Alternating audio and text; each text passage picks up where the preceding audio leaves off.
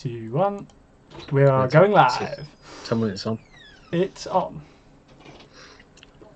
How do, guys, and welcome back to Edgar TV. It's Edgar TV live tonight. We've got the Masters starting tonight over at the MK Arena, the home of darts recently, really, isn't it? Darts has taken over there. We're joined by ThorntonDarts, who actually today, if you have a look at his head, doesn't have an oversized set of headphones. Zach, where's the headphones gone? Well, listen, I'll due an upgrade. They are down there. I'm looking at them and I don't regret getting a new headset. Obviously, I've just had my birthday and I thought, you know what? I'm going to get a new headset. And that's what I've done. How do to guys who was joining us. How do Frank, Spike, Chris, Matthew, Brothos, Oliver, how do Kevin, Christian, Aaron, Eugene again, 2 Eugenes, Dave, Woody, Lawson, Chaddy, joining us all the way from over in Lebanon. How do to you, Aidan, Elliot, loads and loads and loads of people joining us. Should be a great night of action tonight. Will maybe we see the headphones in action tonight at some point, especially if the Edgar Nation demand it? Absolutely not. Does your neck not able to handle that? No, the thing is, right, the reason I got a new set is because they're just so big and they're so uncomfortable. Like, and also I've been playing PlayStation with Love Darts and Clash of Tungsten, and because I've not got a proper headset, I've had to like use my PlayStation headset and then those things. It's really uncomfortable. So I've got a 2-in-1 now. It's got a little mic in as well, so it's quite handy. Brad Sador's in the room. FIFA Packs, how do to you guys? Finn, Harry, Mark, Paul, Sean, Chris, loads of people joining us tonight. How do to you guys? That's the comparison. These giant ones,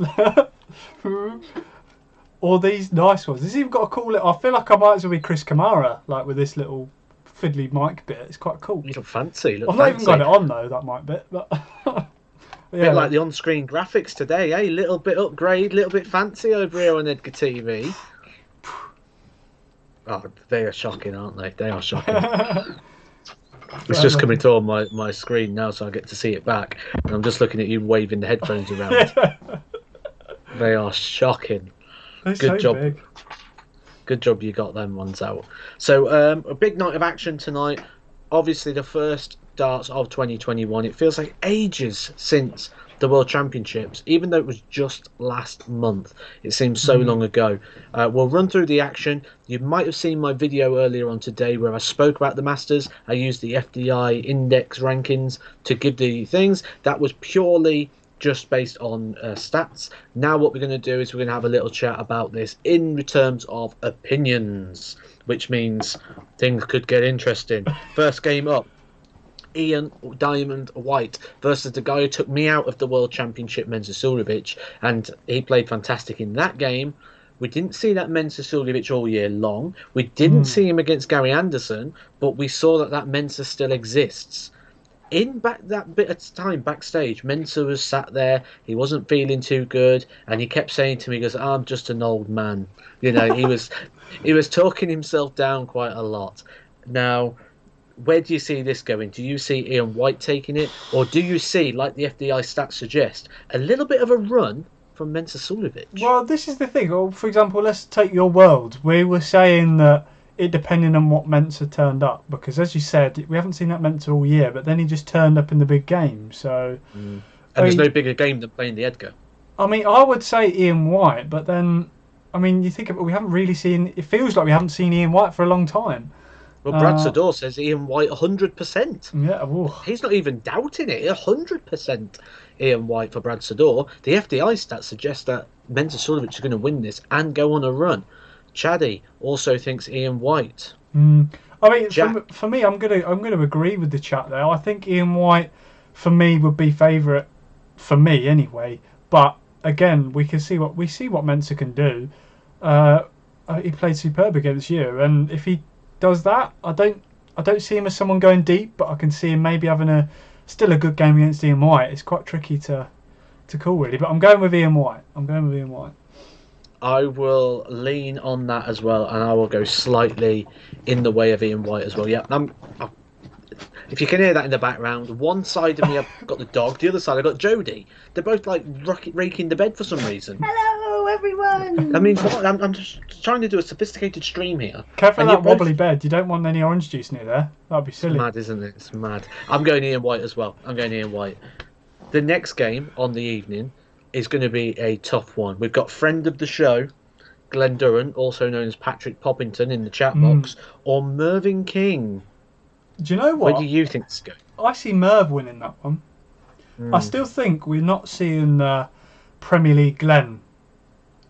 I mean, he wasn't too bad at the Worlds, but he wasn't nowhere. He was nowhere near. We know Glenn as being Mr. Consistent, Mr. sort of 93, 95 average constantly, with a few big ones coming every now and again. But he's just Mr. Consistent, and I feel like he lost that.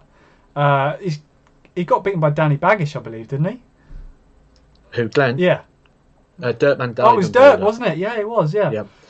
And if you're just chucking that name out there, guys, tomorrow night we do have Danny Baggish on the show. So it's going to be a live Q&A. You guys can ask your questions in the chat box. I'll be chatting to Danny Baggish live on the show. Keep your eye out for that tomorrow, guys. Get that notification on. Danny Baggish on tomorrow night. Yeah. Oh, I think he knocked out Adrian Lewis. That's why I get confused. Yeah. And I just think Merv looked really, really good at times. I think Glenn may still be having a bit of difficulty, but he does practice hard. Practice is smart. Practice is smart. Yeah. It's a tough one for me, but I'm going to go with Merv, you know. I'm going to go with Merv. I can see some different questions coming in from about other things at the moment, guys. I promise you I will answer as many of these as we can, but we'll come back to this. At the moment, we'll just run through tonight's action, and then we'll answer and we'll chat darts all night. So hold your questions for a second, guys, such as that one there, what's the prize money for the UK Open. Hold those. We'll chat through those shortly, but we'll just go through our previews and our predictions before the action starts. Dimitri Vandenberg, Chris Dobie. Vandenberg. For me, that's. I think Dobie was a player that I looked at for a long time, going, this guy is real. He was a Premier League contender, and I thought, you know what, this guy's going to be a real threat. And then since lockdown, and he's been flying on the online darts. But then when we've seen him on the TV appearances briefly, he's been. I'm pretty sure he averaged 74 or something in one of his games. In the Premier League, I think. Yeah, and it was really rough to watch. And I think he needs a bit more of this. I think this is going to be one of those times where he gets back to where he was, but I don't think he's going to be back now. I think for me it's going to be Dimitri, and Dimitri's just been so great, really. Yeah, I'll stay with you there on Dimitri. I think Dimi could take that, possibly one of the more comfortable games of the evening.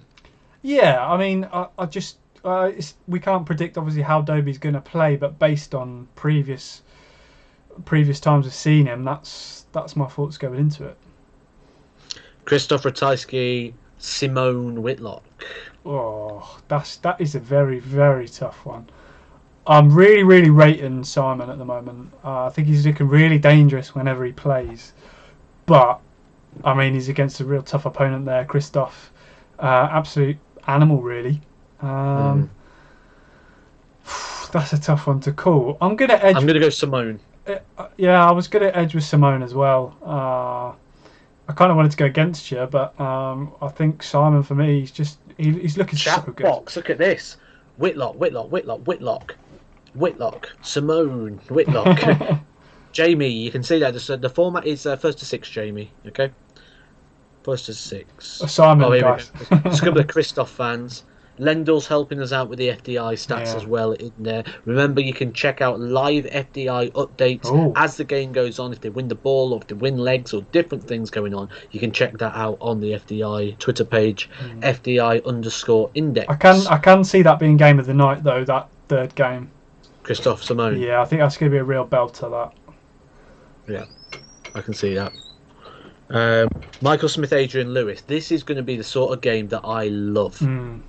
Fast-paced, rat-tat-tat-tat. If these are both on it, this could be like making darts look easy. Yeah. I think when you say if they're both on it, I feel like there's one player that was more likely to be on it, and that's Michael Smith. Adrian's still struggling, I feel like. And Adrian used to be the player that made everything look easy, and now when he plays, he makes it look hard. He makes it hard on himself. He's constantly getting emotional, which is not necessarily used to see. Adrian's always been natural, fluent, bang, bang, I do it for fun. Now he's having to get in the zone where he's adrenaline pumping, he's getting emotional, he's giving it big. We didn't really see that for him when he was vintage jackpot, as you may say. They're just literally going through the preview now, and I'm just looking at it, and I know you're a big fan of Laura Woods. I know you're a big fan of Emma Payton. Are you a fan of Jackie Oakley's presenting style as well? Do you know what? I am. She's a lovely lady. Lovely lady. You like the older presenter. ladies? I mean, for me, Emma is my favourite. Sorry, no, I got that wrong. Laura's my favourite, then Emma, then Jackie, I would say. Well, actually, at the top, very, very top, is obviously Dave Clark, but obviously he's not with us anymore. Presenting only, obviously.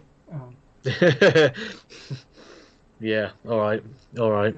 So, next game after that, Daryl Gurney, Jeffrey Deswan. I see this going one way only.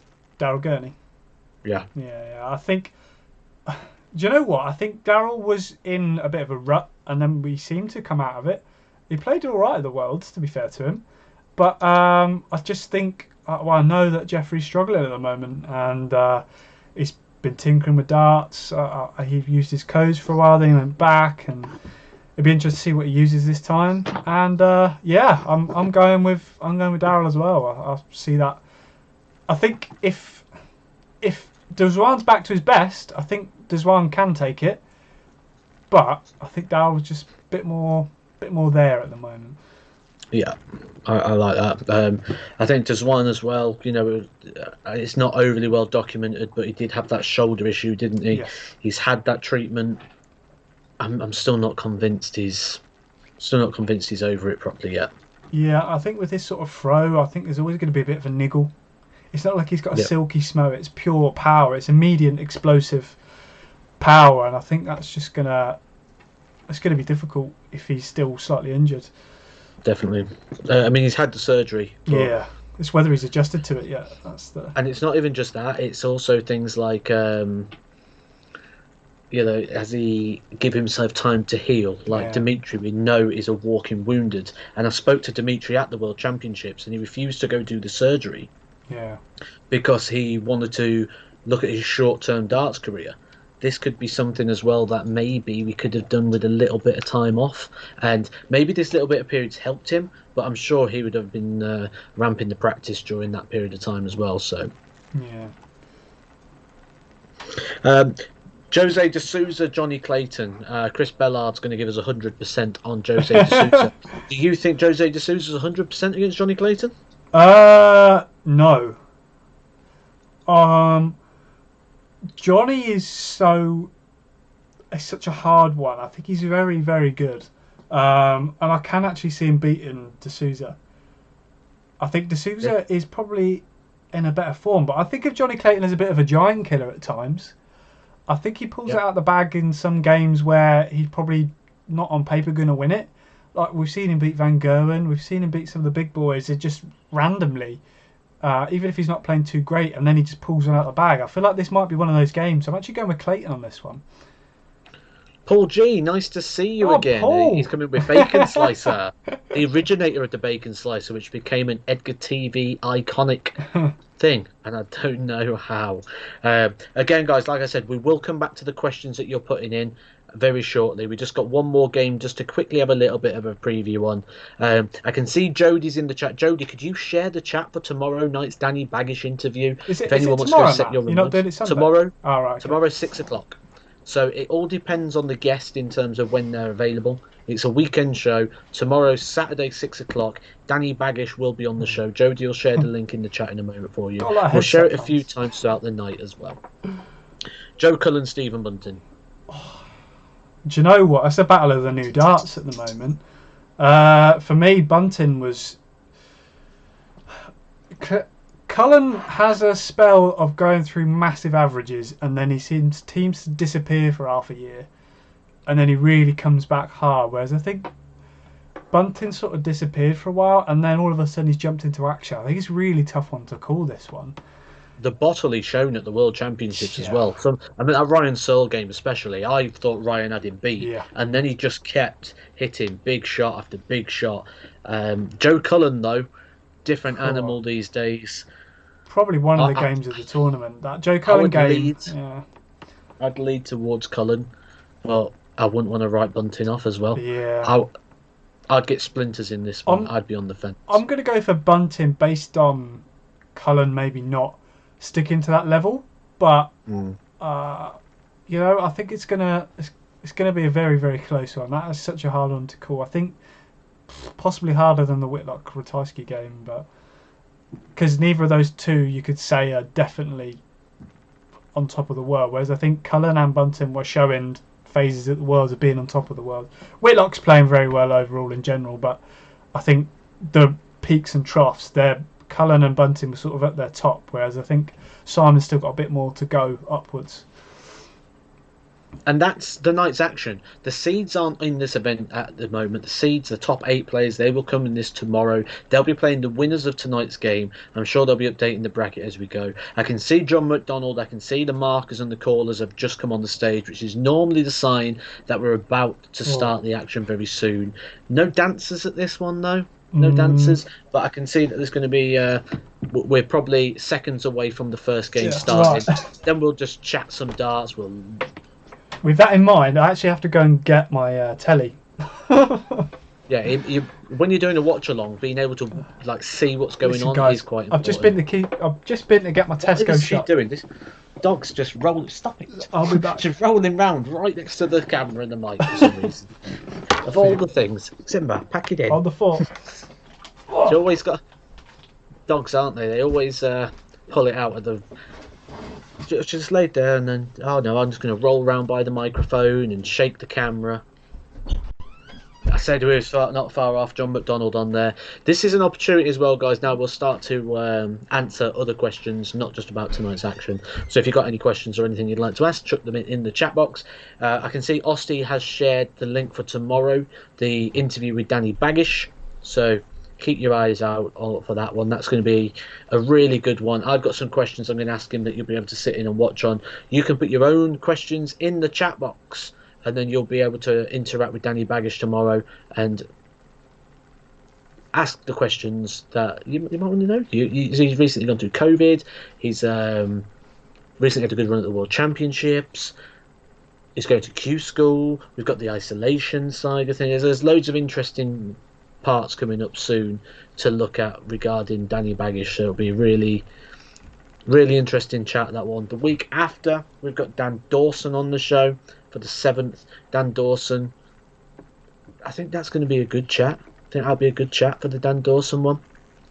Dan Dawson obviously watches every single game of darts going. He travels around the world literally watching darts, commentating on it, announcing on it. Darts is he's seen everything. He's going to have some stories to tell. He's going to have some great answers to things. Some really interesting some chat that we could have with Dan Dawson for sure. Looks like Thornton's going to be back just in time to watch the stream. Can hear him squeaking. Gotta set his TV up. Not quiet, is he? Here we are trying to have a sophisticated stream and he's making a racket. Madness. Game about to start, guys. I'll give you a sync point for where we are. You'll be able to keep it updated. At the bottom of the screen, you'll be able to see that. Ian White, Menta Zulovic. Daniel, as far as I'm aware, nobody has tested positive for COVID, so everyone is negative. So everyone who you're supposed to see in this event, you will see in this event. So no one will be missing out due to COVID. It's nice to see they put that little bit of extra on the stage again, a bit of runway there like they did at the World Championships. I'd like to see that become a bit regular. Here we go, Ian White to the board for the first darts of 2021 on the TV. It's a treble 20. It's a 5 and a 20, so you can get yourself synced in with the stream, so we'll be watching it along as we go. Thornton might be watching it at some point today. We never know. Mensa was brutal at the World Championships in our game together. I think it was 98, 99 average in the end. I think if he does that again here, maybe enough. Is that updating now? It hasn't gone yet, has it? Might have to get a check on. Oh, there we go. It's updating now on the bottom. There we go. Cool. Making sure the statistics are updating. Oh, I think I'm sitting on my leg as well. I'm getting a dead leg. Oh, sit a bit sideways for a minute. You'd think he'd be ready, wouldn't you? You know, he's had all day to get himself set, all day to get himself ready. Not ready. So let me just... I don't think that's...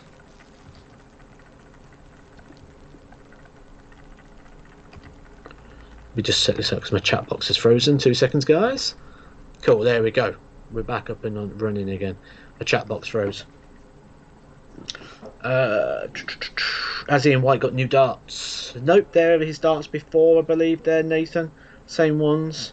Mensa took the right table this time. Hopefully he did. We don't want another table gate.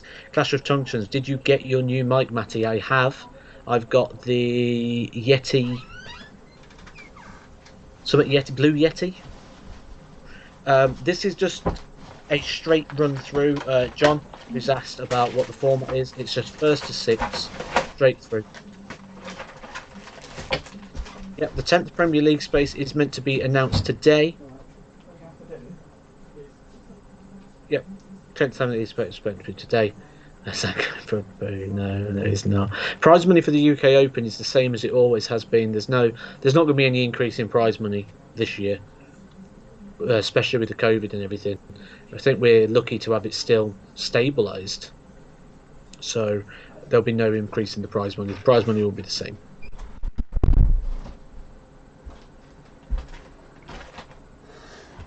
Boys are back in town. Is he back? I'm back. Yeah, some reason my chat box keeps freezing. Oh, really? Yeah. I'll have to refresh it.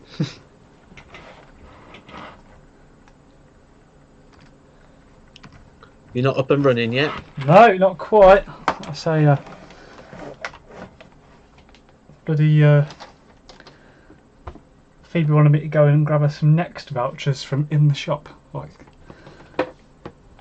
and then pick up my click and collect. The other thing as well with this is there's no the prize money is going to be paid, but it doesn't go on the rankings, so there's no ranking prize money available for this. It's just prize money. It's just earning in the pennies. They will have a break. I reckon it'll be after 5 legs. Ooh. I'm almost certain of that. These ITV tournaments, it's normally a break after 5, then play to finish.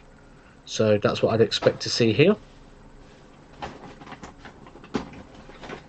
People liking the Blue Yeti. Yeah, I've just got to work out how to work it. I've got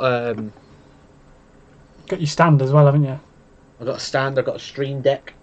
I've just got to work out how to use them, and then all is good. I wasn't going for a poo. Don't worry. I'm trying to set up my Skybox so I can watch the game. But this referee actually there's an interesting story with Hugh Ware. I think the video is titled "This Crazy Situation Happened to Me at the UK Open." Osty might be able to help us out here by sharing that video. But something weird happened at the UK Open involving Hugh Ware. I ended up in a gay bar in Cardiff with Hugh Ware. And little Richard Ashdown doing karaoke. It's very strange. Maybe not a story for this stream. Well, it's just karaoke. It was well funny. How doing, Matthew? Welcome to the stream. Someone's asked, what did you think to the new Target dart, Zach? Oh. There's been a bit of a launch today. So Danny Baggish has got new darts out. Obviously, you could talk about that tomorrow, Matt. Oh, nice. Yeah, I'll get on that. And because the funny thing was, for example, when Adrian Lewis and Danny Baggish played, Danny Baggish was using an old version of Adrian Lewis's darts, so that was quite an interesting fact. Once you get knocked out by your own darts, and then Stephen Bunting, obviously the darts that you're using tonight is the one of the darts that have been launched today. So the red ones that we saw at the World Championship, the one that beat Ryan Searle and everyone else. So he did mention that was practicing, and it was about a day out before he played Adrian Lewis, and he goes, "Imagine if I beat him with his own darts." And I said, "You've got to make sure you say that in the interview if you do." Just to be clear, guys, right? You've heard it all now. It was so funny. Interesting fact about Richard Little Ashdown. He does karaoke, but he only does the woman parts. He only sings lady songs. Don't ask me why. He's really good at it. It's hilarious. Saying I should be there. This is a top 24, so it's a little bit out of reach at the moment. But, you know, a good season ahead, hopefully.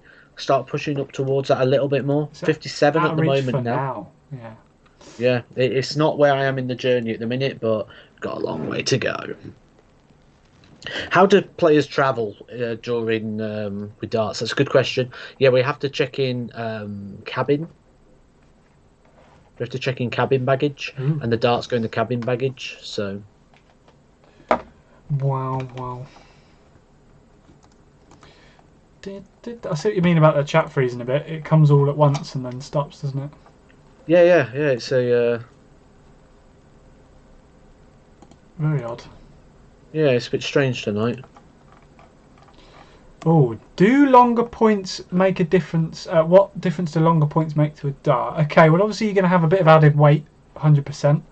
The advantage of longer points is that your dart will be further away from the board. So if you look at someone like Danny Noppert, his darts sit up and they're quite a way out of the board. So they're out of the way of the treble. So in theory, the only thing blocking you is the point of the dart. Whereas if you look at someone like Phil Taylor, when his darts go in the board, the whole dart blocks off that area. So that's an advantage of long points. And also, if you imagine the dart flying through the air, the dart is going to get to the board quicker because it's longer overall with the longer point. So you may find the darts sit differently in the board due to that less amount of time to get to the board. So. Were you ever asked to help any fellow colleagues as a coach, as asked Frank? Yes, I've worked with fellow colleagues before. Obviously, I won't name who, but yeah, I've worked with different players in the past. Yeah. This isn't a stream. It's on telly. It's on ITV Sport. So if you've got Sky, channel 120, I believe. Q School starts in a couple of weeks, doesn't it? It's a couple of weeks till Q School, and then that'll be up and running as well. Well, speaking of Mr. Danny Baggish, he said that the players have to have a 10-day quarantine. Yes, we'll be asking him that tomorrow night as well. The other thing I want to ask Danny, which if you're interested, check out tomorrow's live stream, 6 p.m. tomorrow UK time. Danny Baggish will be on Edgar TV. I want to ask him if he's considered or if he's even been approached about potentially going to the rest of the world Q School. Oh, yeah, that's a very good point. So there's going to be some good questions tomorrow. There's lots to talk about. Be able to have a look to see if there's been any effect of COVID, if he feels he's over that, if he's been able to practice, if he feels he's going to be able to hit the form that he hit at the World Championships, or if it's been knocked a little bit, if he's going to relocate over here, if he gets a tour card at Q School, or is he planning on travelling back and forward. Currently lives in Florida. So there's lots and lots of questions that I think the Danny Baggish chat tomorrow is going to be a very, very exciting one. It's going to be a hot topic. Yeah, he's very he's definitely a favourite at Q School, I believe. He's one of them. I'm sure if Lendl's still here, he'll be able to say whereabouts he ranks on that, potentially, FDI wise. It's like someone else said, who's my favourite for Q School, Barnabel aside. I think Danny Baggish would be one, and also my go-to is Nils Sonneveld. Yes, he's also just been picked up by a sponsor. Picked up by Shot Darts. They've just signed him as well, and obviously beat James Wade, and that was sort of his big breaker. I actually marked a game for him at the development tour as well. He's super play. Got a very unique throw.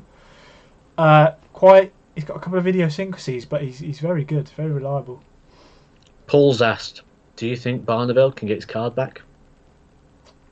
He can, but whether I kind of wish Barney retired earlier than he did, in all honesty, because it was very, very hard for him to watch. I just wanted to stop watching him because he was always looking miserable. He was always tired. He never looked like he wanted to be there. I was just like, just come on, go home, mate. A couple of people are asking about the PDC calendar as well, and I can tell you that as a player, we don't get any extra information. We find out literally when you guys do. So there's nothing I can add, I'm afraid, at the moment to the calendar or the Players' Championships. Ant A has also said that you need a good meal. We're talking about, I'm huge. You should see the picture of him in a mermaid outfit. I said, I did it. I just had a good meal. I had fish, chips, and beans. To be fair. Also, Lendl, whereabouts does Danny Baggish rank in your FDI for favourites for Q School? Let's change that. Lendl, you told us today that you're going to be doing a live update of the match stats. How does this rank now that Mensa has broke and confirmed the broker throw? Halfway to victory, what is now the percentage that Mensa wins? The FDI did suggest that Mensa is going to go on a run to potentially the semi-finals. Does that put him back in contention for the Premier League? Ben, I think it's a very difficult question, that. It's obviously the only board that we see on telly, really, the Unicorn. So I don't necessarily think that the points help. I think those points would damage any board, but I haven't obviously done it. If Jack the Darts Ref did a video on it, it affects some boards different to others. But I personally think it's a pretty good board. I mean, I don't think it's bad rep because of that. I think it got bad rep also because of bounce outs at one of the European tours. There's a couple of reasons it gets a bit of bad press, but personally I don't know enough about it to comment. But yeah. Lendl adding some great stats in the chat here, guys. That's the guy behind the FDI system. Check him out on Twitter, FDI_index. Baggish 56% to win a tour card. That's a very strong chance considering that he's also got to start at preschool. Oh yeah, good point. So yeah, we'll certainly be asking him all these questions tomorrow. You guys can get your own questions into Danny Baggish. It's going to be a great one to have on, especially this close to Q School. Indeed. If I could be a month on the PDC calendar, I think I would be Mr. August because I've got a rocking beach body. What would you be? A month on the PDC calendar?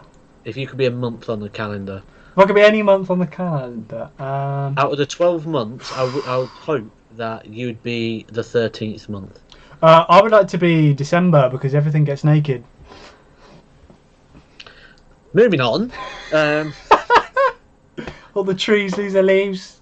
With a bit of nakedness. Matthew Hutchison has put a great question in here, which I am going to put out to you guys as well. The chat group. Who gets the 10th Premier League space? Barney if he gets the tour card. You think Barney? I think this is just, it could be a conspiracy theory, you know, but I have a feeling that if Barney wins a card, they'll put him straight in. No. Commercial value. I think they would consider it. I really do. Oh no, I can't see it. Can't see it. Just looking here now. Hang on. Oh, Chizzy. Nah, Chizzy's not had a good enough year. Chizzy, a lot of people say Chizzy based on just the Worlds. I think Whitlock would be more likely than Chizzy, in all honesty, for consistency. I don't think one good Worlds run really is enough to put Chizzy in. I'd like to see it, don't get me wrong, but I don't think he deserves it as such. Yeah, I'd agree. Michael Smith, I think, has got entertainment value. I love watching Michael Smith play. I like watching a good, fast player on song, and he's got good history in this event as well. You know, he's a runner-up in this event. Yeah. So, yeah. Oh, I'm loving Mark S. He's gone with the Edgar. I think if Contenders were still around, I think I'd have had a shout at that. But I think a full Premier League space, I'm a good 5 years out of that, maybe longer. Yeah. Unless obviously I go win the UK Open in a couple of weeks. Looking forward to that actually. UK Open's my favourite event on the calendar. Although I don't know, will the UK Open without a crowd still be my favourite event on the calendar? I know we've had that before. I think it's the variation of the UK Open. As a spectator, I love it because there's so many new faces. Early rounds are the best. When you get later on, it kind of feels like a normal tournament, but early and all the different boards is so nice to watch. That's what I love about it. Ash flattery will get you everywhere around here. Says I'm an absolute legend. Flattery like that goes a long way. I love it. I love flattery. It'll go straight to his head. Well, by the sounds of something, you need something to go to your head, your shoulders. It doesn't need anything to go in my head, to tell you now. I've got a big head. Everywhere else, oh well, not everywhere else, but the majority of my body's rather could do with fattening up. Don't have an OnlyFans, unfortunately. G-Man, I know everyone's crying out for one, but no, unfortunately not. Yeah, I think my chat box still isn't loading properly because I'm not getting. Yeah, I keep getting some stop because you're reading some stuff out that I can't see. Yeah, and then it comes back. I think you're reading bits I can't see, so I think we're sharing it. Yeah, it's a bit stuttery tonight, isn't it? It's just the chat, I think. Yeah, I don't know what it is. The flatulence gets you everywhere. Yeah, I do like a bit of flatulence. I believe on a live stream in the past you've experienced some of the flatulence. Yeah, it makes me laugh every time I see that because Osty sent it to me on my birthday. I put it as my birthday post. I thought, oh, classic. I remember being fired on. Mark's asked have we allowed guests at the UK Open. As at the moment, there's not been no word of it yet. I'm hoping that we'll get a players brief in the near future, but I reckon it's probably going to be more likely after Q School until we get a players brief, and then we'll find out after that. Yeah. I don't think we're going to get guests, to be honest, because there's a lot of players there already. There can be a lot of players in the like the World Championships backstage, 8 players. So you can have a couple of guests in there as well. It's not a problem. With this, it's all the tour card holders. So yeah, I can't see there being guests. But I think Jodie's trying to book the time off work anyway, just in case. But I wouldn't be too thoughtful how it's going to happen. Yeah.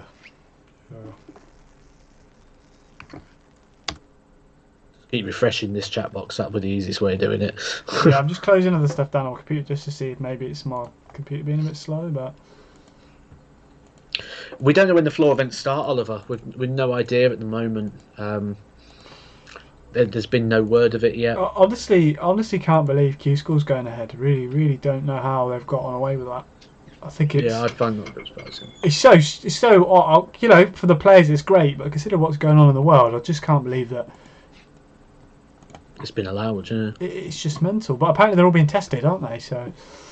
Right. Well, that'll be why then. If they've got that bubble environment and, you know, as a governing body of the sport, they get that allowance. Jodie's put in here, we're 6 likes away from 100. I see we've just gone over 100 likes, guys. If you are enjoying the stream tonight, please look below. Underneath, you'll see there's a thumbs up button. Could you hit that thumbs up button?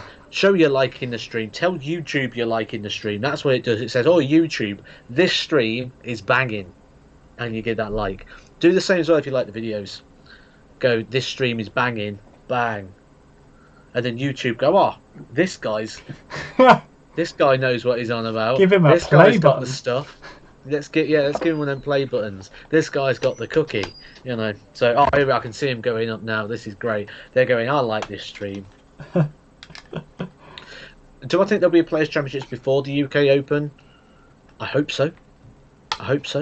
But I'm not holding my breath. I just hope there will be, because otherwise a lot of us are going into the UK Open very cold.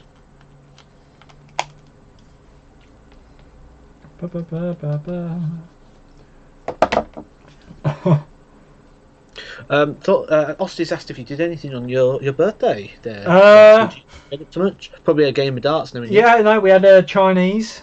We had a Chinese. Usually what I do Bit on of my, bang bang yeah, a bit chicken. of bang bang chicken. We had some of that. I've sent you a picture. And usually what happens is, we have people over, we play some darts. So we ended up playing Killer over FaceTime, like Killer Darts, and just a few games over FaceTime. Well, from across the way, and yeah, that was about it really. Watched some telly, played a bit of PlayStation. That was about it. I've just realised I've left WhatsApp on. I'm just going to have to quickly turn that off because it is Bing. pinging constantly. What's going on here? Ah, it's because there's a Cristiano Ronaldo and a playback Ronaldo on FIFA. Oh. So everyone in the group chat of FIFA's going mad. Yeah, Eugene's got it there. Big opportunity there for Ian White to break through and get this back on track. Missed a couple of darts. Suljovic goes 4-2 up. Paul Paynen, Berry Van Peer is another player. Got past Artitis. Richie Burnett, I think, got past Artitis as well. He's still got bits of weird body language, but I can't think of too many others. But yeah, Mark Webster potentially. Oh, apparently Mark said it's only temperature checks. Oh. Not, I mean, not even. I mean, just going to school because at the moment I'm working in school. Yeah. Because I like to do my bit and help out where I can, and schools are very short-staffed at the moment, so I'm doing 6 weeks of teaching again to help out my old employer, and we have to do a lateral flow test 3 times a week. Yeah, you can opt out of it though. I'm there for 4 days a week, and I have to do 3 tests. Yeah. Mm. I wouldn't want to opt out of it though, as well, Yeah. because I like to be safe. The thing of it is, it's. I mean, the problem. Well, I'll tell you my experience. The development tour, we had temperature checks, and it was okay. But then when you got in, that doesn't mean that you're okay. Yeah. Like, because everyone was sat around, there wasn't enough people for seats either. I was ended up standing on one of the days, or just sat on a table in the middle somewhere. It was knackering, and because when you usually go to events, I'm sure you'll know, all the tables are together. You can just get on one giant table, but they limit it to 6 per table, I think. And it's a bit of a nightmare when you have to spread everything out because you lose so much space in the venue. Yeah. Yeah. I need to find one. The Asian guy who nearly beat Peter Wright, is that Noel Malikdam that you're on about? If that was the world last time, yeah. Yeah. Another big miss for Ian White there. 2 darts again. 80 for Mensa. This will be a crippler. He's going to get 1 dart at tops. Harry Hill, that's a very good question. Ooh. I guess because everyone's been tested, it would be fine. You'd think so, but the other thing as well is that people live in different bubbles in these events. So it's like the World Championships. If you notice, like, although like while I was there as a player, I could only go to like 20% of the venue. Yeah. And even in the main arena, I could only walk in certain bits. Yeah. And that was down to the fact that, if you look where the railings was, because there was also a bit that was for Sky Sports people. There was a bit that was for the media. There was a bit that was for the referees and officials. Everyone had their own separate bubbles, and that would be the same in this event and other events as well. 5-2 to Mensa. I think with it is that you see people like not handshaking or doing certain things. I think it's more to set an example. It's not whether you can't or can't do it, can't do it. It's if people are watching you on telly, you want to be showing how other people should be doing it, even though they've all been tested. You want to set an example to everyone watching the telly. Otherwise, people just go, "Oh, they're not doing it. Oh, I can't be asked. They're shaking hands. Why?"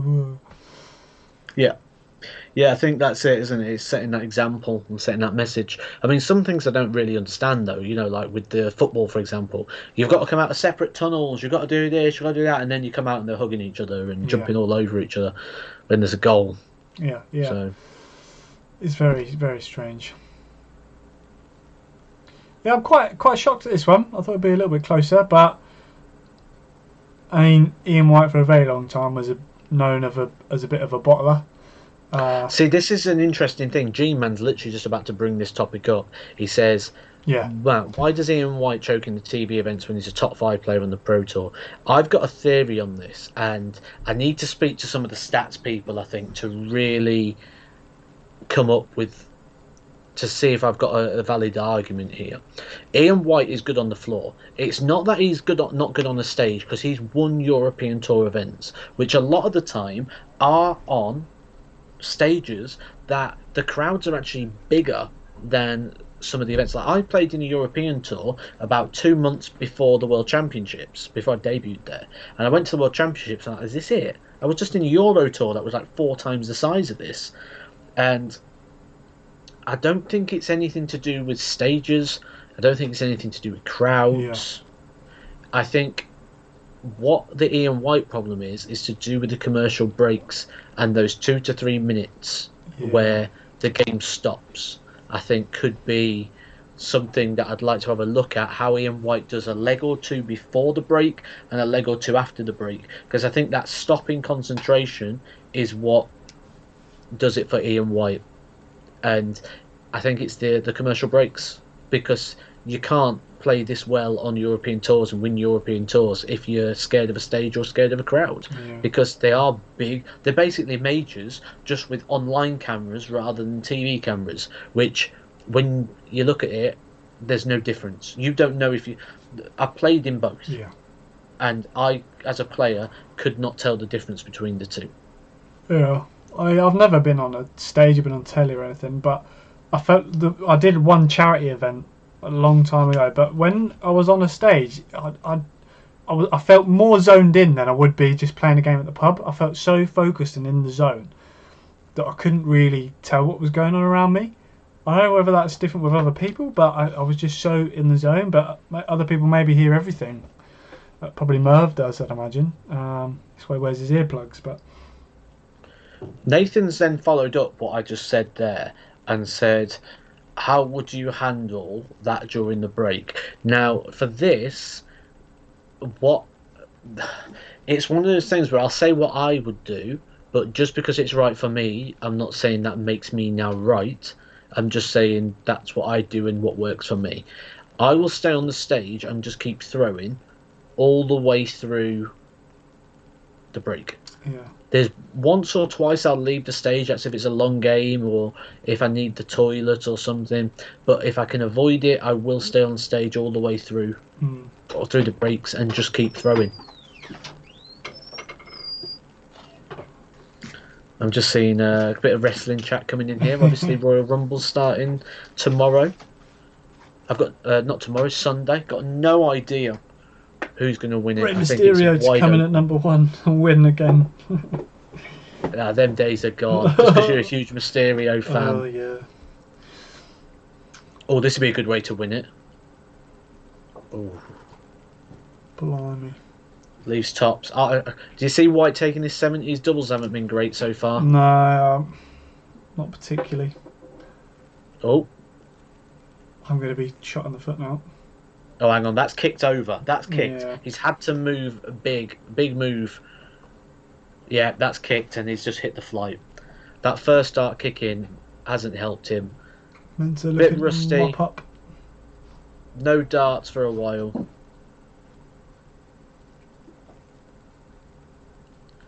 This could be it. Could be game over. Could be sayonara. See you later. Oh, he's lifted. His whole body shot up. Yeah. Oh. Yeah, that was... Didn't look likely, did he? Didn't look likely. That's the thing, when Mensah at times cannot look convincing, especially with his throw when he thinks about doing it. And he gives his bob in, I think he can... That's kicked again. He's got to go low. Oh, he didn't go low. He had to go low. And he didn't. He just caught the flight. The flight's dragged it in. Wow. Drama. Does he come under and hit a big 5? Got jokes. That I do. Ah. Bad jokes. Yeah, there's the big 5. Why couldn't he do this at the World Championship? You can just miss a couple of darts here and I was there. hoping you'd say that. Oh, Whitey. He's missed again. Yeah. What's that, 9 darts? 11 Something darts? like that, yes. Every time he gets to the charts. Will they both get to the madhouse? That'd be interesting. Mensa's taking a step back there. I think I quite like that. Yeah. I don't mind. I know Wayne's There you go. a big advocate of rhythm players just carrying on, not stopping. But I think Rob Cross is a prime example of where coming back and setting back up is a good thing. I don't think Mensa really is a rhythm player anyway, so that was one of those situations where, you know, a few things were getting on top of him, and I think that was the right call there. Obviously, it was the right call. He hit it first dart, but yeah, I'm all over that one. Definitely. First game's over, which means your next game is coming up. It's Gurrant versus Mervyn King. You'll see that update at the bottom in the very near future. Yep, I'm just updating it now. This is another good chance, guys, for all you to hit that like button on the stream, get the thumbs up going. We've got 135 likes on the stream, but we've got over 200 people in the room, so I'm sure those likes could go up. Tell YouTube that you're loving it. Say, this guy knows the stuff. Here's a like.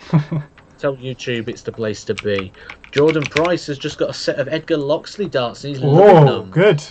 They are a very nice set of darts. I do like them. Glad you're loving them too.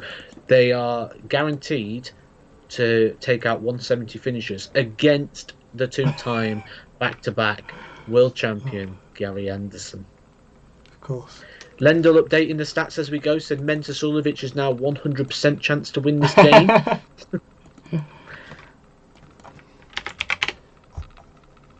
Let's try and reach 200 today. Christian, that's a great target. Really good target there. Right. I need to find my doof. My doof and doof doof. She's a remote to other people. We call it a doof around here. Very strange, very strange. Yeah, don't ask me. I picked that up from Phoebes. She's a bit of a doof.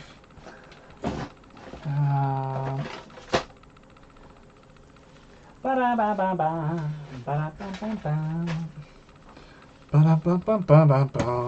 haven't got the chat back up. Let's have a look.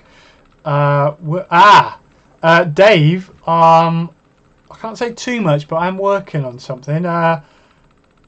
We're hoping, for example, let's just say Little John was known for being a bit... Well, he wasn't known for being little, but maybe a bit plump. Maybe there'll be something there. Who knows? Well, I know. Graham Worsley has asked me to tell Loxley that he's been trying to get some robins for the last 3 months. They're always out of stock. I do believe there's some robins coming. Yes, Graham, within the next week to 2 weeks, I know there is some due, so keep an eye out. Very, very soon. 21 and 25 will be coming back, I believe. Not sure on 23 just yet. Nice, nice. Have you? What games do I play on PlayStation? My main game's Rocket League. I play Warzone a lot with Love Darts and Clash of Tungsten. Yeah, big Call of Duty fan. Bit of FIFA. I'm not very good though. Chunky but funky. Speaking of Love Darts, he's here. So yeah, it's mainly the games. Could you just put Edgar's Playground in the chat there as well, Zach, while you've got a moment? I can. Anyone who's interested in seeing some non-darts related content, I do have because obviously this is for the darts. We want to talk darts. We want to look at darts. But if you want to see some other stuff, pranking Jodie, playing custom games and stuff, okay. I do have a second channel which you can go check out. Matt, I've just been bought onion rings and some sweets. Oh. I didn't get onion rings and sweets, and Jodie's been in there about 17 times. It's terrible, isn't it? Didn't bring an orange twirl though. Did bring an orange twirl. No orange twirl, Matt, she said. Just in case you didn't know, I took an orange twirl round to Zach's, didn't eat it, and his missus yammed it. Yeah, but Matt left it there just to see if she would eat it, and then she did. So he's... It didn't take her long. It did, because she literally, when you left it, she was like, "Do you know what? He's left it here. He's obviously not going to eat it. I'm just going to eat it. I fancy it." Oh. FDI suggest Mervyn King will win. Have you got this? People are asking what's the second channel. Where's the link? I'm literally on it right now. Oh god, no speed to this man, is there? No speed, no urgency. There it is. There's Edgar's Playground. Yeah, I'd like to play a bit of Among Us on there, didn't we, Matt? Yeah, I play some Among Us. I put just different videos that I've made, but are not darts videos. So it's just an opportunity. It's not going to have regular updates. Just when something happens, or something fun, or something cool happens, I'll put it on there. Whoa. So. Whoa, nice. Glenn's looking quite healthy. Right, I need to find my remote again.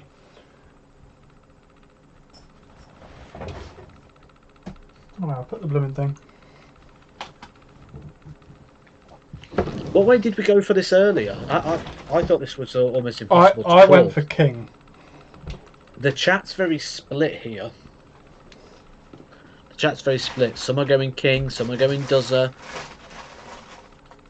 So yeah, again another tough game. Cool. They're both quite similar. I think they're both good finishers. I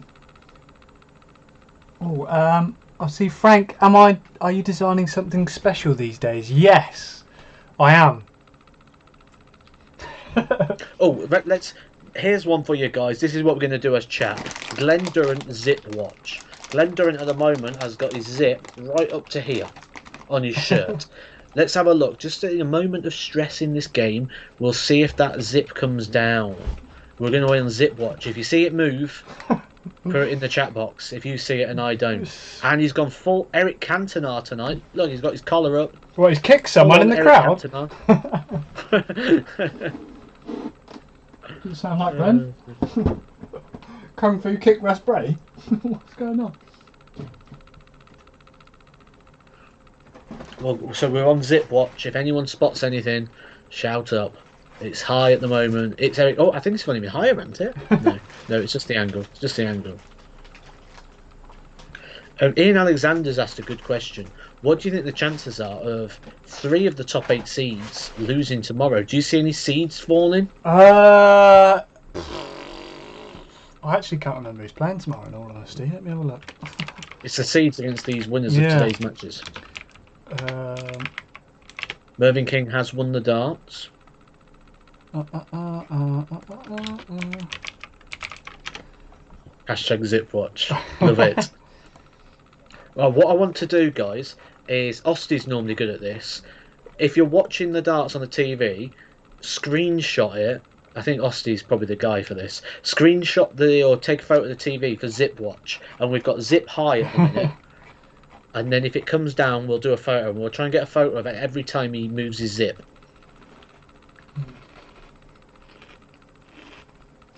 And then send me it. So if he moves his zip a bit, send me the photos of him moving the zip. Twitter, hashtag. And then I'll put it all together into a bit of a thing. A montage. Price keeping his world #1 space. Ask Cursed Feezy. I think he'll keep it. Price keeping? Yeah, I can see him keeping it for a little while. I can see there being a point where they're both very close, and I think we're going to have a situation where, other than Peter Wright, I think it depends on Peter Wright's share, but I can see there being a lot of Price Van Gogh and matchups very late on in tournaments, and I think it's slowly going to get closer together, and then they're going to be going back and forward. I'd love to see that this year. Just, Van Gogh's won one, he's jumped ahead, and then Price wins one, and he comes back in. That'd be awesome to see. Yeah. I just think that at the minute Price is a little bit too far ahead on the prize money for that to happen. Yeah, I'd just love to see something like that accumulate. Just where it's just like I remember Gary and just finals where Gary and Michael were just always having good games. That was such a good period of darts. I loved seeing that. You've got to love Lendl being in here. He's just said there's a 94% chance that Gerwin Price is going to be #1 at the end of the year. That's a very strong chance. 54%. Wow, wow, wow. It's put on here. Nah, me and Glenn get on great. It's just a wind up. It's just a wind up. Has to be. That talking ball was brilliant. You love that. Really enjoyed that. I'd like to have a rematch on that. Just trying to get the darts up on my phone as well, so I can try and get some photos with Zip Watch in case it moves.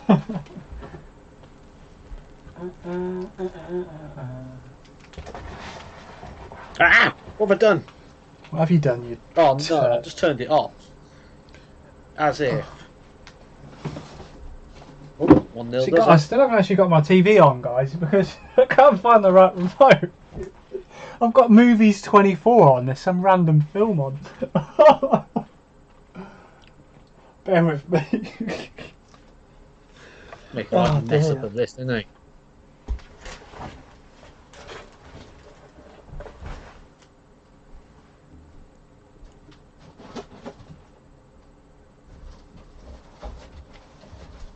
Patrick Poppington, yeah. That's if you didn't know, guys, Glenn Durant does pop in the chat from time to time. Patrick Poppington is his name, and he pops in with the Poppington. Ooh, Paul, interesting, has said that Van Gerwen's expected to throw with his new darts tonight. We'll have a look at Thornton's reaction to that, because he is the guy to discuss darts with. We'll see what he thinks.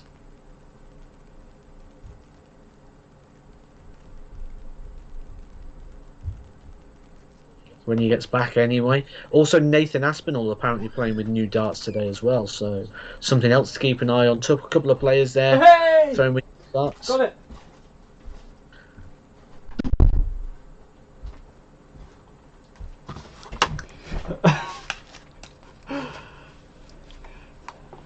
I've just been asked, Zach, are you back? Just been asked for an opinion on Michael Van Gerwen playing with new darts. I'm sure you've seen these darts, being a massive darts fan. Do you think that he's going to throw with them, and do you see it making a difference? I think he is looking more confident. I don't think he's now struggling in confidence. I think he's now just getting used to winning again. I mean, he didn't play bad at all really over the Worlds. I mean, he had a cracking tournament, 106 over most of it, wasn't it? I believe. Yeah. I don't think the problem before was the darts. A lot of people blame the darts, but I think Van Gerwen was just not confident. There was a lot of other players beating him, and I think it got to him. He's used to being unbeatable at times, and when other players are coming to their peak, which still is probably nowhere near Van Gerwen's peak, when he was off, it just really took him down, and he went back to his old darts to find that confidence. And now I think he's found it again. He's getting back, putting in those big scores. I think now it doesn't really matter what he uses. I think he's just got that confidence back. Will it play a part in his head? Maybe, but I think he's in a good place. Have you managed to see Nathan Aspinall's new darts? Have you laid eyes on them? I have seen a new set of Nathan Aspinall's darts, but I don't know if he's got new darts that he's using. Argos have got a version out. I believe he's got new darts, and from what I've heard, they've got a bit of grip on the back around where he holds the dart. Yeah. It's originally smooth, and I think he's got some grip on there. Yeah, I will have to have a look at that one. I haven't necessarily seen anything about Nathan myself, to be fair, but I know he has got new darts out at Argos. That's what I've seen personally. Bit of a game breaking out here, isn't there? Yeah, I can finally see the screen. That's good. Zip Watch still hasn't moved, surprisingly. Maybe after the break, maybe once the game hottens up a little bit, we might see the Zip move. The Mervyn King darts. You know what? It's mad how hard it is to get hold of a set of Mervyn Kings or Joe Collins at the moment. Well, I don't know whether they've just sold out or whether they've not been prepared for it, but God, they're everywhere at the moment. Everyone's looking for. Quite interesting. Remember the game? I don't like Duzzer because, and then the person I gave it to was because of his shoes, and Glenn like really prides himself on his shoes. And someone said, "I don't like Dozer because his shoes make me think he's going to break out into tap dance."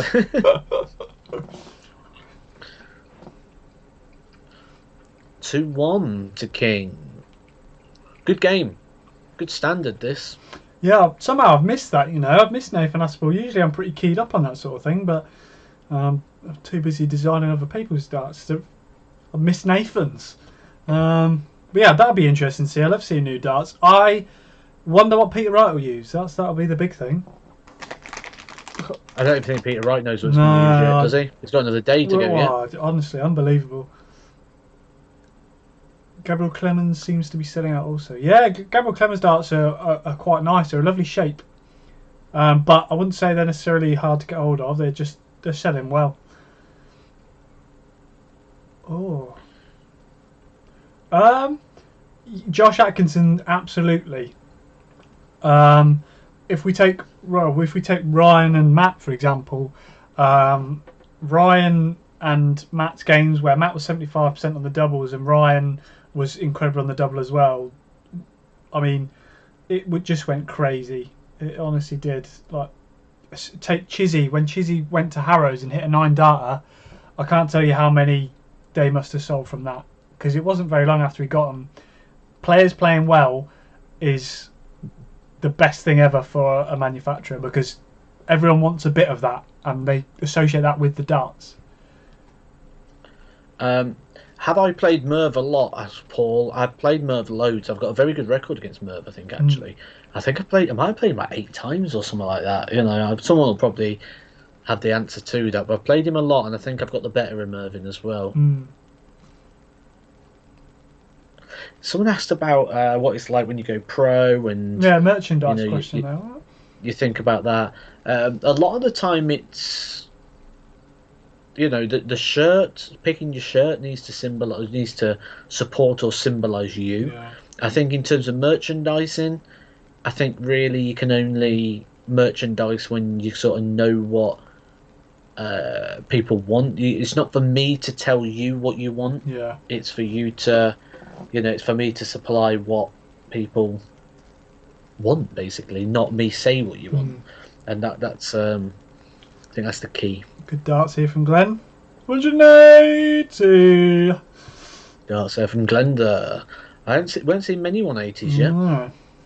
But you don't tend to see too many in these short format games anyway, do you? So. Well, vintage Gary Anderson used to thrive on these short formats. He'd just ping it all in. Imagine if he does a 9 now. Oh, no. Anyway. Jinxed him. I'm just trying to see. That lasted long, didn't it? Is he back to pairs? Or is it kites? No, they're kites. I thought so. I kites. couldn't tell from the shape from that first start. Oh, yeah, definitely kites. King. Merv is sticking. Merv's playing fantastic. Is Mervyn King an outsider for the Premier League? Potentially, because I would say Merv overall's probably had, I don't know statistically, but I feel like he's had a better year than Chizzy, other than the World's run. Merv's been doing bits. Ricky saying he wants hoodies and hats. Hoodies is something I'm contemplating at the moment, actually. Got to speak to the guys over at Locks to see what they say. When's the next chat with the pro? Stevens asked. Tomorrow night, 6 p.m, Danny Baggish will be joining us right here on Edgar TV. Tomorrow night, 6 p.m. Thornton, do you want to share that link in the chat so people can see? Yes. Link will come up in the chat. It'll come up as me very shortly. It is tomorrow night, 6 p.m. That's UK time. Danny Baggish will be talking COVID. We'll be talking the World Championships. We'll be talking the upcoming Q School. We'll be talking relocation. We'll be talking everything that you guys want to ask him. All sorts of things going on. Big opportunity to have a chat with one of the hot favourites of Q School. Where do I find it? Yeah, I think the zip could be coming down. Zip, zip. Imagine it's quite hot.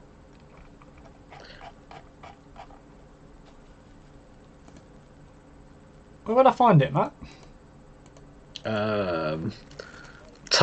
Just go onto YouTube search and just type in Let's Talk Darts. Yeah, I got it. Oh, I didn't even see Osty was in here. I'm not getting everyone's chats through Osty for some reason. So if I'm not answering your questions, guys, because for some reason the chat's coming through quite slow. It So comes up if I'm and then not answering your goes. questions, I do apologise.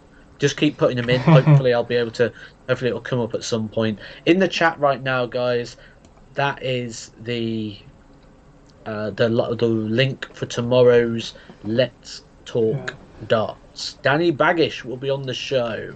It'll be a great show. You can ask your questions, and I've got a few really good questions I want asking myself. It'll be on for about 45 minutes to an hour, like all guests will be on Let's Talk Darts. If you do miss it, you'll be able to watch it on playback as well.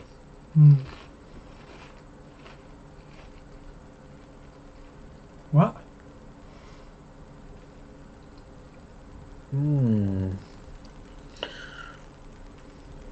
Yeah, so that is a tough one, Nathan. Yeah. I agree. That's a tricky question. Lendl's put in Mervyn King's gone to a 91% chance. Do you think it's over, or can you see does it get him back into this? I can. I don't think it's. I think it depends. I think Merv's is playing solid. I think the difference. It seems like Glenn's sort of tunning along and the odd 180, but I think Merv's the sort of 140 and then going out relatively quick. I think, who was it that said the other day? I think it was Chizzy, maybe? It could have been Ryan thinking about it. It was like, I'd rather keep it in 140s and leave myself a bit nicer out than keep it in 180s and leave a 3-figure out. He liked to take the smaller combo shots. And I feel like that's what Merv's doing. Ryan's a strong combination finisher. Oh, yeah, he makes it look so easy. So easy. It's frustrating, actually. Yeah. Because there'll be especially times... when he's got 32 gram darts. Yeah. Well, there'll be times also he'll hit the wrong number, and without even thinking of it, it doesn't even look like he thinks about it. He goes pop, and just finish it off like... Oh, it's one of them adverts with the dancing squirrel. Oh, it wasn't dancing before, though. Boom shakalaka. Did you not see the original advert where the squirrel was humping it? That was the original advert. The squirrel was humping Cam. Because I remember I was sat with Phoebe, she went, "Oh my goodness!" I was crying. It's so funny. How many young men here got the Lynx Africa? That's how I know I'm old now. I don't get any Lynx Africa body sets anymore. When you're an 18, 17-year-old boy, that's all your aunts and uncles can think of to get you. He's a teen. He'll be wanting to spray stuff. No, I don't think it's that. I think it's because you stunk. No, it's a worldwide UK Britain thing. Probably did smell anyway, to be fair, but... Let's have a look at Zipper Watch, see if it's up still. Still up. It's still up, yeah. It's not moved yet. Maybe he's not feeling the heat, he's just calm. Yeah, it'd be nice to...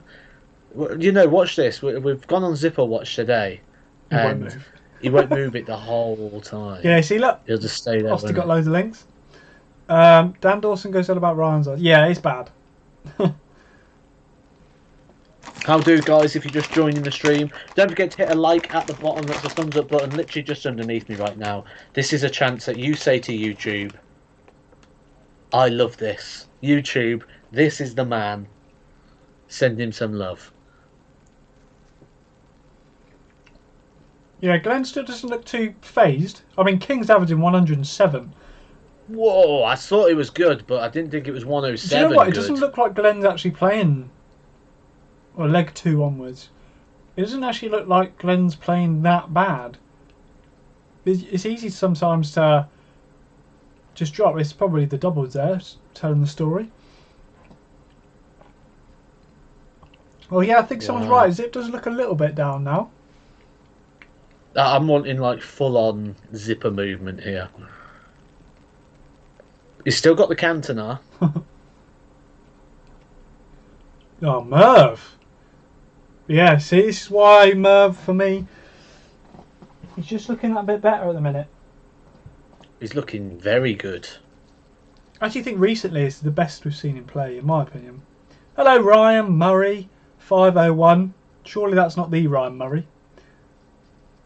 Muzz Lightyear, one of the best shirts on tour. Yeah, I don't think that is. I've got a feeling that could be Osty again. I don't know.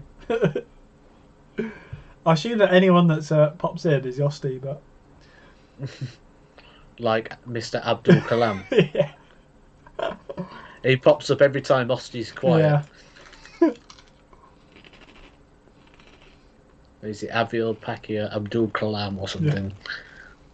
That's a very, very red stage. Are there any stages that are a bit too bright, Matt? The old UK Open stage at Bolton was the same colour as the surround. And it sort of merged. So it used to like merge, and the board turned tiny. Yeah, I didn't like that. At least now the different shades, like that's red, but it's a different shade of red. Ooh. Mr. Thornton, when you design bespoke darts for a customer, do you charge separately for design and production? Yeah, so what I do, Brian, is I take an upfront. I used to just do it all in one, but I take an upfront cost to basically buy the time it takes, and then when I send people the design, they can't run off and get it produced. So it's for me, it's sort of like a deposit, and then depending on the dart, I get a quote afterwards. So. But the design costs the same every time usually. If you want to message me, my links are all around the screen, so feel free to drop me a message on any of those. I'm happy to chat to you. See, there's Mr. Abdul Kalam. The quote usually comes after, Brian, because different, for example, people say how much are darts to be made, and I say, well, it depends on what you want, because coatings with certain suppliers, different grips take longer, so they cost more money. Depends on how many you want. I can get discounts on certain volumes, and yeah, it's never as simple as one price for every dart. It's very varied. Merv looking to comfortably sail through it here. Isn't they? Actually, I'm learning a little bit as well. Isn't the dart also priced based on like the machine timing as well? Yeah, precisely. I mean, things also. See, check me out. He's learning. So, also things like the billet that's used to make the dart. For example, let's take Ryan's darts. They're like 8mm wide. If the only billets that the manufacturer has in stock are 10mm billets, they have to remove a lot to get to the width of that dart. But if they stock an 8.2mm billet, let's say, they only have a little bit to cut off, so it doesn't take as long to do. So there's loads of factors that dictate the price of a dart, and what machines need to be used, and all sorts. That's one that you like, isn't it? Ryan Meeky. Ryan it's one Meeky. of your favourite. No, it's Boris Kurtzmar that makes me laugh. You say Crackmar, yeah. But I love Ryan Meeky, yeah, that makes me laugh. Double 16! Oh, Merv! That was a masterclass. What a performance. I feel like Merv just got glenned. Absolute vintage finishing from Merv there. Unbelievable. Wow. I mean, Glenn went 1-0 up, and then King just rattled off 6 legs there. Great performance, over 100 average. Have you got the? Yeah, I can tell you that now. The average was. Click the wrong one. 101.97. So I think it did drop towards the end. But the big thing is, he's outdone the Edgar here. He had 85.71% on the doubles. Yeah, but it's only 6 legs, weren't they? 6 out of 7. Like a world, and it wasn't the World Championship, was it? It wasn't the World Championship. Highest out of 120 as well. So yeah, it's finishing masterclass there from Mr. King. So now we can get rid of that one. If anyone in here hasn't subscribed yet, guys, first of all, what are you doing? You should be subscribed to Edgar TV. Next thing, just check underneath, and if the box is red, that means you're not subscribed yet. So just press that button.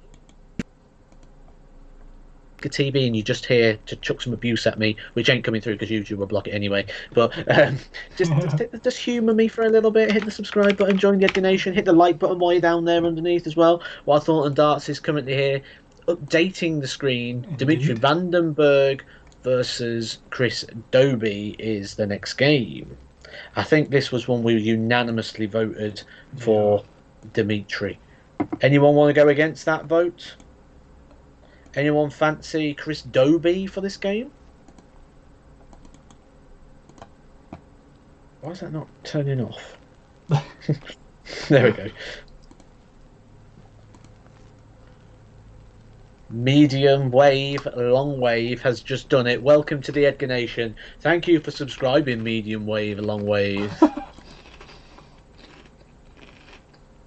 Simon and Julie say, do it now. That's right, Simon and Julie. Do it now. Do it now. Going in the chopper. Going in the chopper. Let's hear it. Get to the chopper. It's not a tumor. Mark from Love Darts is very good at his Arnie impression as well. Yeah. Yeah, can confirm. Do you get notification when we join your channel? I don't, but I can see how many people are on in the Edgar Nation. But I don't get notification in terms of when you join it. If you haven't done so, hit the notification bell as well, because then you'll get to know when these lives come out. Yes. As well. So do it. Jodie's just put a really good one in there as well. So Jodie, if you didn't know, if you're new round here, Jodie is the lucky lady, and lucky lady, you know, Nadia. Lucky lady. She's the lucky lady, and she came to the World Championship with me. She just shared a video in there. You'll see her in the chat box. She's got a spanner next to her name, and that's when there's a bit of backstage footage there, and a little bit of like what the World Championship was like from Jodie's point of view, where obviously I had the best finishing percentage of the tournament with a 75% of the first round. So a little bit of footage and stuff in there. Really good little video, actually, if you want to check that out.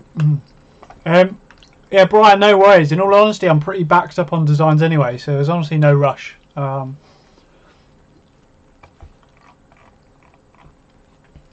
think Dobby from Harry Potter has a better chance than Toby. I don't think he does, Ian, because Dobby's dead. Spoilers. Osty just shared one of my favourite jokes. Oh, Jago Thomas just subscribed. Thanks for subscribing, Jago Thomas. Welcome to the Edgar Nation. Hope you enjoy your time here. Yeah. Ricky, we're not doing a watch along for the whole event. We normally pick a day, don't we? We normally do a day every event. Probably do the final, won't we? Possibly do the final. Possibly do the final. Maybe I'll hop on a few more days. But we certainly do. We thought we'd do the opening day because there's more variables and there's more games and things. So I thought it'd be quite good to jump on that one. Who's winning it? See, I think Van Gerwen, but the FDI stats suggest Gerwin Price. And so far, the FDI stats, which I did the video on earlier, has been correct 100% of the matches so far. It predicted Mervyn King. Mervyn King just beat Gondurans. It predicted Mensah Suljovic beat Ian White. Mensah Suljovic has just beaten Ian White. Do you not think that John McDonnell's teeth look like dominoes? Dominoes. Yeah, they remind me of dominoes. Oh, Dimitri needs to get this surgery. Come on, man. He's refused it. Oh, I can't. Yeah, I know you said earlier. I can't believe it. Yeah. He refused it based on the Premier League. He says, I've got to think of my long-term future. And I says, are you really thinking of your long-term future? Like, that sounds short-term to me. And he goes, no, because I've got to play in the Premier League. And I'm like, not too sure, not too sure. Ronan has just subscribed as well. A few new subscribers. Thanks for subscribing, guys. Sometimes people watch a channel all the time and then don't even realise they're not subscribed. Like, there's a few guys I watch. And one of them says, just check underneath, just to check if you're subscribed, and because you get all the notifications and the recommendations and things when things come up. And I've been watching him for like 6 months, and then I was like, oh, and subscribed. So it's mad sometimes. Like, yeah, something odd about Dimmy. I think he's had a shave. Looks a bit odd seeing him now for some reason.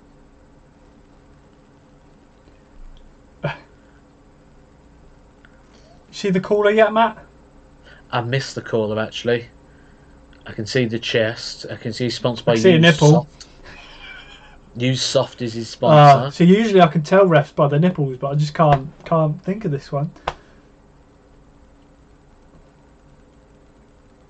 Yeah, Jago Thomas just said that he's done exactly the same. Says he's been following Edgar TV for about a year, follows on all the social medias, but never subscribed. Oh. Yeah, it happens quite regular because YouTube will still, if you watch things regularly, YouTube will still suggest the stuff. Like there's a new wrestling YouTuber that I really like watching. He's really, really good, and I've been watching him for the last couple of days, and I haven't subscribed yet, and I really need to, because he's good. He's only got about 30,000 at the moment, but he's going to be big. He's going to be big. Comes Dimmy. Yep, Simon and Julie have just said there that he'll have problems with his hip, not just his knee if he doesn't get the surgery. It won't be that; it'll be his back as well. So he'll have a problem with his back. Yeah, There'll be a few things he'll have a problem with. Oh, Osty, as you wanted me to get one in, or if Zach gets there first, whoever gets there first. There's a video of what is in a dart player's case on Edgar TV, yes. and Chris Dobie was on that video. So if you want to know what Chris Dobie carries around in his case, check out the link that will be coming in the chat box soon from either me, who will be ThorntonDarts putting it in for me, or it'll be coming I'm gonna let Osty do it. TV. Interesting here, Dobie's using those. I don't know if I've seen him using before, but he's using those sort of sandpapery flights. Whoa, whoa, whoa. Yeah, what was it? I'm not sure what the guy's name is. Ty McIntosh. Let's have a look. See if I can. I think it's Ty McIntosh, but there's also Mib Grip does them as well. Oh, I'm on about. Here he is. This new channel I like. Joel? No, Billy. Mark YD123. Oh, don't know. It is really good. It's really good. Oh, is that the wrestling one? Oh, we'll have a clue. Yeah. Oh, Pleasure Beach are live as well. Pleasure Beach Blackpool are live right now. That's cool. I'm getting subscribed to so many YouTube at the moment. I'm literally just living on YouTube. Yeah, he's good. Dobie has got one of the nicest throws in darts, I think. I think it's a little bit pushy, a little bit forwards. Yeah, it's very. What I like about it is very basic. It's one, there's not two. much. I think a little bit more back motion, but I think also with the more back motion you get, you'll get a bit of elbow lift because of that. So yeah, definitely. I think he's got long arms as well.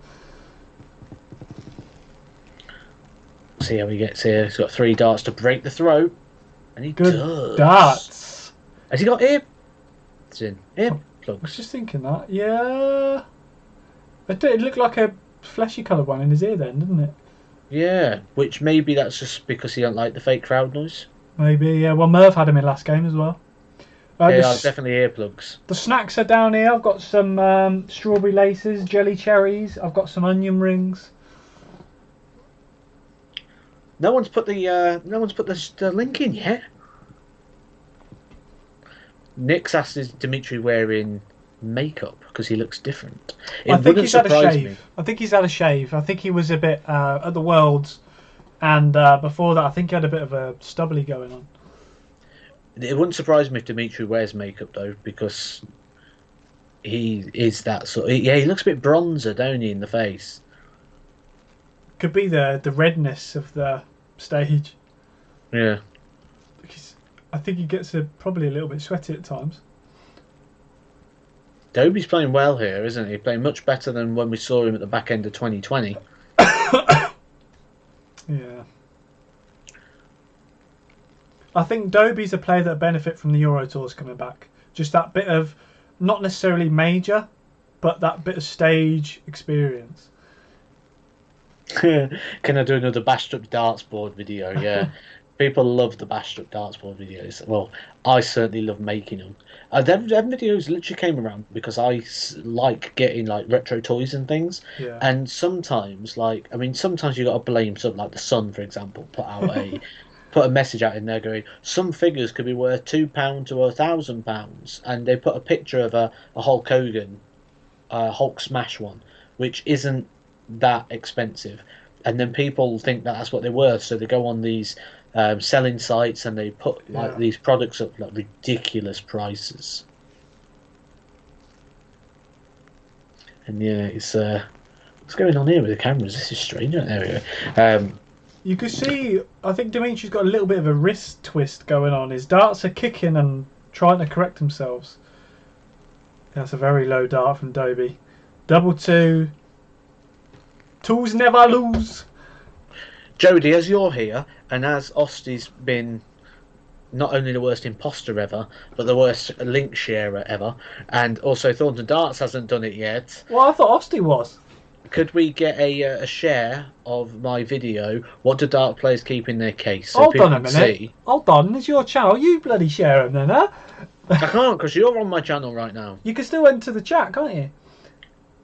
Not as me. That's why I'm in here as Edgar's Playground. Do you want Ray Pest?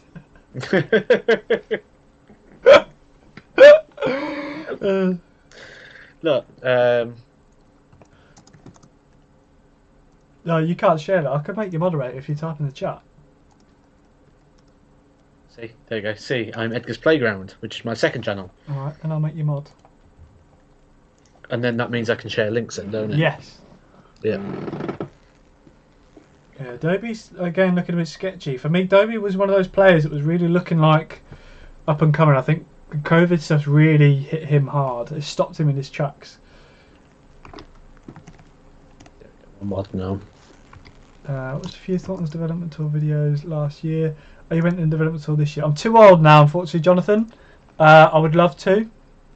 I picked up darts fairly late on anyway, so I only got 1 year on the tour. But for me, it's got 21,500 views. Yeah, for me this year, I'm going to just focus on Super League, county, trying to get into a county squad, get used to that pressure on the stage, and just see where it goes. I'm not gonna be doing the challenge tour or anything like that. I don't think I'm there yet. So you'll see there, Edgar's Playground's just shared the link. That link there is for what do dart players keep in their case. Chris Dobie features on that. Glenn Durrant features on that. Adrian Lewis, who's on later on tonight, features on that. Glenn Durrant, who's just been on. There's lots of really good insight there into what a player keeps into their case. Kevin Painter's on there. So, yeah, check that out. Check that out. Ryan's asked who's winning the Rumbles. I ain't got a clue, to be honest. I think it's wide open. I don't think there's a favourite.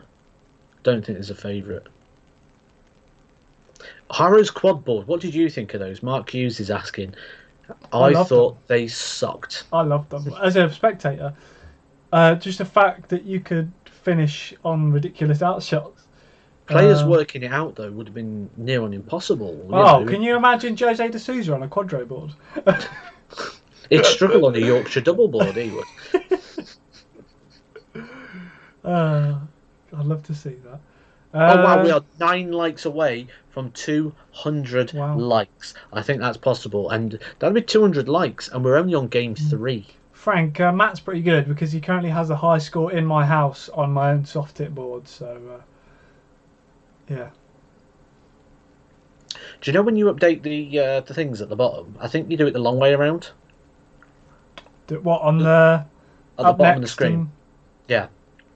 I just type in the link on the browser. I know what you do. You have them all up, don't you? And just no, even easier. Even easier. You should just change the link on the game that's on now for the game that's on in 2 games time, and then switch the boxes around rather than I could do updating both of them. Then you're going to go to update 1. Yeah, good point. I might try. Right? You're always thinking. Are you guys good in soft tip? I'm certainly the best in... 200 likes already.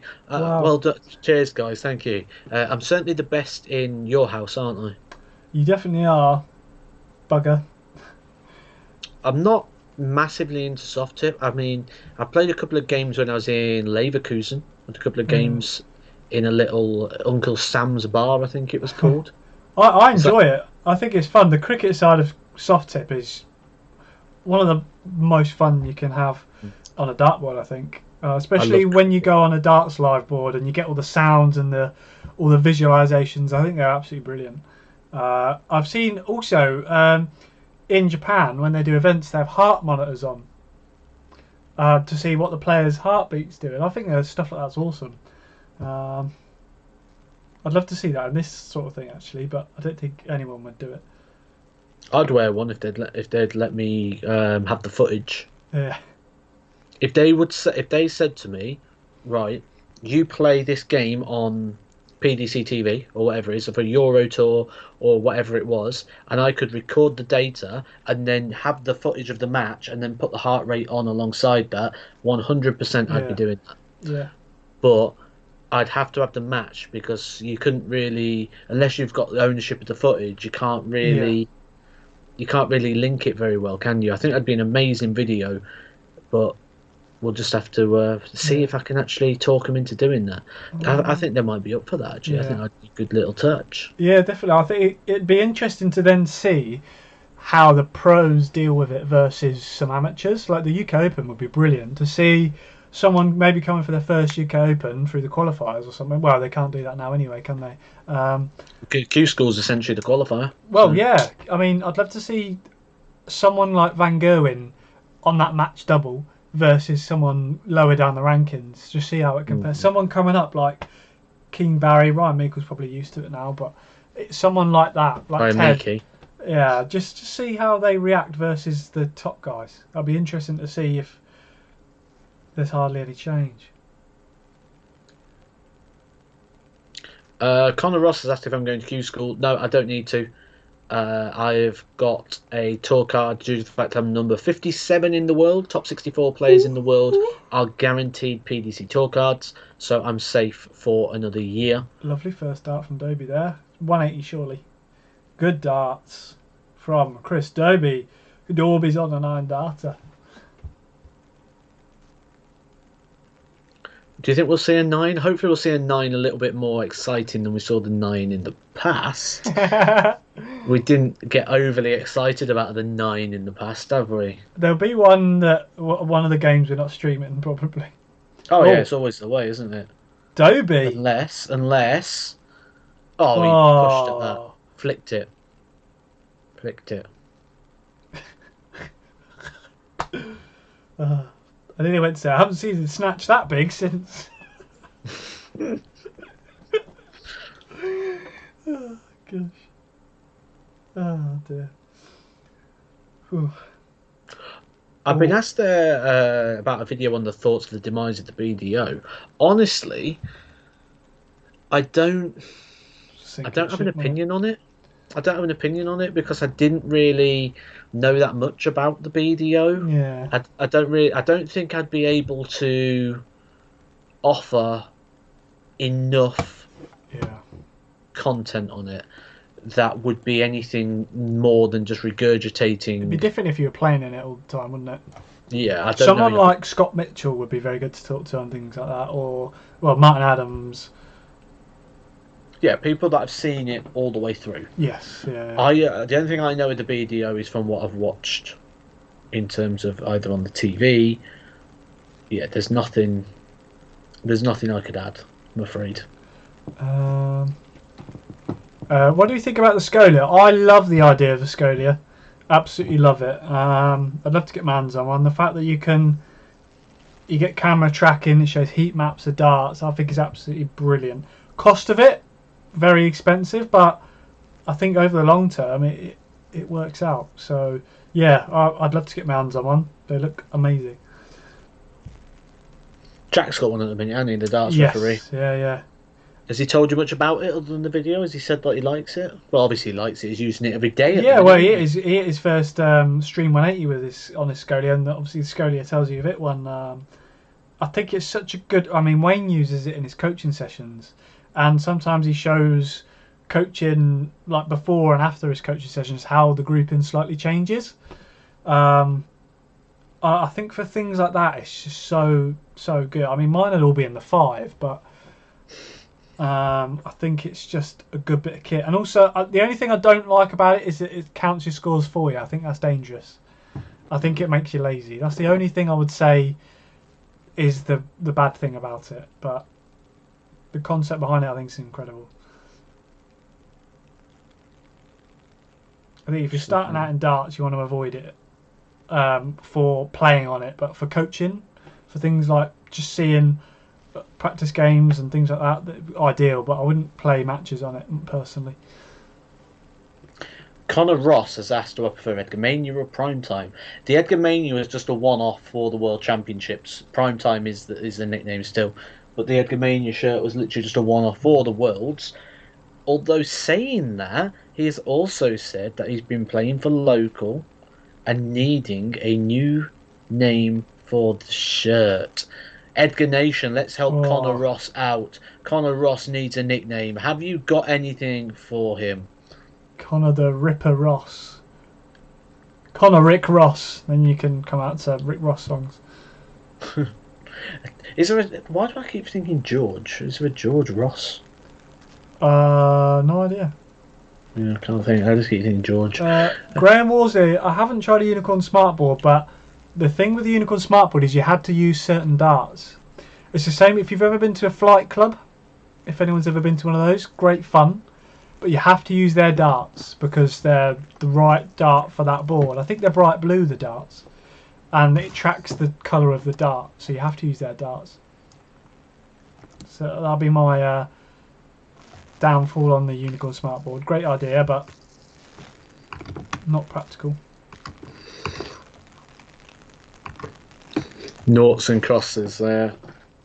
Like it. Also, you could be Bob Ross, Connor Bob Ross. I feel Edgar TV should have more viewers. What wrong here? Get sharing it, guys. If you think it should have more viewers, share the Edgar, share the video, share the stuff. That's how these things grow. Hitting those share buttons, hitting those like buttons underneath as well helps the channel out massively. Also, someone's asked about Dart Walk-Ons. I've done a video on this before, which I've just put in the chat. Remember, I'm appearing in the chat at the moment as Edgar's Playground, which is my second channel because Thornton's on my main one at the minute. So you'll see it there. Edgar's Playground has just said that is the video about darts walk-ons, how they work, and all those sort of things. Just going to grab my drink.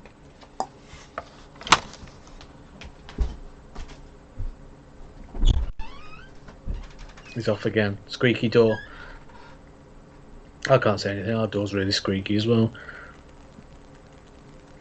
We did say before the stream that we thought this would be Daventry win quite convincingly. At the moment, it's not looking that way, is it? Dobie 3-2 up. Pretty close. I think Daventry might still steal it, but he's not right. He's not playing right, is he? He's not playing right. Not playing his best. I'm just going to have a look at the stats, actually, guys, for you. Let's have a quick look, shall we? Let's pull the stats up.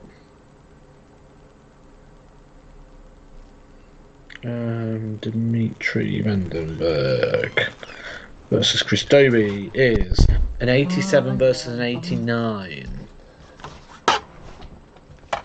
89 Chris Dobie, 87 Daventry Vandenberg. Yeah, not the highest standard of games. I think you're going to get this though at the minute because we've had a month or so without playing, and even then, before the games are so spread apart at the minute. I think I might have to see. Is Jodie here? She is. Hang on, here we go. Beverage. Please. Darling. There we go. Have I played Daventry before? I've played him a couple of times. The last time I played him was the UK Open 5th round. I played him... What are you yamming something there? Yeah, hold on, sorry, I was just opening the packet. Yeah, I played him in the UK Open last year, and I lost quite heavily. I think it was 10-4 to Daventry. I played pants.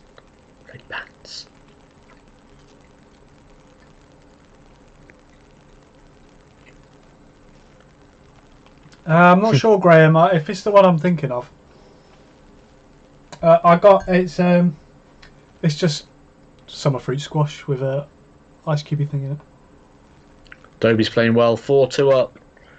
Average up to a 90 now, 85 for Daventry. Yeah, not vintage Daventry performance at the moment. Any football fans? Also, Reading are beating Bournemouth 2-0. Whoa. That's a surprise. Bournemouth just coming off the pace a little bit now. 180, oh. Switch to the 17s. He's been watching Edgar videos. Gotta use the 17s. Dobie is a fan of Edgar TV. Who isn't? Maybe he's watched a video about when you should be using the 17s and when you should be using the 19s.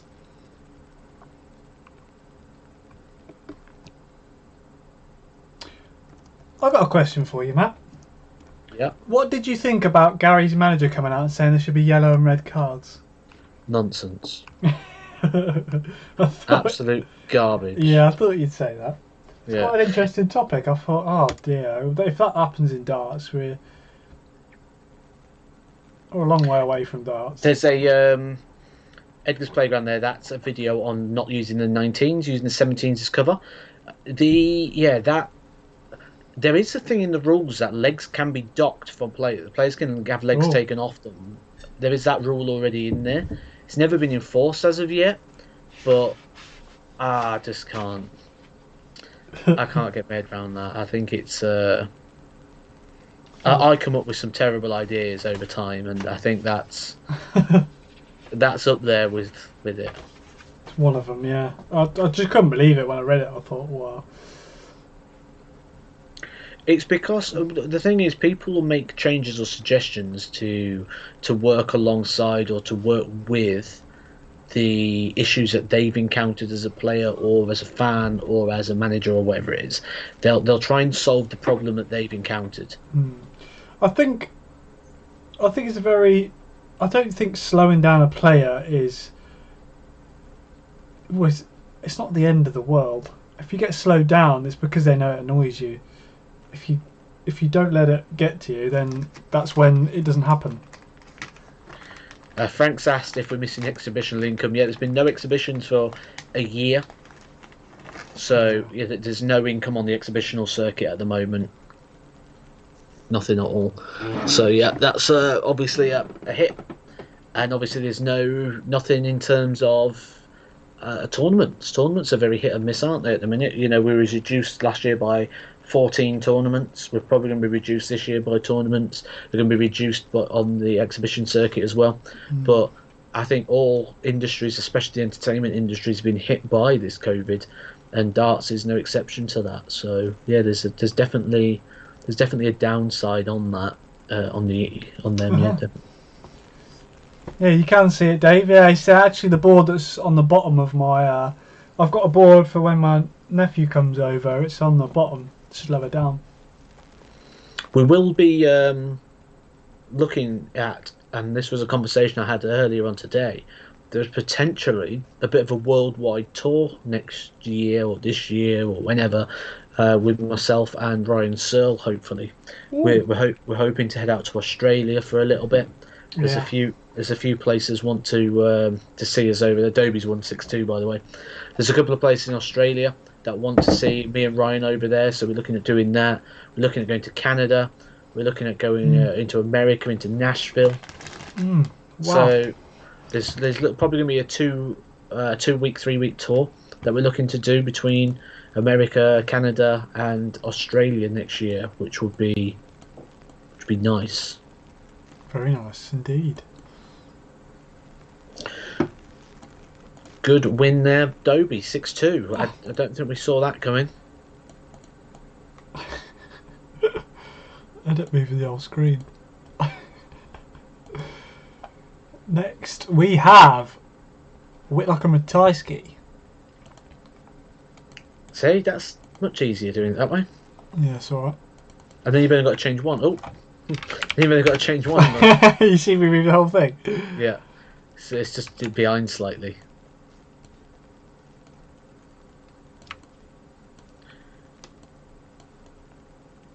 Couple of Canadians in the room, hoping we come over to Canada. Yeah, I know Jeff Smith and Jeff Smith lives there, but Paul Nicholson went over for a bit. They did a lot. I'm not sure whereabouts in Canada it is. Let's see if I can find out. Is it Ontario? Oh, let's see if I can find out where the Quebec. Canadian place would be. Did I say Ontario? Is that Canada? Could be making stuff up here.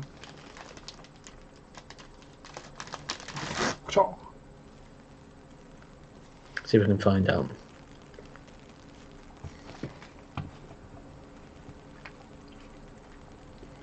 Okay, guys, let's get your score predictions in the chat for the next game. What are we going?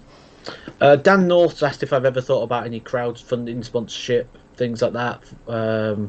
20,000 subscribers on YouTube. No, I've not really. I mean, there's obviously options that people can support. A lot of people do support me with what I'm doing.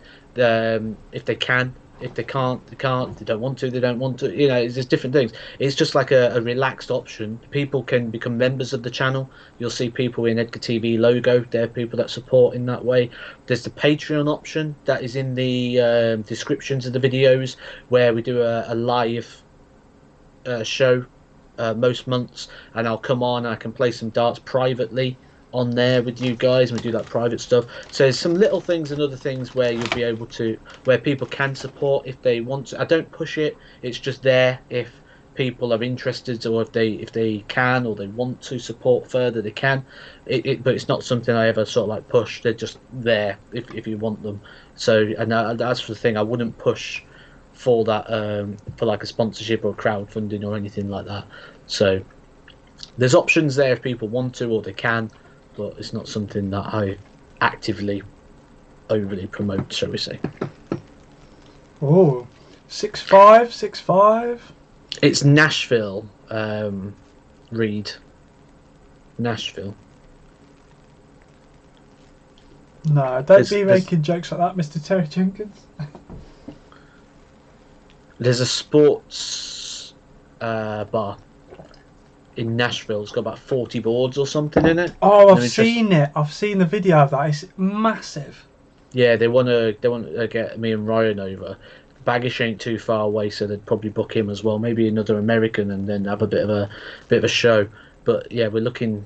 Hopefully, if COVID clears this year, to get that tour underway, and I think it'd be brilliant. I really want. If not, I mean, I was hoping to come to America anyway this year because I wanted to go to WrestleMania in Florida, and I want to go to New York.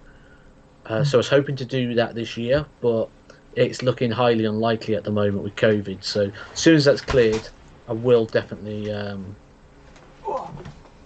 get myself to New York as a bare minimum. I know there's a couple of fans of Edgar TV actually over in New York, so it'd be quite nice to see a few guys out there as well.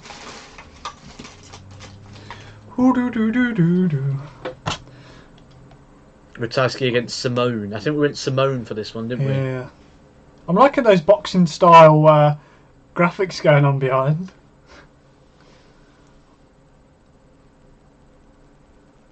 Do you know what I tell you? What's the big difference between coming and YouTube and Patreon? They're very similar, but there's little differences. Like the Patreon, what we do with that is we have like a bit of a get together with that.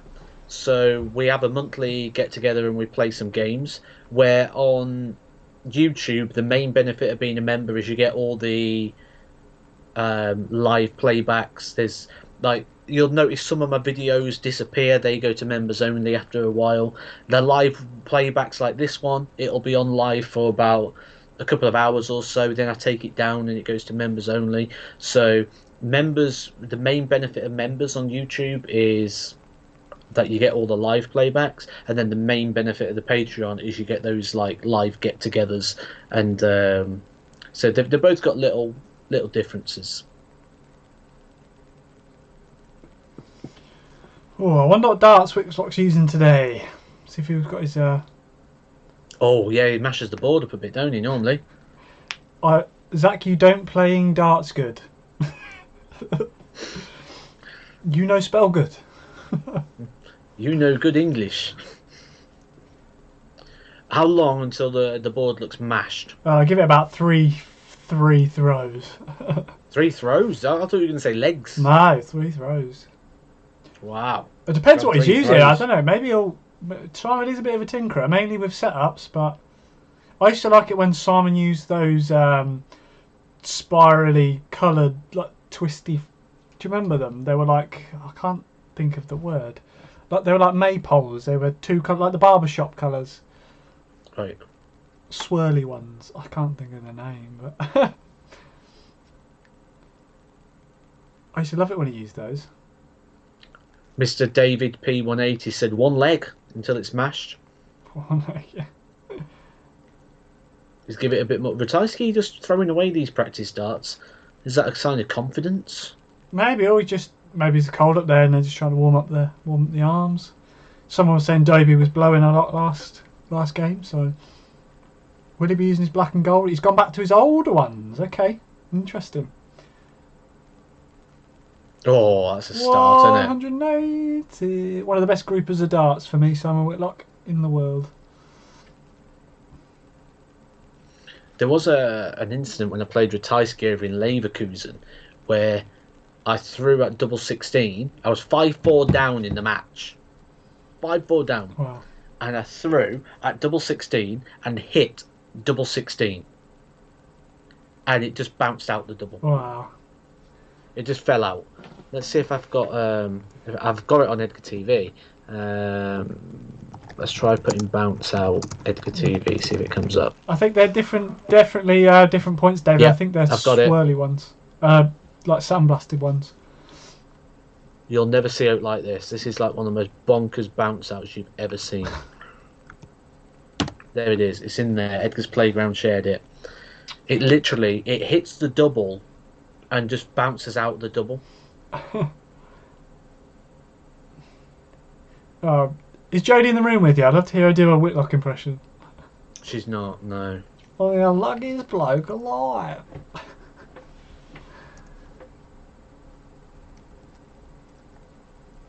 It's interesting to see that Whitlock's still using that all-in-one flight and stem setup that Devon Peterson swears by.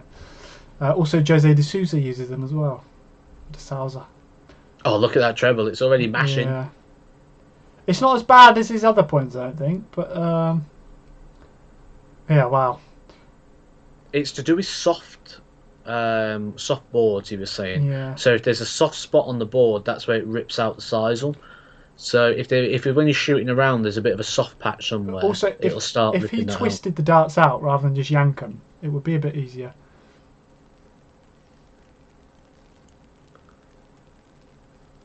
Oh, treble 5, you can still finish it here. You could go bullseye maybe. 25 ball. I was going to say, he wants 25, you don't want the ball. There's 20 of them. He went 25, but he set it up here, 15. Yeah. People liking the expression mashed. I think that's pretty normal. I don't know maybe why that's... Yeah, some of the things I've said, like on streams before, like when I say, "Oh, he yammed it," and they're like, "What's yammed?" And I'm like, "Oh, it means he ate something really fast." Some people don't understand some Edgarology or Edgar terminology. You've got your own vocabulary. I do. Oh. We said Whitlock for this one, didn't we? Yeah. It's looking And good again. nothing's changed my mind yet. Nothing's changed my mind. Oh. This ain't changing my mind. Is that another? No, it's above and it's high. So 140. Hello from Hungary. How do to you? Do you know what? I weren't far off for 3 throws, you know. No, you weren't, was you? It's a little bit damaged, but then I quite like that, you know. I quite like something to aim at. Little focal point, yeah. Yeah. I mean, as long as they don't get too bad, that little bit of string is annoying me a little bit, but... Come on, Simon, get out of the way, mate.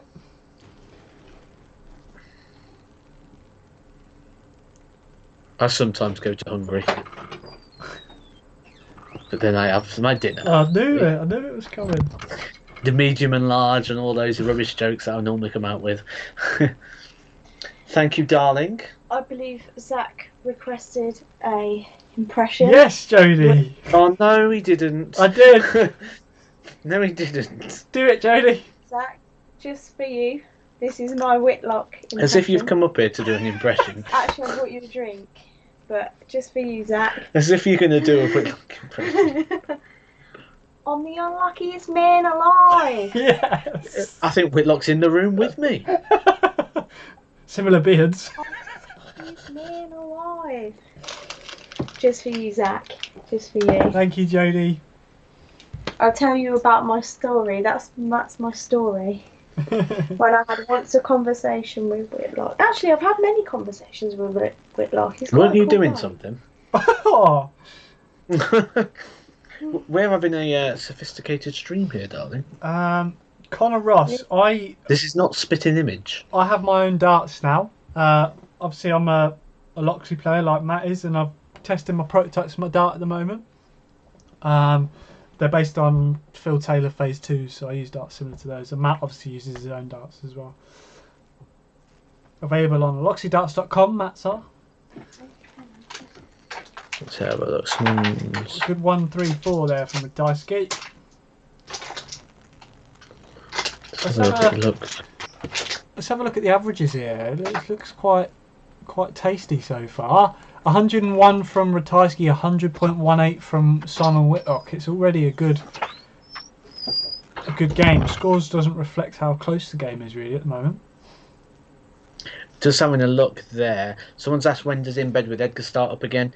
In Bed with Edgar will start up again. Well, it's not going to be soon. Once I've got the dates confirmed with the guests, I'll probably consider doing some In Bed with Edgars again in between that. So at the moment, the guests for the weekend for the Let's Talk Dart show, it depends on the guest when they can do it. So I don't want to set In Bed with Edgar dates up and then not be able to do them because you know we've got the space. So as soon as I know what the guests are, I mean, Dan Dawson's coming on week 3 at 7 PM on Sunday, so there won't be one there. Maybe the week after. You know, I think, what would that be? Valentine's Day, wouldn't it? What a way to spend Valentine's Day. Maybe we'll do a special Valentine's Day In Bed with Edgar special. And yeah, I could do it in my boxes, because I do a lot of things in my boxes, don't I? Yeah, you do. Yeah. Maybe Valentine's Day will be the next In Bed with Edgar. In Bed with Edgar on Valentine's Day. Imagine that. Imagine getting back and saying to the missus, sorry, love, we can't go out. We can't do this. We can't do that. But don't worry, I've got you covered. Tonight, we're going to sit and watch In Bed with Edgar live. 22 left, Simon. He's got a double here. That would be good. Can you imagine that? Phoebe'd kill me. Like, Jodie's already put what? I don't think she's too impressed. Right, Phoebe, look, I know I said you were planning Valentine's Day. I actually planned it for you. She walks in, there's the iPad on the table, 2 candles, and In Bed with Edgar. That sounds perfect. Yeah. Mark Neville's just subscribed. He loves the sound of In Bed with Edgar on Valentine's Day. Do you know what's really important about Valentine's Day? A card. Well, no, don't you start. I think if you don't get someone a card for Valentine's Day, you don't even love them, I would say. Don't try getting your revenge. So, you know, if you don't get a Valentine's card, I would seriously consider slapping whoever you're with right around the chops. Yeah, I'll tell you what, you've learnt from the best. I'll give you that. I'll give you that. Oh, dear. A card. I look forward to seeing the card that you get your missus. Oh, yeah. Don't worry about it. I'm all over cards. Why do women like cards so much? Does anyone here like have the same battle? Like I'm not a fan of cards. I don't see the point. Yeah, but it's not about the cards. It's about, even if you don't like cards, obviously your partner likes cards. You would still do something that they like. You know, that's the importance of cards. Right, here you go. Jodie's put. I agree. I never get a card.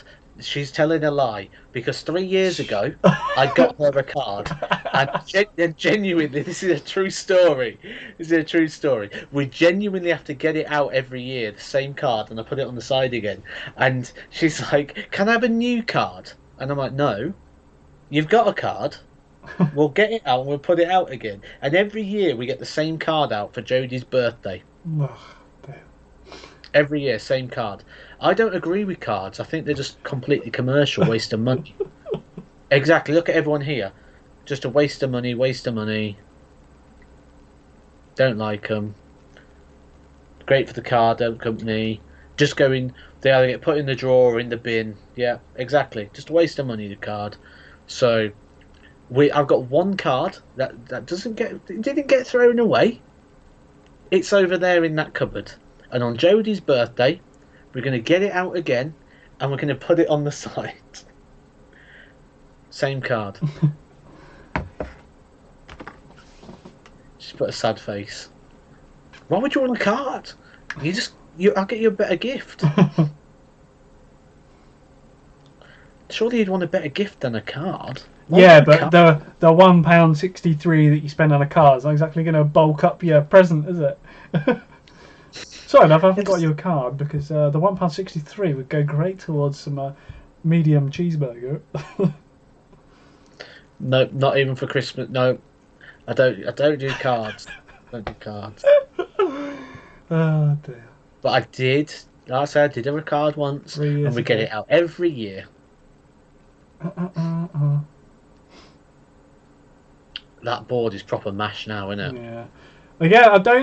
Again, I don't know enough about it to say this is a specific board problem or whether another board would do the same thing. I know Jack Dartsmith did a video on it, but it's very hard to pinpoint exactly what it is. I mean, would Simon use them if he thought the boards are better? Probably not. I bet Twitter is absolutely riddled with it. Let's have a quick. I'm just going to have a quick glance over. Reading are 3-0 up now as well. If you want to know. Lovely 177 there from Ratajski. Oh, this has got to be a 180 from Whitlock here. That's a perfect first dart for him. Oh, on the way. Let's have a quick look. Quick scan through. See what the Twitter world is saying.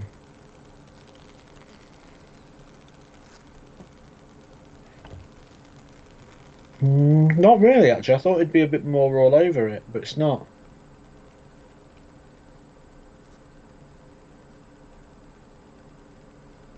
Yeah, no, it's not too bad. Let's check the trends. See if he's on the trends. Dimitri's trending. Just Dimitri. Lansbury's trending. Does that mean Villa's finally got rid of Henrik Lansbury? I'm just having a look. Oh yes, Henrik Lansbury deal agreed. Permanent transfer. Henrik Lansbury is going to Bristol City by the looks of it. Oh. On loan. Yeah. I got hopeful then. I'm losing Harry Kane in my FPL this week as well. Oh, Simbers is back. 4-1 to Whitlock at the break. Yeah. Again, I still thought it'd be closer, but statistically, I think it is quite close. But legs don't suggest otherwise. I mean, Simon's averaging 93, Ratajski's averaging 94. So again, a close match, but Simon's taken out his opportunities better. So well, someone's asked. Just coming back to the chat.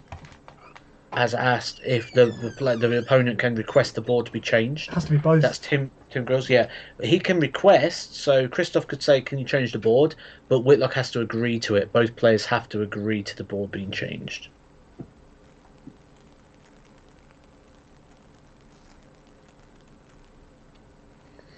Loving the content. Thank you, O'Sullivan. Thank you for that. Make sure you subscribed at the bottom. Gets us. Some of us get that one where we will watch the content, but if you get to that subscribe button, let's make sure we are subscribed to the Edgar TV. Helps me out massively. Dale says the soaps are finished. Coronation Street will be on RTV literally straight after the darts. He'll be laying in bed. Coronation Street. I'll be on the PlayStation. Connor Ross asks about the antics. I had a couple of antics in a game with Richie Burnett, but I think everyone has that problem with Richie Burnett. He's so funny to watch, but I bet he's a nightmare to play. I just called the official over, the board official. I said, "Can you just watch this game?" And that's all that happened. But he didn't like the fact that I called the official over. So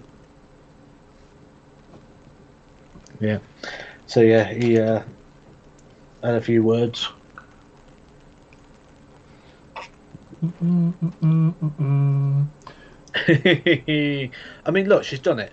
She's scratching, and she just comes and literally sits next to the microphone to scratch. She could scratch anywhere in the house. I mean, and then she comes right in here.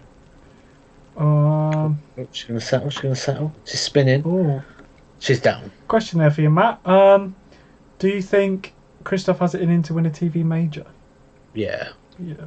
Yeah. Definitely. I don't think it's a case these days of whether someone has it in them to win a major. I think it's who they play and who's about at the time. I think, especially top 16, are all capable of winning a major. It's just who does it. That sounds weird, but yeah.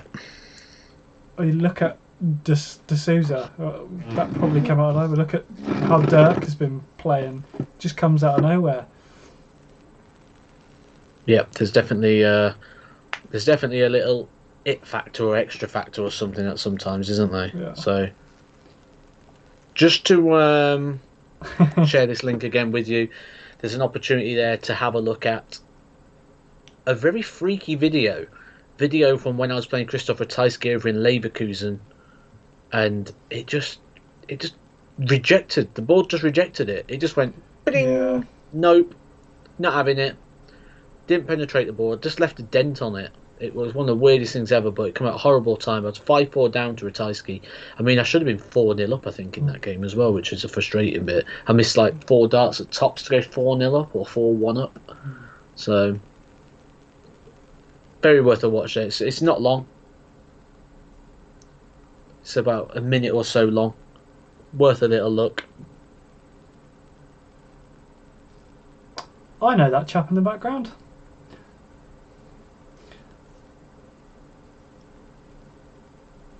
Which on the board? Yeah, that was with Dave Clark. Got his name. Tom Howdo, welcome to the stream. Coming joining us from Germany. Nice to see you. I believe I've got a few new German fans. I think the commentators over the World Championship mentioned about Edgar TV. Because I noticed that my percentage from German subscribers went from like 2% to 7% or something. Yeah. So nice to see. Nice to say hello to you guys. What do you think the decline struggles of Glenn Durrant since he won the Premier League last year? I think there's lots of different factors that can come into play with that. It's just a lot going on in general in life. Yeah. And I think a lot of it also comes down to that inconsistency of play. We've got a long time between games. Yeah. You know, every time you go to an event, you feel fresh again. You know, it's new again. It's you're not in that sort of flow of games, are you? So yeah, it's definitely tough at the minute. Yeah, definitely tough. Not looking tough for Whitlock here though. Playing pretty good stuff. The baby fish. Oh, he chose to split it. Yeah, I'd do that. His opponent's not on a finish. No need to risk a dart at the ball and mop up a 25. Dale, they'd never turn a board, but they could replace it. The reason they'd never turn it is because that unicorn branding across the top of the board there needs to be on show. If they turn it round, it'll just be an upside down HD thing, and it'll just look awful. Yeah. So yeah, they pay a lot of money to be there. You can get pop-ups when people subscribe. Yeah. It's on live stream, not videos, which is if we're using Streamlabs, but we've not got Streamlabs on tonight. We've got OBS, so there's no pop-ups tonight, I'm afraid. It's a little bit more reliable, OBS. Yeah. Streamlabs is a little bit temperamental. So for a stream like this, where we're going to be streaming for quite a while, all the way through the darts, we didn't want to have that sort of bit where we can't. Do you know what, actually, I find it quite mad that Christoph's flights stay pretty good nick the whole way through.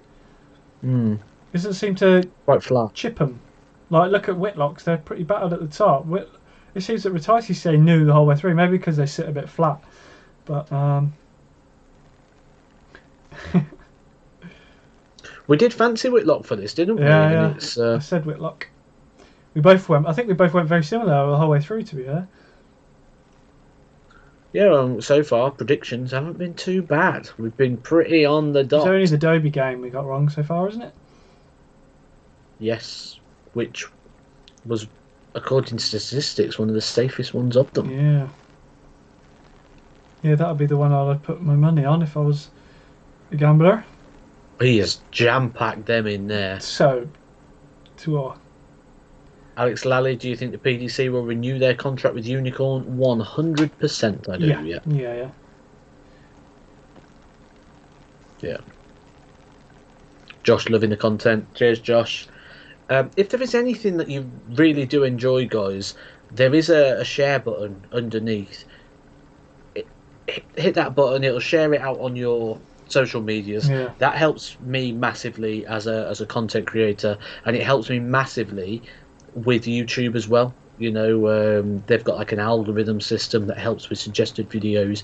If people are interacting with the content in terms of likes and shares and things like that, which are the buttons at the bottom, if people interact with the content, YouTube then go, this guy's doing well because people are interacting with his content. So then they go, let's suggest this to other people that look at darts content. So very much helps me out in more ways than one. So Whitlock averaging 98, Ratajski at 95 currently, or coming up to 100 now for Whitlock. Very, very solid game so far. Not exactly the fireworks we'd hope to see in this game, but still a good standard of a game.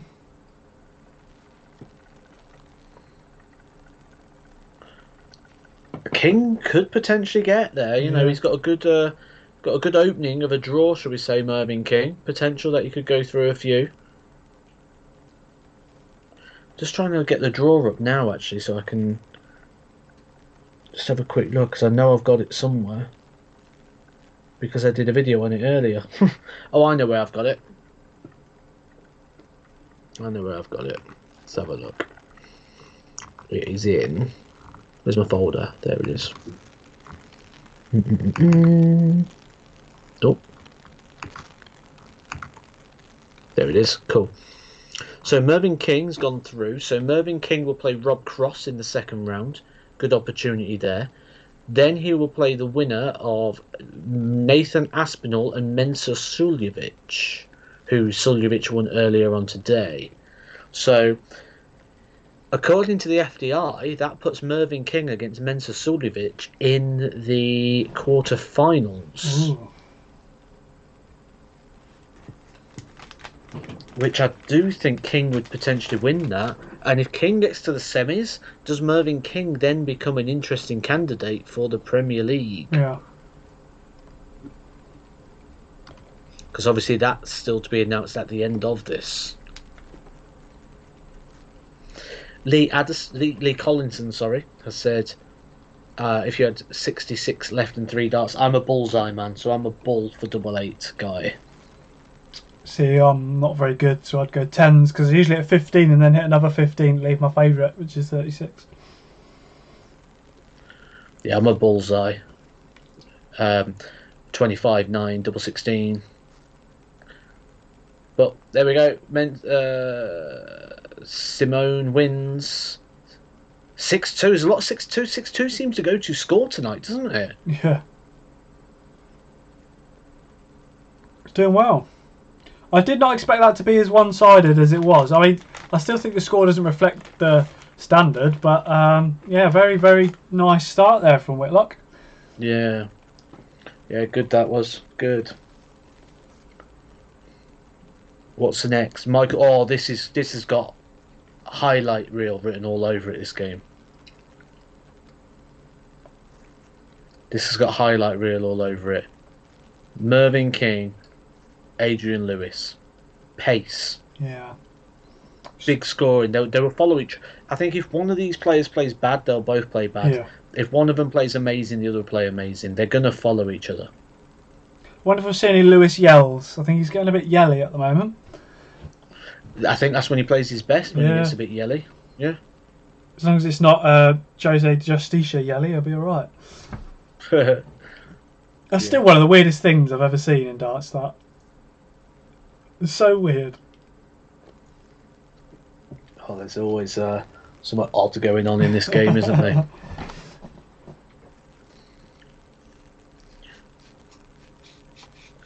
Oh, stand him out. Oh, right. I might need to. I'd say I need to go to the toilet, but I don't know if I dare leave the dog here on the road because she'll probably knock everything over. Right. Let me see if I can get. See if Jodie's in the chat still. Jodie. You come and babysit the dog while I go for a wee-wee? Are you here? If she is, then she can come and take over for a bit. Obviously, it's going to lower down the standard of the prettiness on the screen because I'm going to have to come off. But we've got the next best thing, hopefully. Ooh. Jodie will fill in for a little minute. I need to update the scores.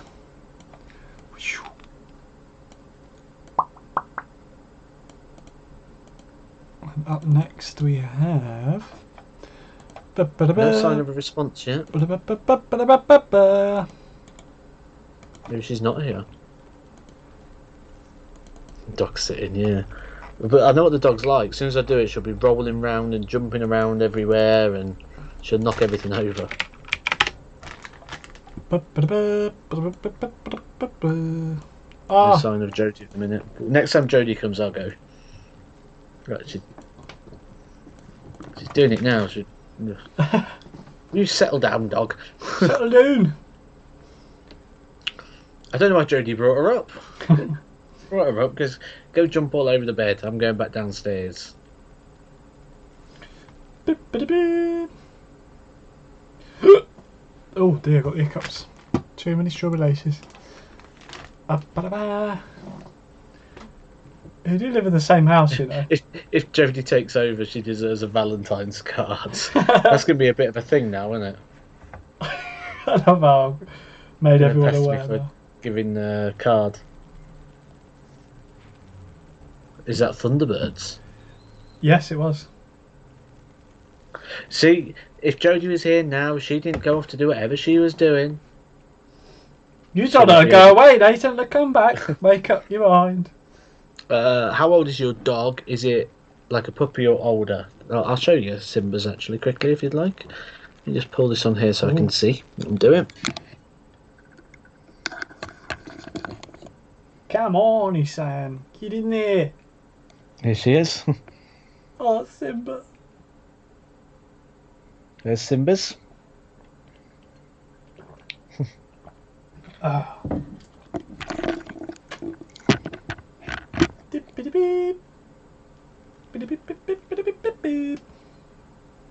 Jodie's actually done a couple of videos on Simba's actually, hasn't she? See if I can get one of her most recent ones up. What did she do recently? Oh, Simba in the snow. Oh, I love dogs reacting to snow. It's quite funny. She didn't have a clue what to do. Alright, there you go. This is Simba in the snow. It's coming into Edgar's Playground, by the way, guys. So that's my second channel. Does did anyone used to watch Doctor Who? Random question. You've just hijacked me advertising my dog. Yeah, I am. Because John McDonald looks like a Sontaran, if anyone knows that. Unbelievable. Ross, you make a good point. Mervyn King might be a little bit too old-fashioned for the Premier League a bit. I've just the place in Canada where potentially could go to is Toronto. Yeah. I actually think the opposite. I think Merv is commercial because he's such a. I've now think, especially with all the memes and stuff that are going around about Merv, I think he's become in the spotlight because he's so miserable and a bit grumpy. I think that's his appeal now. It's just so miserable. It's just, I think that's where his uniqueness is. I think that's why he would get in if he does well enough anyway, because he's that grumpy bugger.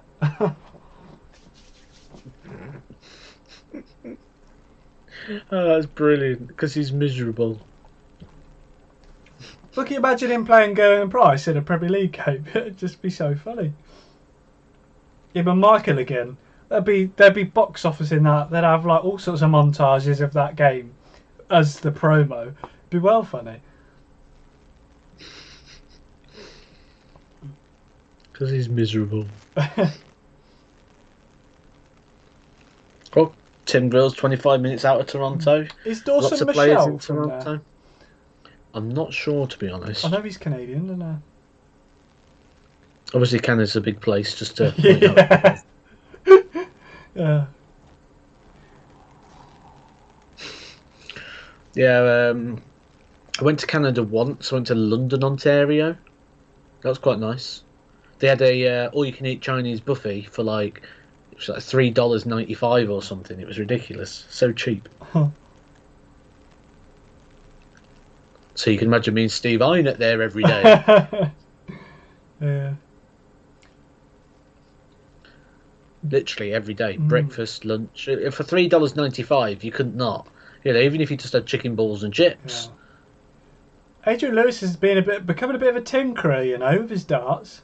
He's got new points in. They look like Firestorm star points. It looks like he's got an old... I'll describe these as unicorn-shaped target flights. Now, some of you might know what that sort of is. It's that unique pointy shape that you only really see with unicorn flights. Oh, I was trying to see what the chap was doing there on the screen. And they look like old unicorn darts, you know? I don't know. Yeah, they do look different, Michael. I think they could be old. I don't know. It's tricky to tell with Lewis at the minute. He's become a real tinkerer. The ball! Oh. They both had the dart up. The ball!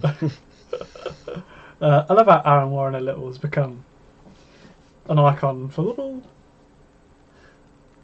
Ooh. We would have expected a few missed doubles here. Early signs suggesting that might be the case. Good darts.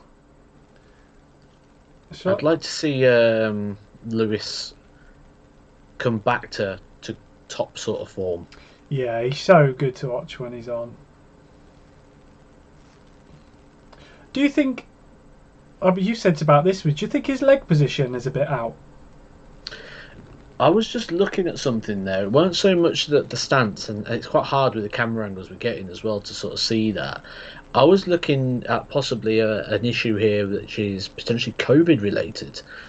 You think like we've been in COVID for a year now. There's a lot of businesses starting to struggle, and I'm just noticing that between the pair of these, the sponsors. Oh, what, on their shirts? Yeah, I think Michael Smith's got one plus unicorn. Oh. And then title sponsors, Ladbrokes and is it Selco? Yeah. And then Adrian Lewis has literally just got Target and then title sponsors as well, Ladbrokes and Selco. He's got one on his arm. Oh, yeah. Yeah. Yeah, that's their title sponsors. That's a good point. Yeah. Is the COVID starting to hit people in terms of the sponsorship agreements as well? You know, he's done the Edgar! In the Edgar building as well, the MK Marshall Arena, where I hit the 170 finish to beat Gary Anderson in the Summer Series last year. This is great darts. So it's heating up. So definitely something to consider there. You know, there's a lot of businesses hitting harder times. Is that now going to start reflecting in terms of the sponsorship that players can receive? Do you think it could ever be player related? What, sponsorships not going through anymore? As in people not wanting to sponsor specific players? Oh, yeah. Maybe due to attitude or due to, you know, just not... I can't think of any examples, but I don't particularly know much about Lewis. But do you think there's ever an opportunity if we go, he's a bit of a tit, we're not going to renew that, or they? 100%. Yeah. When you sponsor something or sponsor somebody, essentially you want them under the same sort of code of conduct as almost like an employee, because they are going to represent your brand on global TV or wherever they're going to be representing that brand. The last thing you want is someone to represent your brand in a way that's more harmful to your company or to your brand. Like, for example, if I was going to sponsor somebody with Edgar TV, it would be very specific to the person that I would kind of want. You know, you'd want someone who is active on social media, for example. You'd want somebody who's got a positive attitude. You won't want somebody who's negative, because they're representing your brand, and, you know. Definitely think that there's probably a big effect that's happened here because of... I would be surprised. Chris Bellard, you make a good point there. Yeah, I'd be surprised if Richie Edhouse struggles, because obviously he's in with Mission and Darts Corner now, so I think there'd be a good link for him. But yeah, it is. The thing is, you want a bit of character about someone you sponsor. People that, I mean, obviously local people like to sponsor people, obviously. But, yeah, and the other thing is you've got to also think about the type of audience you're appealing to as well. So the other thing about a sponsorship is you want, if that's essentially your advertising budget, so you've got to make sure that your advertising budget is reaching the right audience and reaching things that are going to benefit your company as well for the sponsorship. And you know, there's some places, you know, some sponsorships I don't fully get, and there's some that, you know, will benefit in certain areas, but I think it's just going to be really impacted at the moment in terms of sponsorships. I mean, things that I do, I think things like plumbers and builders and all the things that you see, I think because of darts being quite a working class game, I think that's... Darling, I've been waiting for you to come so I can go to the toilet. Could you just fill in for me quickly? I know you look at the moment like Marshmallow Man, but... Well, she just got out of the shower. Yeah, I didn't realise she was in the shower. She's come in, she's wearing a Snuggie, she's got a towel wrap on, she looks like Marshmallow Man. But I need the toilet, so would you just sit in for a second for me, please, darling? Yeah, 2 seconds. Yeah. 2 seconds. Yeah, would I advise specific players to change their darts? No, because I go on what the player feels comfortable with. If a player says to me they feel comfortable, I may recommend things for them to try, but I would never get them to sort this bit change out, their darts as such. Fall down over my eyes, and I won't be able to see the stream. Are you coming in here? Are you coming in? Yeah. I mean, I moan about Peter Wright and when he changes his darts, but that's because I feel like there's a better set that he's used. But in terms of how he feels, I wouldn't necessarily That's a rarity, isn't it? recommend a change. Unless, I mean, like with Matt and his wrist and his 21 grams, that was a good change. Right. You're alright? She's gone again. Oh, she's come back again. Right. Yeah, Dean Winstanley is a very odd one. Oh, 132 finish. He stuck out a 170 and a 132. Good darts. Oh, good darts there from Lewis as well. Good game here. Oh, my legs. Been sitting too long. Yeah. Just give me a minute. I may have had a little part in Dean Winstanley there, Dave. We break. There you go. Right. Don't, oh. Be good. Be good. Make good comments. Keep everyone happy. Make good comments. We'll come in 2 seconds. I showed you some of the video for you. Did you? Which one? Oh no, I won't be able to hear you because it won't go on my head. Can you see me? It's the Simba video. Oh yeah, you can see me there. Hello. Oh yeah. This looks a bit funny because the headphones aren't actually reaching my ears, but I can. I think the funny bit, Jodie, is the bit on top of your head. The big towel. A big towel, yeah. So yeah, I've just been in the shower. I've missed what game? Lewis and Smith. Okay, Yeah, fine. good game so far, Lewis Jodie. looks like he's playing well. Yeah, Michael Smith's taken up 170 and 132. Some good stuff here. Good. Oh, hello everyone. Hello everyone to the stream. How are we all this evening? Oh look, we're 11 likes away. Oh, from 250. Ding dong. We've got to get to 250 likes. Daz, I have no idea where Russ Bray is. He might be having a rest. Marge Simpson, that's the name. Yeah. Oh, shall we nick a bit of Matt's juice? Shh, and not tell him. Spit in it, Jodie.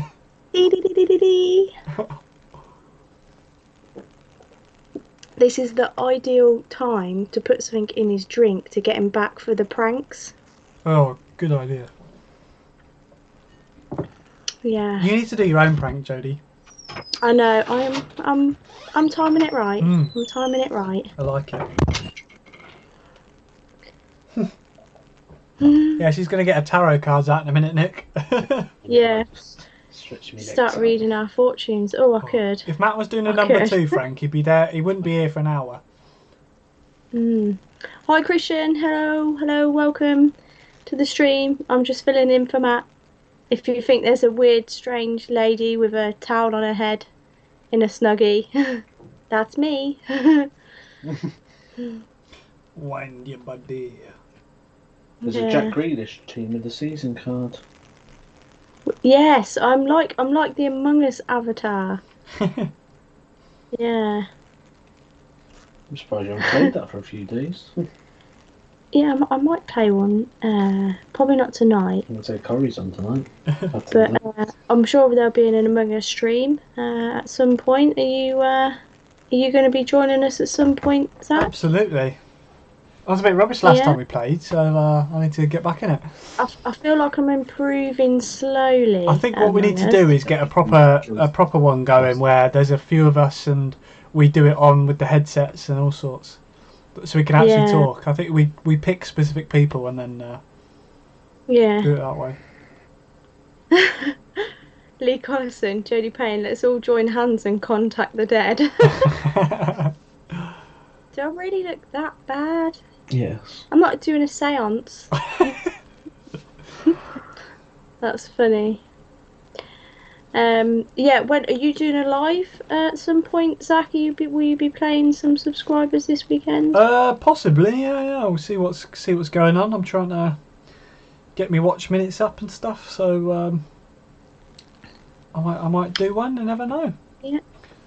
I feel like I need to. You played so well the other day. I can't believe it. Yeah, the thing is, I have legs where I do really well, and then I have the really bad leg. Yeah. But I did well that weekend, and I was like, I was more determined. I was just itching to beat you. Because you went out and won as well, and I was like, whoa. Yeah, I was well happy about that. Going out in one. But then I have been practicing doubles down the board. I say practicing, I don't really practice, but when I have a little throw, I do go down to like the 19s and 17s and just have a practice, because you never know. You never know. Oh, Lee Collison, I have the proximity app. Yeah, I haven't played proximity chat yet. I think you'd like that, Jodie. You can only talk to people within a certain distance around you.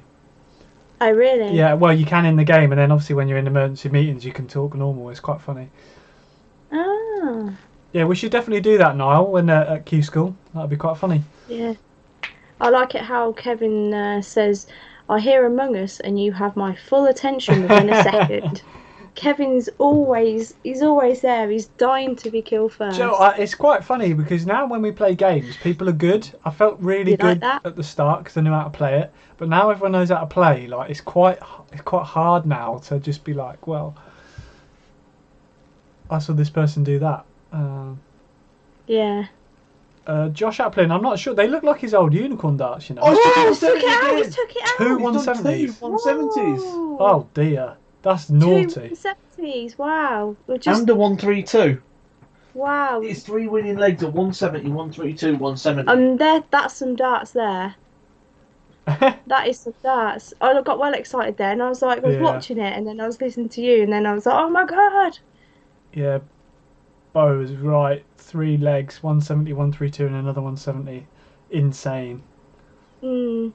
Do you think now that Smith is now level, do you think he can go on to win this? Yeah, definitely. Well, he's going to hit 180, yeah, or he's not 140.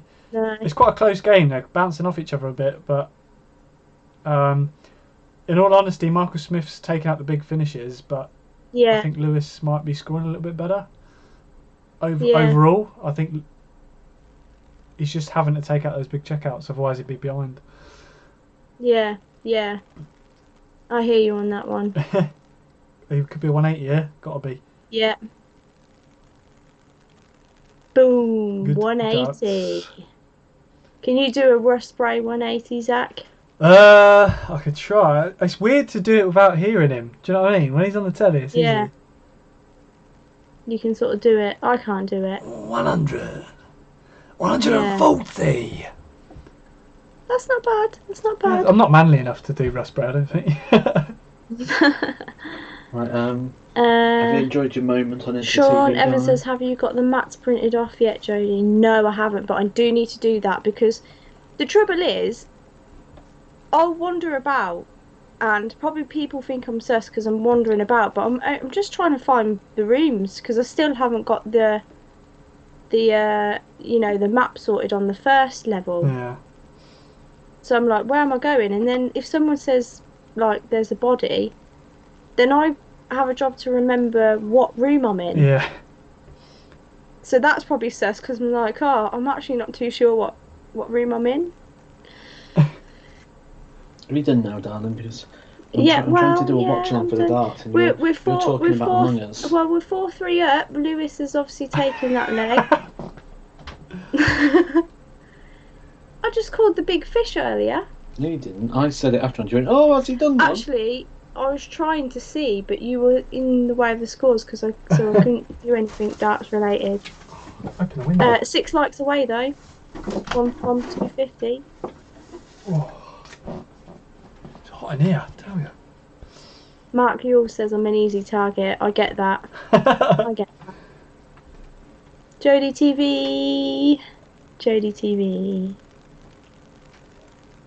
I feel like I'm having to hold it up. I've got quite a heavy weight on my head. You could always move aside now. I'm gonna hand it over now. Bye, Jodie. Bye. Thank you all for having me on the show. I don't think they're much of a choice. Right, I'm off now. Yeah. We'll just put it down there. Oh, surely not a 150 as well. Bye. Surely not. Oh my goodness. Oh. 170, 132, 170, 150. That is unreal. Wow. He's my little doggy. That's got to be the... What is the most ever consecutive 100 plus checkouts, Matt? I hope you enjoyed that insight there about the darts. Oh my dear. Did you see that 150, Matt? I didn't know, but I'm getting the impression that he's took out a 150 to go with the 132 and the 2 170s. That's incredible. My word. This is a hell of a game. We said this has got a game that I'm going to do an average check quickly, actually, while we're on. Good shout. Unreal stuff. But I feel like Lewis is edging it mainly because he's scoring a little bit more consistent. Well, and he hits a 5. But, yeah. He's not fussing the dog. Lewis is having Smith is having to take out those finishes. 98 versus 96. Yeah. I feel like... Is that the 96 to Smith or Lewis? 96 to Lewis. They're both 97 now. Yeah. Both levelled at 97. It feels like Lewis is playing a little bit better overall, but the finishing is unreal.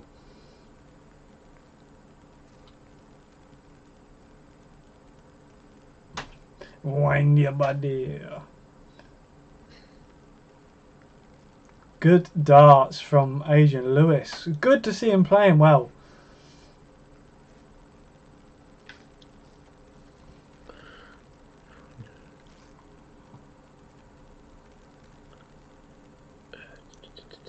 Right, I think I've caught up. I think whoever loses is going to feel a little bit disappointed with the defeat.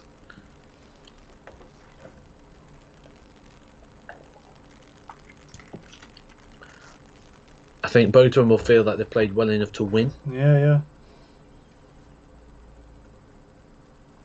Who do you think is? Do you think Lewis takes it on the throw in the last leg, 6-5? Yeah, I think Lewis takes it on the throw. Playing smooth, isn't he? It just looks good. That first dart is going quite high in the treble bed, and that's perfect for him. I think if he keeps getting those darts just slightly above or in, yeah, that's a good dart. For me, it looks like he's throwing faster. Yeah. He's not slowing it down like he has done in previous years. Oh, surely not. Imagine if he does this. Oh. No. Boo. Watch him go and miss 3 darts at this now, and then Lewis will ping it. After all the big finishes that he's took, you know it'd just be absolute darts all over to see him miss 3 at a double. There's one. No, he's not. He ain't missing that. Darts. He ain't missing that. First to 6, Aiden. So this is the leg. This is the one. Why can't this one go on? Yeah, we did say beforehand that if one plays well, they'll both play well, and it'll be very entertaining, quick pace, just bang, bang, bang.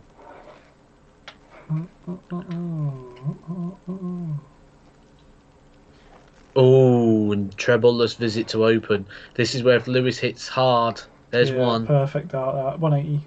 Oh, damn it. 18s. Oh, he's gone down. He's got 2 trebles though. Smith needs a max. He's in trouble.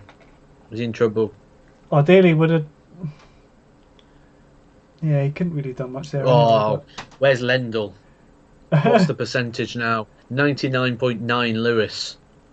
99.8. Got back for the treble. Oh. 98%. I'm going to make my own stats up. I'm going to make my own stats up. 98% Lewis. It's a big one here. 99. 99.2. 99 again. Let's go 99. Wasn't there there's an outrageous stat of someone having two 170s in a game? I think it's like someone did a YouTube video on it a while ago. Can't remember what it was. It's really small to get 2 170s in a match. He's got 6 darts at 125. That 99% chance of Edgar's stats looking good. I'll go for it. That first dart's lovely. Fair play. Tops. Got 3 darts for the match. Might be more. Looks like more. Should be more. Looks like 6. Does he need 6? Osty, how many player accounts 2. have you got? He needs 3. Good game. Very good game there. Good game, good performance. Yeah. He's now saying, what is it with you hitting these big finishes? Like, turn it in. And it's like, every time I look up, it's like, big finish, big finish. I had a handshake, a cuddle, then a handshake again. Daniel Sturridge, you're right. That was it. That was it. So Smith is not getting the spot. True. Yeah. If A.D. Lewis wins this, well, he's got to win it though. I think, and he's got to win it. Yeah. Let's have a look at the draw. See what happens now. So Adrian Lewis will play Gary Anderson. Oh, that's tasty. Well, you don't know what Gary Anderson we're going to get. Is it the Gary Anderson that said he's going to be practicing loads, or is it the Gary Anderson that says, "Oh, I'm off ski. Let's watch some Coronation Street." I'm off ski. I love that. Adrian Lewis, Gary Anderson. I do. I'd be interested to know. Is Lendl here? I'd be interested to know the stats on this one. Yeah, great darts match. No mucking about. Yeah, exactly. Again, that'll be another good match if. Obviously it's going to be Adrian Lewis and Gary. That's just another no-nonsense game. Yeah, just throw, pace. Chris Bell, I think Chizzy would have to win it to get in, to be honest. If you take the year, I think Chizzy would have to win it. think Cullen would have more of a chance than Chizzy. It's a tough one, isn't it? It's tough. If it is definitely coming from these, I mean, originally I thought Michael Smith. James Wade's in this, isn't he? Yeah. James Wade is playing Chris Dobie. Oh, I need to update this. Then would run into Michael Van Gerwen. All right, let's get score predictions in the chat. Beats Bunting. He has to play Price. Oh, and yeah, buddy.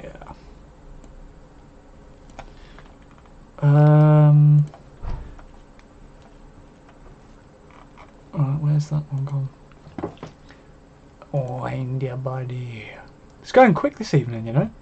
It is, isn't it? There's not many left. Is 2 left or 3? We got 3. This one, the Susan Clayton, and then Cullen and Bunting. 3 games left. Buddy. Time flies when you're having fun. Here on Edgar TV, that you need to make sure you've subscribed to, and you need to make sure you've hit that like button, because we're only 5 likes away from 250 likes. Wowzers. Wowzers, wowzers. Who wears the trousers? I think you need to ask me that question. Oh, we know who wears trousers in your house. Make you laugh. She was cleaning the tiles in the kitchen with a toothbrush. You mean you was on your hands? No, I wasn't. I wasn't.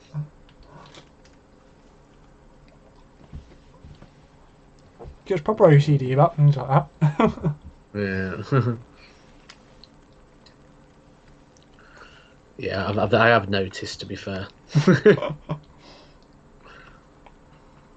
can't say I haven't noticed. I would be lying. Bless her. Oh, we got 250 likes already. Oh, wow. That's mad. Thanks, guys. Thanks for that. So it does, like I say, it helps us out with YouTube. So I just flip the switch. Flip. 253. Goes up quite quick, don't it? Wow. Gurney's won the ball according to our stats at the bottom of the screen there. You can see. Good old Daryl. Gurney wins the ball. I think Gurney I think we see a good Daryl Gurney performance here today. I think that's a very, very important win there, because Michael Smith could have easily have won that and he held his nerve. I think that's a big, big win for Adrian Lewis there. Yeah. Because he made it, it was a bit of a comfortable... It wasn't a comfortable game because Michael Smith was popping everything, but Adrian Lewis just didn't seem to phase. He just finished the game off. Oh, I like those little stats. All the right-hand side players have won tonight. I like those little bits. Those little quirky little things that go on. Here's one for you. Every time John McDonald's been on the stage before a game, someone has won. So, John McDonald's good luck. Good luck charm there, I'd say. Someone wins. Yeah, but that means someone's always lost, so it might be bad luck. Oh, wow. Mr. Negative. Oh, interesting statistics, eh? Little bit of gap.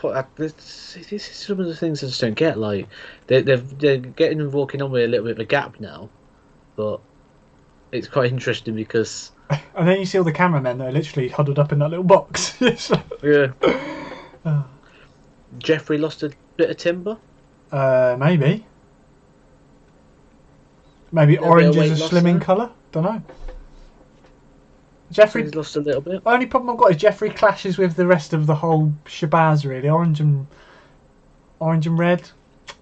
Don't know about that. Here's a little treat for you. Do you know I did the video on what do dart players keep in their case? Yeah. Jeffrey Deswan has something in his case that's unique. What? Have a guess. You have a guess what it is. Chat box, have a guess as well.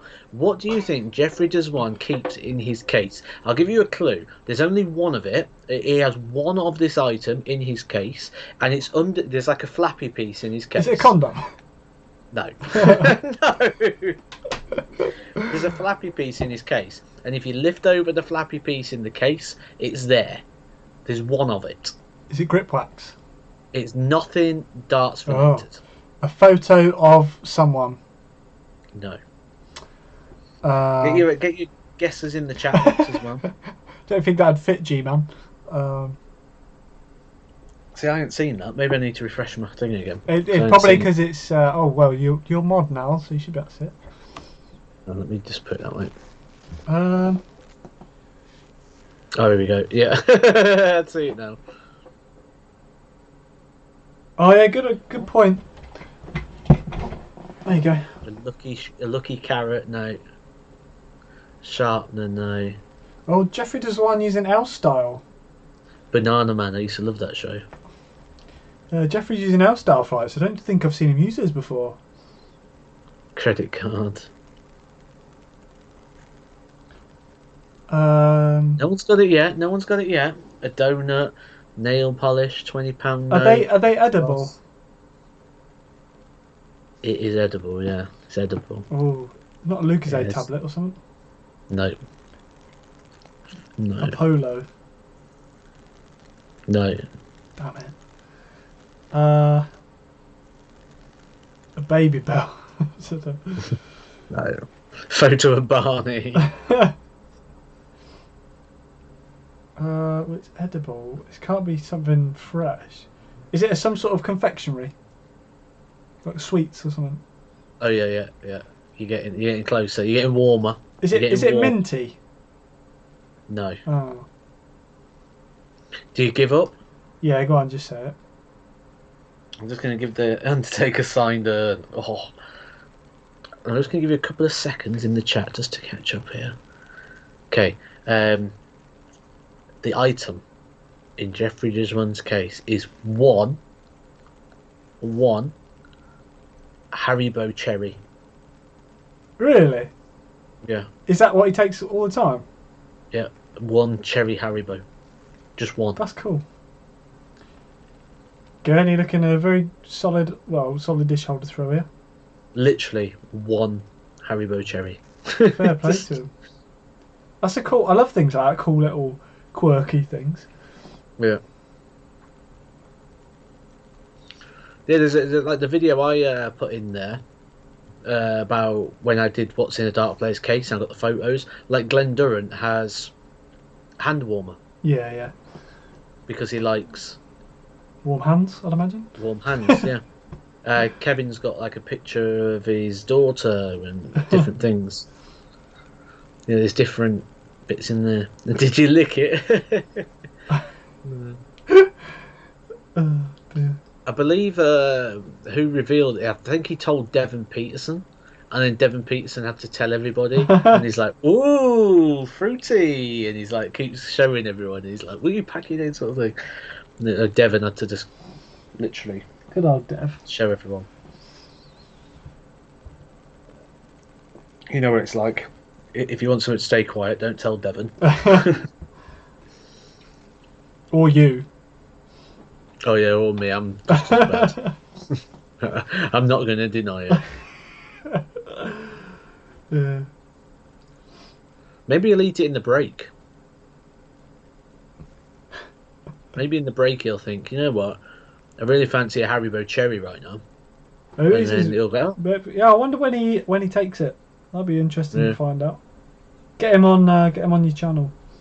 Yeah. Let's talk When darts. do you eat your Haribo cherry? Just keep asking questions about the cherry for an hour straight.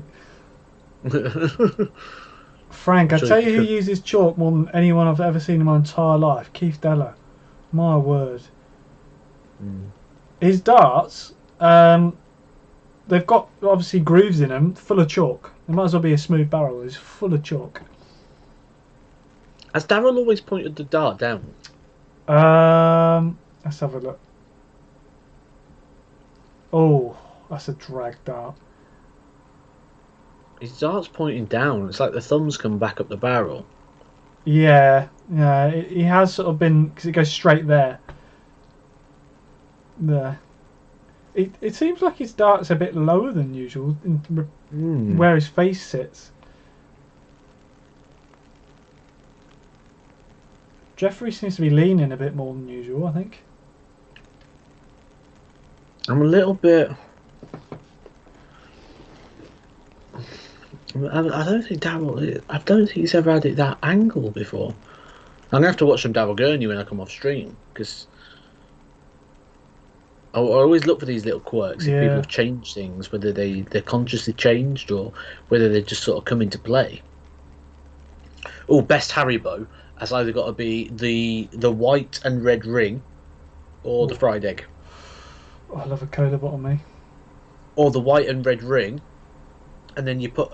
It's just the right size to fit a green gummy bear in the ring hole. Yeah. And then you have them... Oh, grow up. Grow up. Austin, clip it.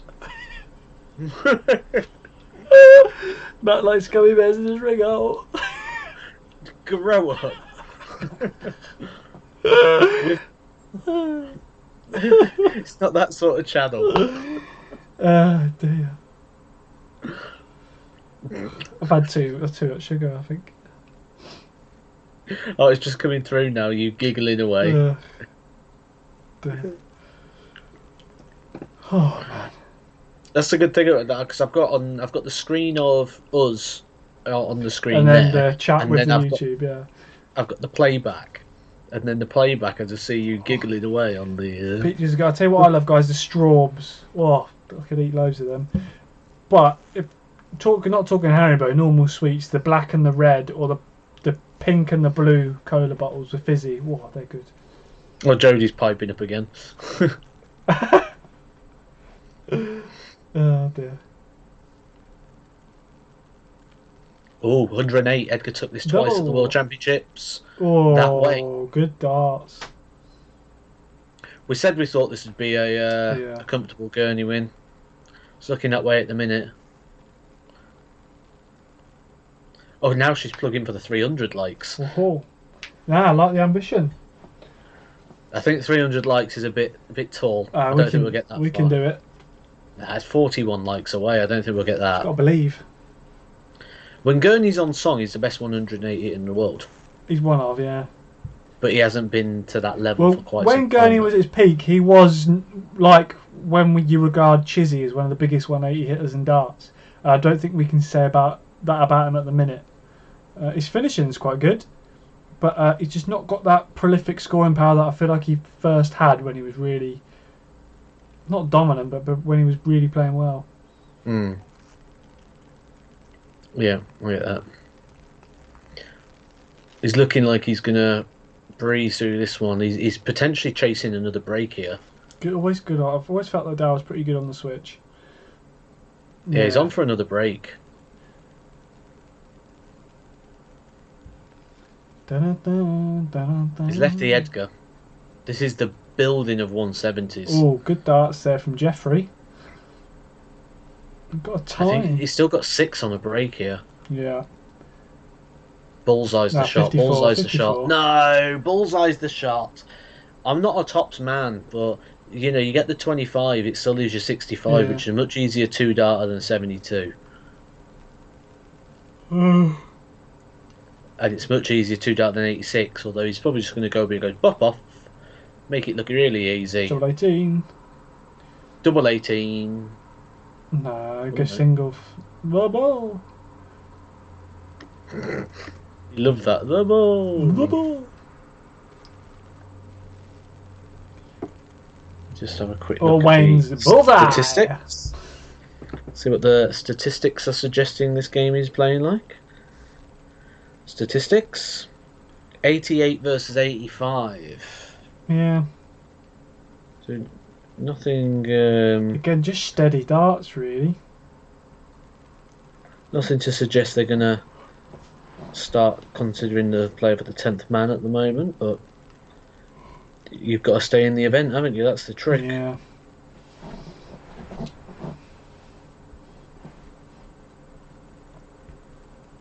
Yeah, not really much. Bit of a drag dart there. Good cover shooting there from Darryl Gurney. Deswan needs to keep. That's it. Good first dart. Good darts there from Deswan. 180. Can he break the throw in this leg? He needs it. Get one back and a hold. He's back in the game at 3-3. How do, guys, just coming into the stream? My first match, Frank, of 2021 is looking like the UK Open, which will be played the weekend of the 5th to the 8th of March, I believe it is, or the 5th to the 7th of March. So that'll be my first game as it stands. We'll see if it changes. Oh. Nice, Dan. Was it a 15 dart leg, Dan? Good stuff.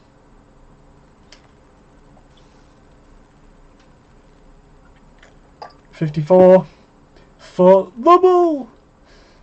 The bullseye. Oh. He's hit a 1. 49 left. Oh, good share there by Jody. Good share. Like that. Danny Baggish on the stream tomorrow night for a live chat. You guys will be able to ask your own questions. She's good, isn't she? That deserves a Valentine's Day card, that. To Danny Baggish.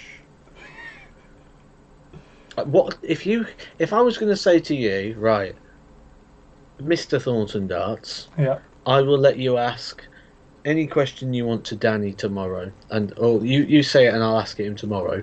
What would be your instant go-to question? Instant go-to question. That's a very good. Yeah, what would you like to ask? Do you know Mr. what? Baggish? I think it would be. There's probably two really. One is recent. How did he remain so calm with everything going on in his life while he was at the Worlds? How do you switch off from life with that sort of stuff going on, and then play like he did? Because he seemed to just.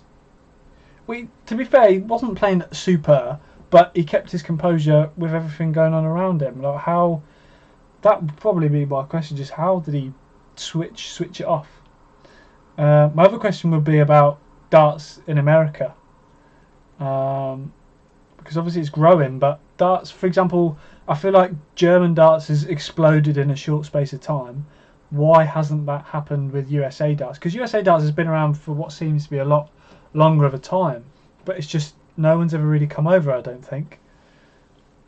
Okay, so to re-ask you the question, because maybe you misunderstood it. Right.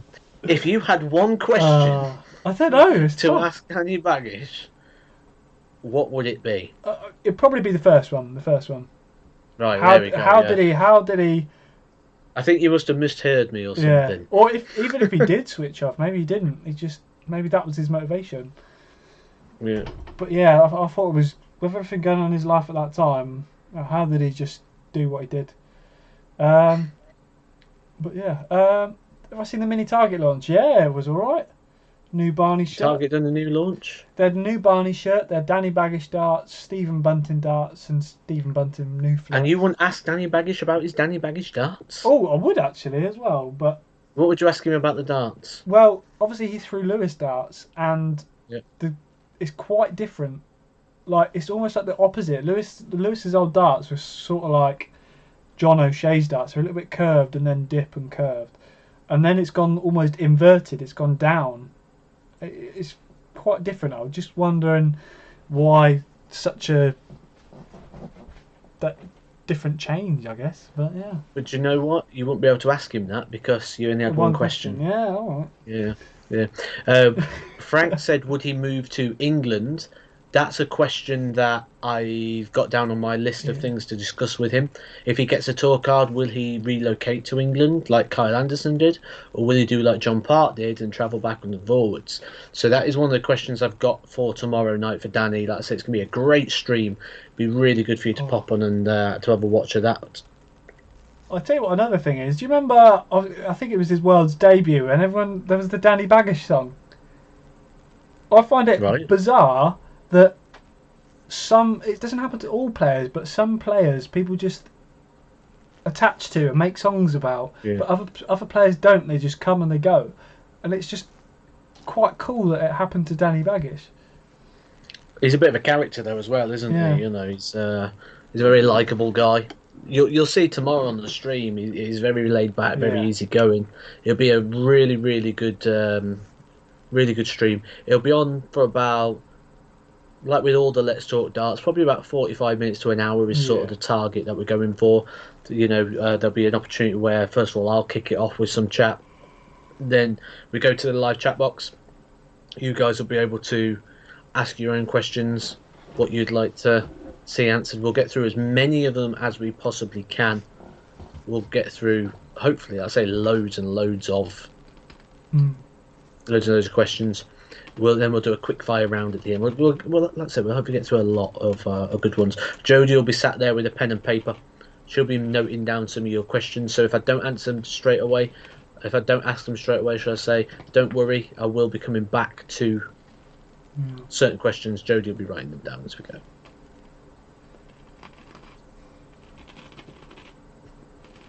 That's it.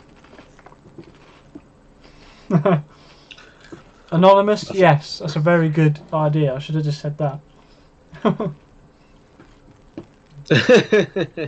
Yeah. And you didn't think? How did you stay so calm? And how did you? And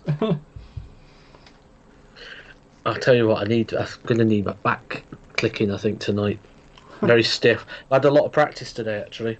Ooh. So Friday's one of the days that I don't teach at the moment. So I am teaching at the minute, and yeah. Slims or kites? Slims. Yeah. Yeah. Bit of a slow start here again. Did you not qualify for this or something? This is the top 24. Used to be the top 16. It's been extended to top 24. 57 in the world rankings at the moment. So.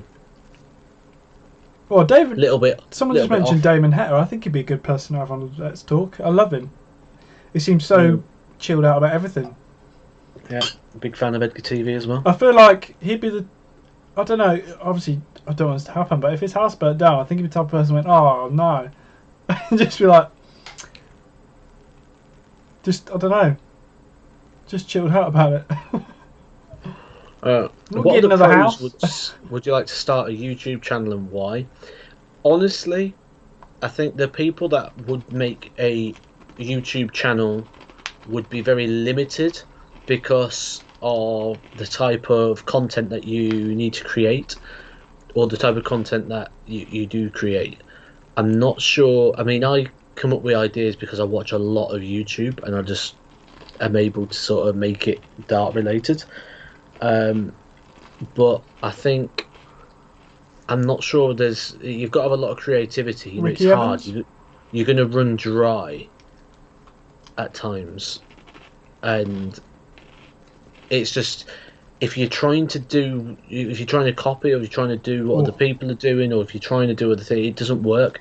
You've got to always be. If you're the innovator that has the ideas, then you can always have new ideas.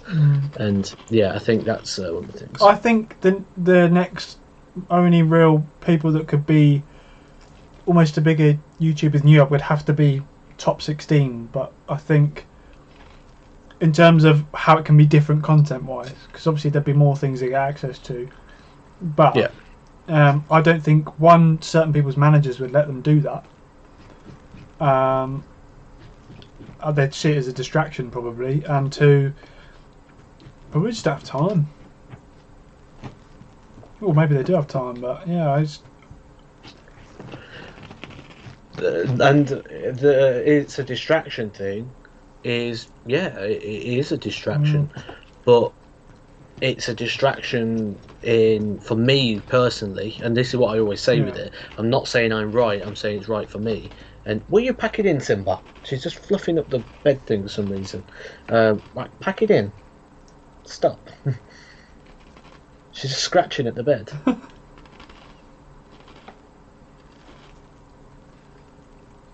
There we go. She stopped. What was I saying? Yeah, I was saying like I'm not sure it's right, or if it's not right, or it's wrong, or whatever. But it's what's right for me. Yeah. And to somebody else, they might need a different type of mentality or a different type of focus. Some people still work when they don't have to. teaching for a few weeks. You know, some people still have full-time jobs like Darren Webster, Johnny Clayton, James Wade. Some people still like to go out and do something other than darts. Yeah. And some people have struggled when they've gone to that lifestyle of just darts. Wayne Mardle, for example, Yeah. when he went to just darts, struggled because it's all you do. You sit around and just think about darts and, right, I've got darts at the weekend, so all week I'm going to think about the weekend. I've got no darts for 2 weeks, so I'm going to sit and think about darts for 2 weeks. Oh, that didn't go well, so I'm going to dwell on that. You need these different things in your life, and for me, that's YouTube. Yeah. And I think that's what people don't understand about Harry Ward, how much darts sort of takes over. Because everyone's like, oh, how could you waste the tour card? But obviously people, I'd imagine that most people that do it love darts, but then when it becomes everything, all you ever think about, the reason you're happy, the reason you're sad, I bet it can be quite demotivating. Yeah, well, the thing is, we all started playing darts because it was fun, Yeah. and it was a game, and you're with your friends. And then all of a sudden, it's no longer fun, it's your job. Yeah.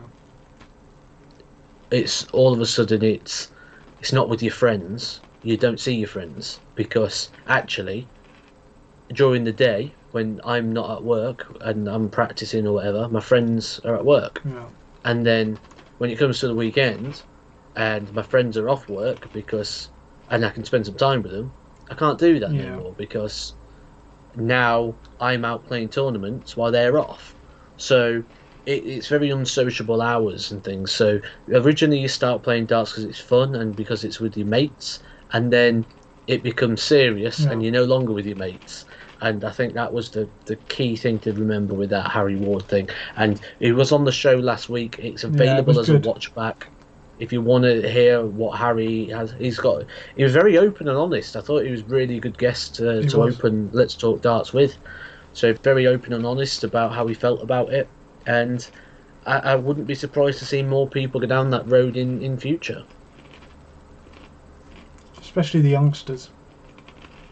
Yeah, because they miss out on a lot at the moment. When you get an 18-year-old winning a tour card or something like that, if someone like, for example, I think Jared Cole is one of the big up-and-coming players. You win a tour card too young, and I think you'll be kicking yourself. You're thinking you're missing out on a lot. Oh yeah, and I stopped playing around that sort of time as well because. I mean, what age was Bradley Brooks when he won his? I think he must have been 16, 17, wasn't he? Yeah, he wouldn't have been too old, and all your mates that you grew up, they're off doing something. Oh, you coming this weekend? No, I'm in Barnsley. Right, okay. I'm in Barnsley this weekend. Right, oh, it's so and so's birthday. It's 18. We're all going over to Magaluf for the weekend. You coming? No. In Barnsley again. And it will have an effect for sure. I can see more people handing it back because, let's say, you lose that side of it, don't you? It's like young Leighton Bennett. I think there's a lot of pressure put on him. I think he's putting pressure on himself to be the best he can be, but then by the time he gets there, he's missed out on all these things you're supposed to do as a 14, 15-year-old boy. Going out, playing knock, don't run, and all these stupid games. Like, you miss out. There's a lot of sacrifice. There's an awful lot of sacrifice. Being a father myself, I've missed out on so many Father's Days, bonfire nights, birthdays. This year, practically missed out with Christmas, because of self-isolating and the World Championship the way it was. So there's a lot that you miss out on, that sort of upbringing of the children as well, So yeah, there's a lot of sacrifice, There's one's come back into this game. I think mainly because Gurney's dropped off a bit, but it's slowly closing the gap. I'm going to have a look at the stats. I still think it's in the 80s, but...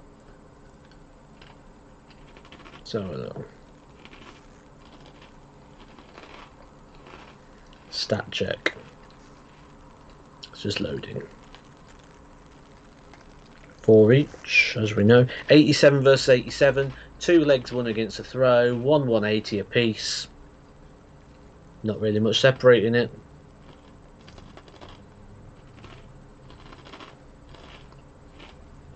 One's had a chance here to break the throw and hasn't really stamped that home. If he does take this 92, I think he's the winner.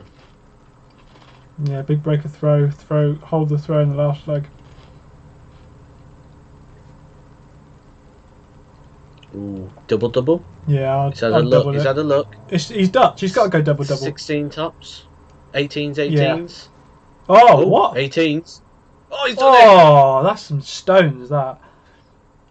He's shown the minerals. Now he's got the throw.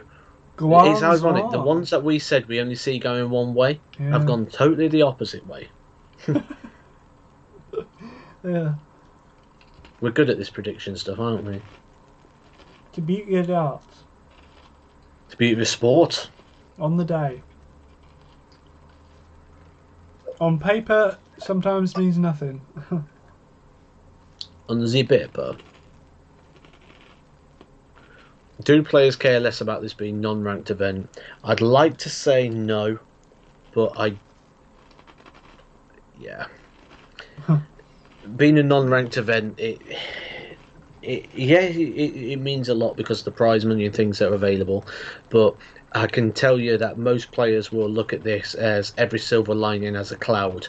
And if they win the event and it was 100,000, it'll be, oh, if that went on my rankings, and there's going to be that element of, I guess maybe only for those Premier League player potentials. They're probably the only ones going, whoa, this is big. The return of the SJ has just said, who do you think has had the best performance so far tonight? Who's man of the match so far for you? Adrian Lewis. Yeah, I was going to say Lewis. So Lewis or Whitlock for me. Oh, Whitlock, good shout. Like that. Good shout. I wouldn't say he's necessarily thrown it. I wouldn't say Daryl's necessarily been playing amazing. I just think that whereas Deswan was sort of a bit under par, he's now coming back up towards his game. Whereas I think Gurney's just still teetering. I mean, he started well. Oh, yeah. He started well finishing wise, Gurney, but he still wasn't really scoring. Yeah, there, see, finishing's good. You saved him there. Do you say who takes this? I think Deswan.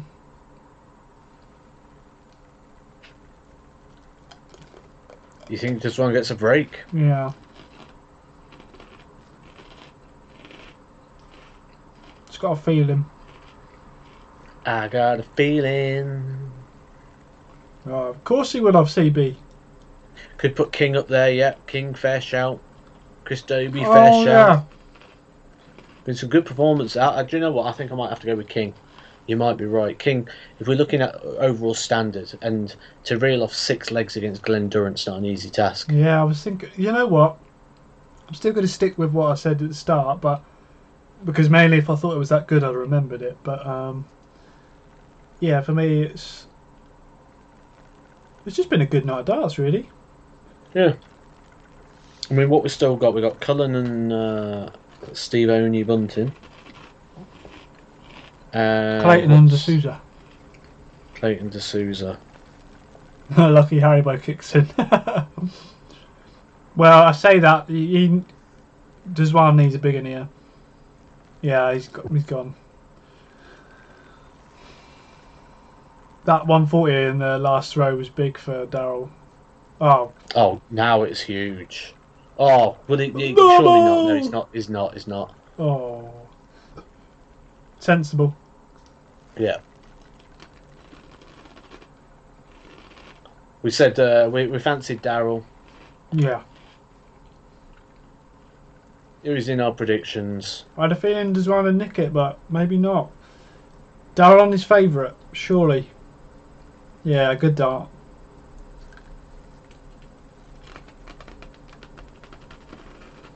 Seems happy with that, yeah. Ish.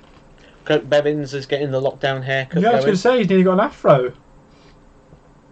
Yeah, he's got the lockdown do. How are you prepared for the UK Open?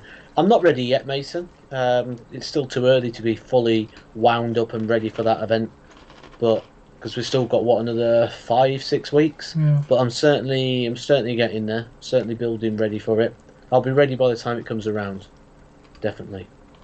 Jody makes a good point. If you haven't done so already, hit the subscribe button, join the Edgar Nation. Even if you've been watching my videos for a while, guys, just check out underneath, and if the button's red, it means you've been watching them but you're not subscribed. So hit the subscribe button, join the Edgar Nation. Be in the official Edgar Nation by hitting the subscribe button. Join us. Get your residency. I'm just seeing Thornton just sat munching on onion rings. I love onion rings, honestly. The only problem is you get such oily hands. Right, let's have a look. So Gurney and Deswan are out. In comes Johnny Clayton and De Souza.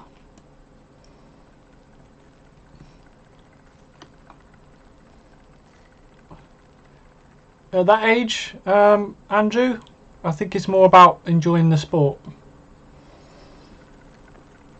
I think just enjoying the game really is the most important thing.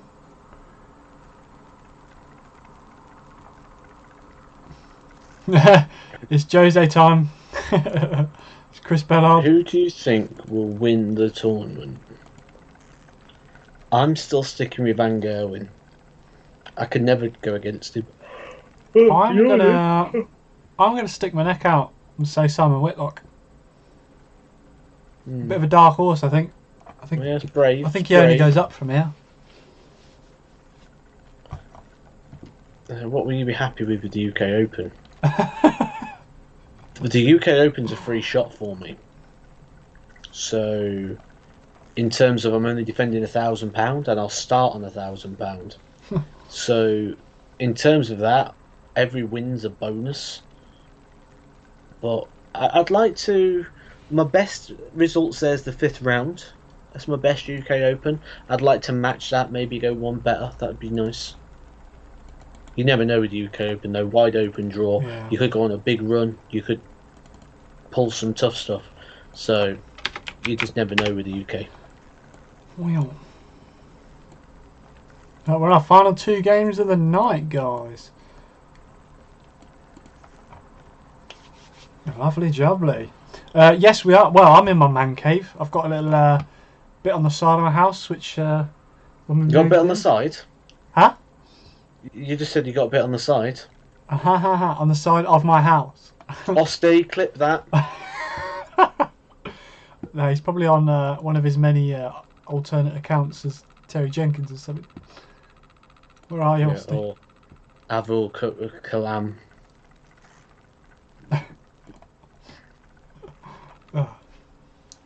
I'm so clipping that. I didn't say MVG. Oh, you're saying no. MVG isn't using darts. I'm going for right. Yeah, maybe right, but right is probably using new darts. We'll find out tomorrow on that. Both of them seeds coming in tomorrow. Ooh. Mark, congrats on your win this evening. He won in his league game. Darryl Gurney plays Chizzy next. I'm loving my new headset, mate. It's so much more comfortable. The only problem is I can't really hear. I've got one ear on at the minute because it's literally so, like, it's almost noise cancelling. It's really nice. It goes proper over my ears. Yeah, really comfortable. Loving it. Oh, they're annoying kids at school. Yes.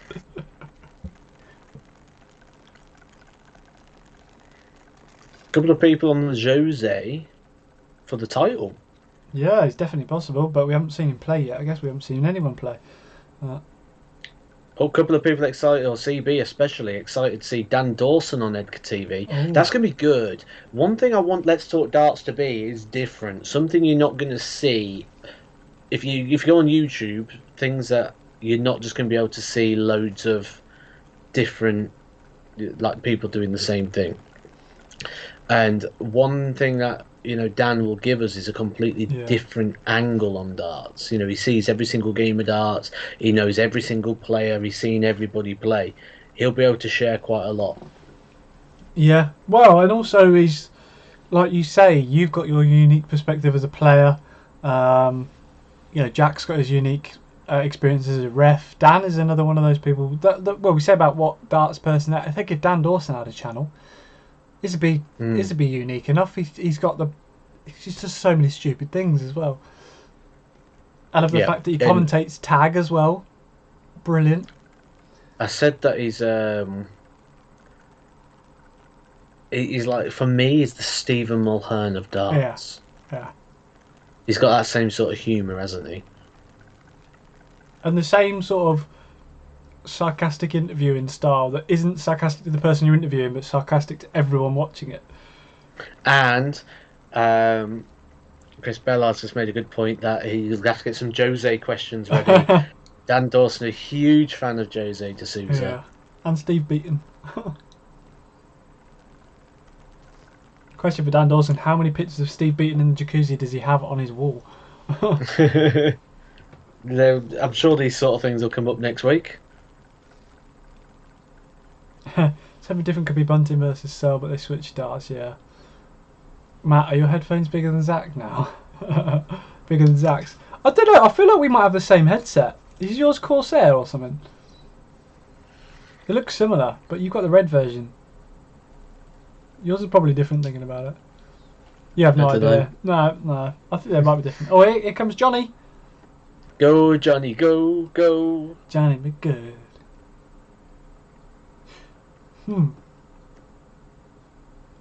See, Johnny's been talking a lot about this work and darts. I think that working and doing darts is pretty good. Yeah. Even if it's still within darts, like you do your coaching, I still think it's quite a big factor for a lot of players. I think there's a couple of players that can maybe do with a day job. That sounds awful, but something different to do, yeah. Yeah. Because it'd be interesting to talk about Glenn with, I guess. His going from work all the time to none. Does he think he's gone better? Would he have won the Premier League if he was still working? You never know. There's a fine line where, when you look at it, you need to have that time to prepare properly and to practice properly. But also with that, you can't wake up in the morning and go to bed and the only thing you ever think about is playing peak performance darts. You need to be able to come out of that. And I say that's for me what coaching does, that's for me what YouTube does, and at the moment that's what teaching does for me as well. But then when it comes around a bit more closer to the UK Open, that all needs to get lowered down. The darts comes up. Roger Jose starting strong. Clayton's starting strong, yeah? Yeah, especially this year, like you say.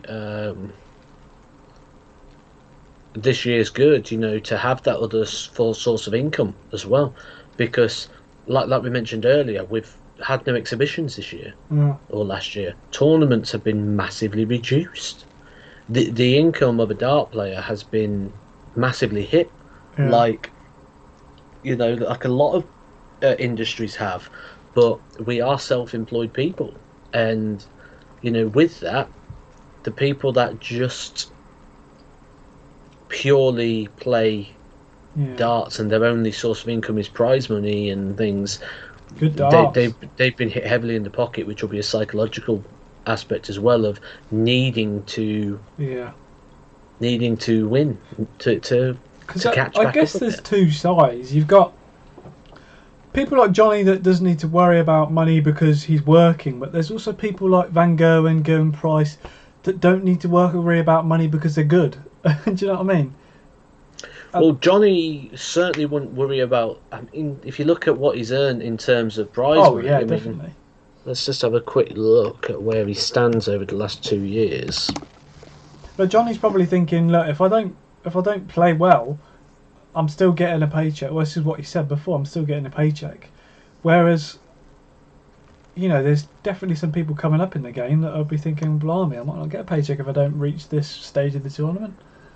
Yeah, so Johnny Clayton in 2 years has earned £263,000 isn't it? from ranking events alone. That doesn't include non-ranking events. Yeah. So let's maybe call him 300,000. Mm. He doesn't need a 25 grand a year job on top of that. No, that's true. But then I guess it takes his mind off of it as well. But that £300,000 prize money doesn't include sponsorships, endorsements, royalties, exhibitions, and all other forms of income that a player may have. So you can probably put maybe another 50 on that. Yeah. So, but everyone's individual and everyone does what they want to, you know, what makes them tick, you know, what makes them feel better. Yeah, well, exactly. Johnny Clayton was a contender last year for the Premier League, wasn't he? He played in the Cardiff version of the Premier League. He did. He's absolutely brilliant. You got your Welsh on the go. I got my Welsh. Gavin and Stacey. CB in with a donation there. Thank you, CB. Very much appreciated. Yeah. Raise the income of a dart player. Depends which one, yeah. Everyone did probably lose his stars. Exactly. Jamie, exactly that. And that's me. But the thing was, I'm exactly the same. When I stopped working and I stopped teaching, the motivation as a dart player will start going down, which is when I started up YouTube. Yeah. Because I needed something not throwing darts and concentrating on darts to do separately. And, you know, we've ended up building this community here that's brilliant. I guess when you work in darts is almost a treat when you get home, isn't it? Yeah. What you're thinking about darts at work. You're like, I can get home, have a chuck for a few hours, go out to the pub with the boys. But then when it is your job, you're then like, oh, well, when am I going to play darts today? Do I have to do an hour here, an hour there? You have to fill in that time. It goes from something you want to do to something you have to do. Yeah. You know, I've got to do that today. I don't really feel that. And then, yeah, I think when anything becomes your... Oh, what's that? Jodie, if you think you can do a Welsh accent, come upstairs and let's hear your Welsh accent. We're all listening. What's occurring? You know, any second now the door's going to brilliant. open and she's going to be like doing her accents. I'll out Welsh you, Jodie. Don't worry about it. Sure, the door will be opening in a minute. Right then, I can do a Welsh accent. Play well there, actually. I have very fond memories of Wales, like getting cramp at the top of a massive hill and my mates having to carry me up it. I've had some great times. We went to Cardiff a couple of times, had some good times there. Just literally going on to see an average check. 99 versus 97 standard. Steady darts, tons. Good ton there from Johnny. Fantastic, some may say. Can't be any worse than Zach. Whoa. Oh, absolutely brilliant. Mr. David P180 gives us a thumbs up and a donation there. Thank you, Mr. David P180. Very much appreciated. Thank you. More chance of Simba doing Welsh accent than Jodie. Yeah, she's late. This is how she lays. So let's see if I can show you quickly. When she gets comfortable, I could do Scottish. Look at this. She like half twists her body. And she like lays on her back and like half twists herself. So her front legs, if you look, are like side on, and then as she comes down, she's like twisting. It's like Matt and Zach, time to retire for tonight. Looks completely tired. Huh?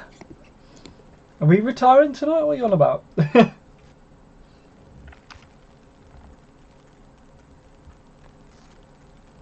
Oh, someone's asking what PC you're using, Matt. I'm sure you know all your specs, don't you?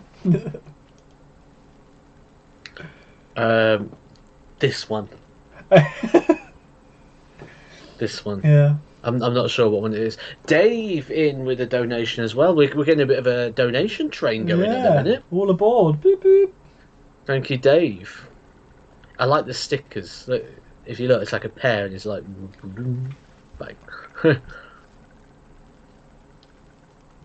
Yeah, she's like she lays funny, doesn't she? But Jose's pulling this back 2-2. Yeah. This could be a case of whoever holds the throw, because Johnny threw first, he might win. Could be a 6-5 again. Yeah. It's looking that way at the minute. Ba-ba-ba-bum-ba. Yeah. Still waiting for this Welsh accent from Jodie. I thought she'd be straight up here trying to take a moment in the spotlight, giving us some Welsh. She's probably practiced it downstairs before she comes up. Go ridiculous. Absolutely ridiculous. Oh yeah, she'll be having a little practice. She's probably making a video of it. Come hear me do my accents. Here's Simon Whitlock.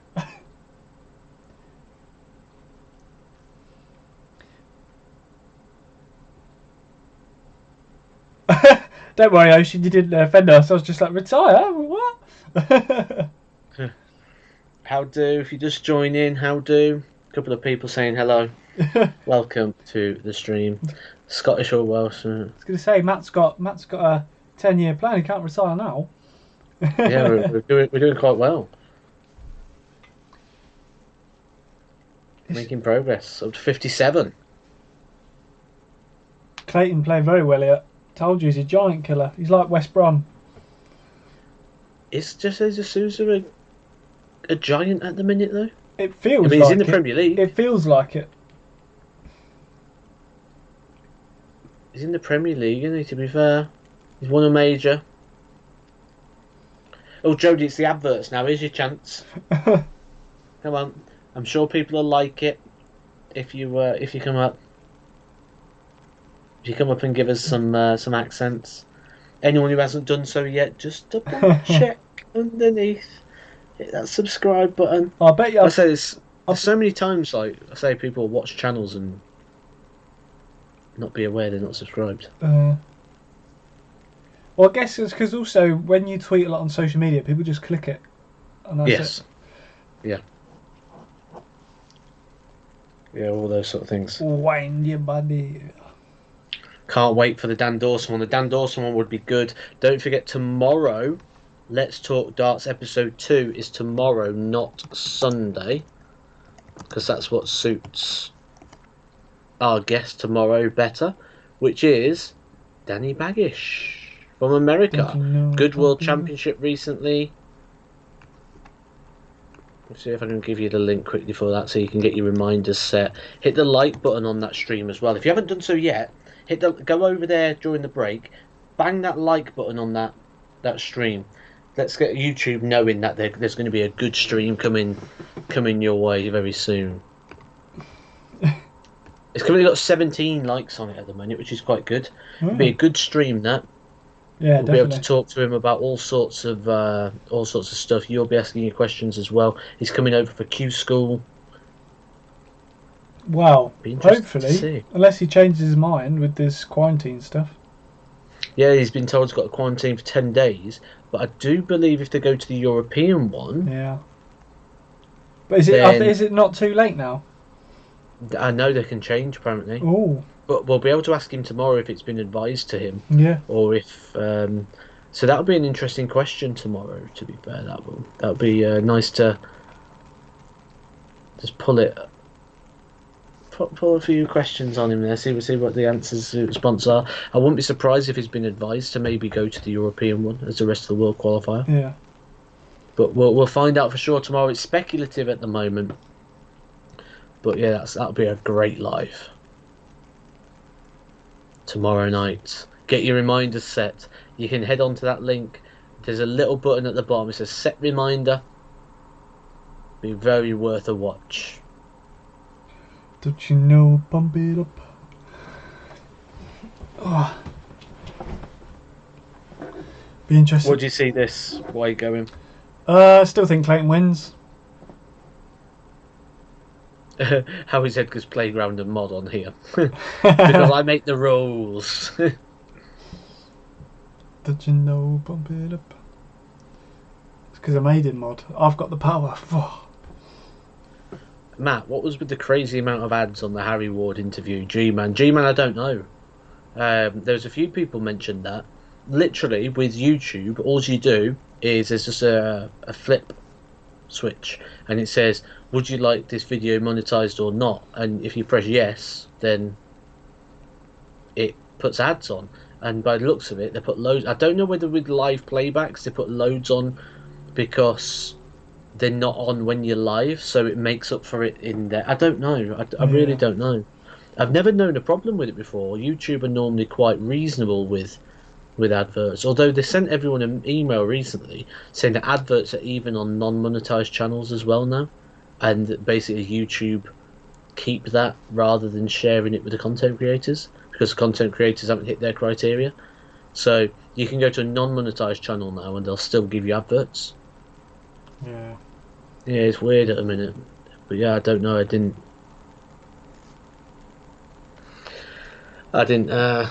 don't think you have more power than me, Osty. I'm literally on Matt's channel.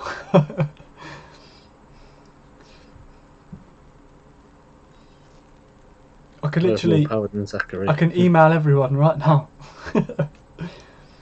You could literally take Osty off for being a mod. You know what? That is a great idea. And then you could time him out. Beanie spent about an hour doing that in one of mine, just timing Osty out. Oh, she's here. She's got a big grin on her face.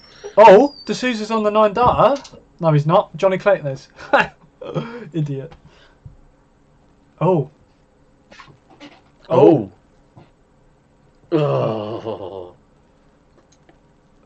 Don't lie. I'm not lying, Osty. She's having a drink, getting herself ready. Look, I'll type it in for you, Osty. It's me.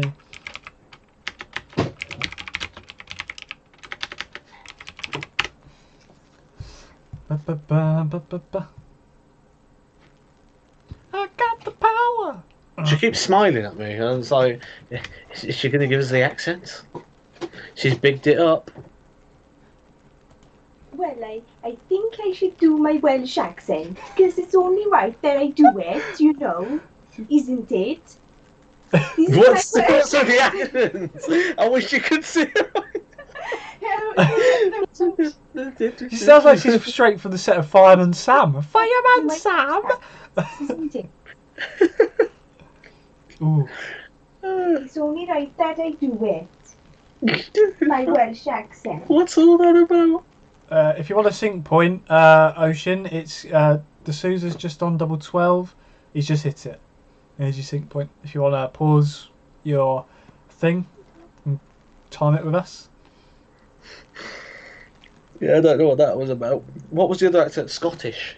Scottish. You got any Scottish in there? I have. What we got? Scottish. Hang on, let's mark Jodie first of all out of 10. Let's give her a grade. Go on, Jodie. Let's give her a grade before she does a Scottish. Let's grade her on her Welsh. On her Welsh, I'd say it was strong. It was like I'll give her an 8.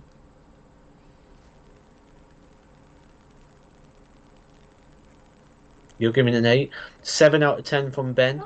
6 out of 10 from Eugene. You've got 4 laughy faces from Nick McCartan. Go, go. Go, Johnny, go, go. Johnny be good.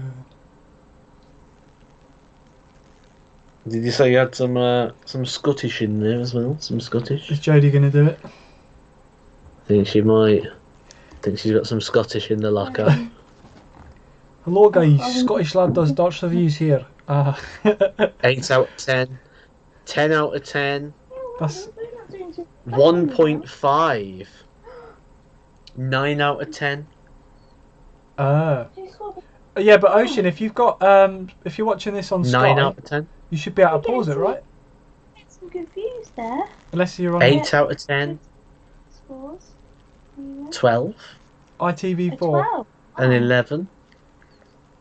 I'm a Alright. Welshman, I'd rate that 7. Actually, to be fair, Coming from a Welshman and I get a 7, I'm pretty happy with that. Let's hear your Scottish then. Ocean, I realise it on ITV4. Ignore me. Might have to practice my Scottish. Double six for Johnny. Do your Irish. When we went to Dublin, she literally just kept going around with this Top of the morning to you.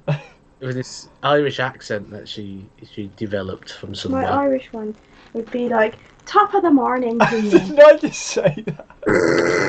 Actually, that wasn't very good. Zach just said that. Yeah. What? Top of the morning to you. That's what Yeah, everyone that's what says. Zach- It's everyone's That's like, go-to, I think, for I Irish. think it's because it's easy to say, I like, to get the Irish accent Good out. morning.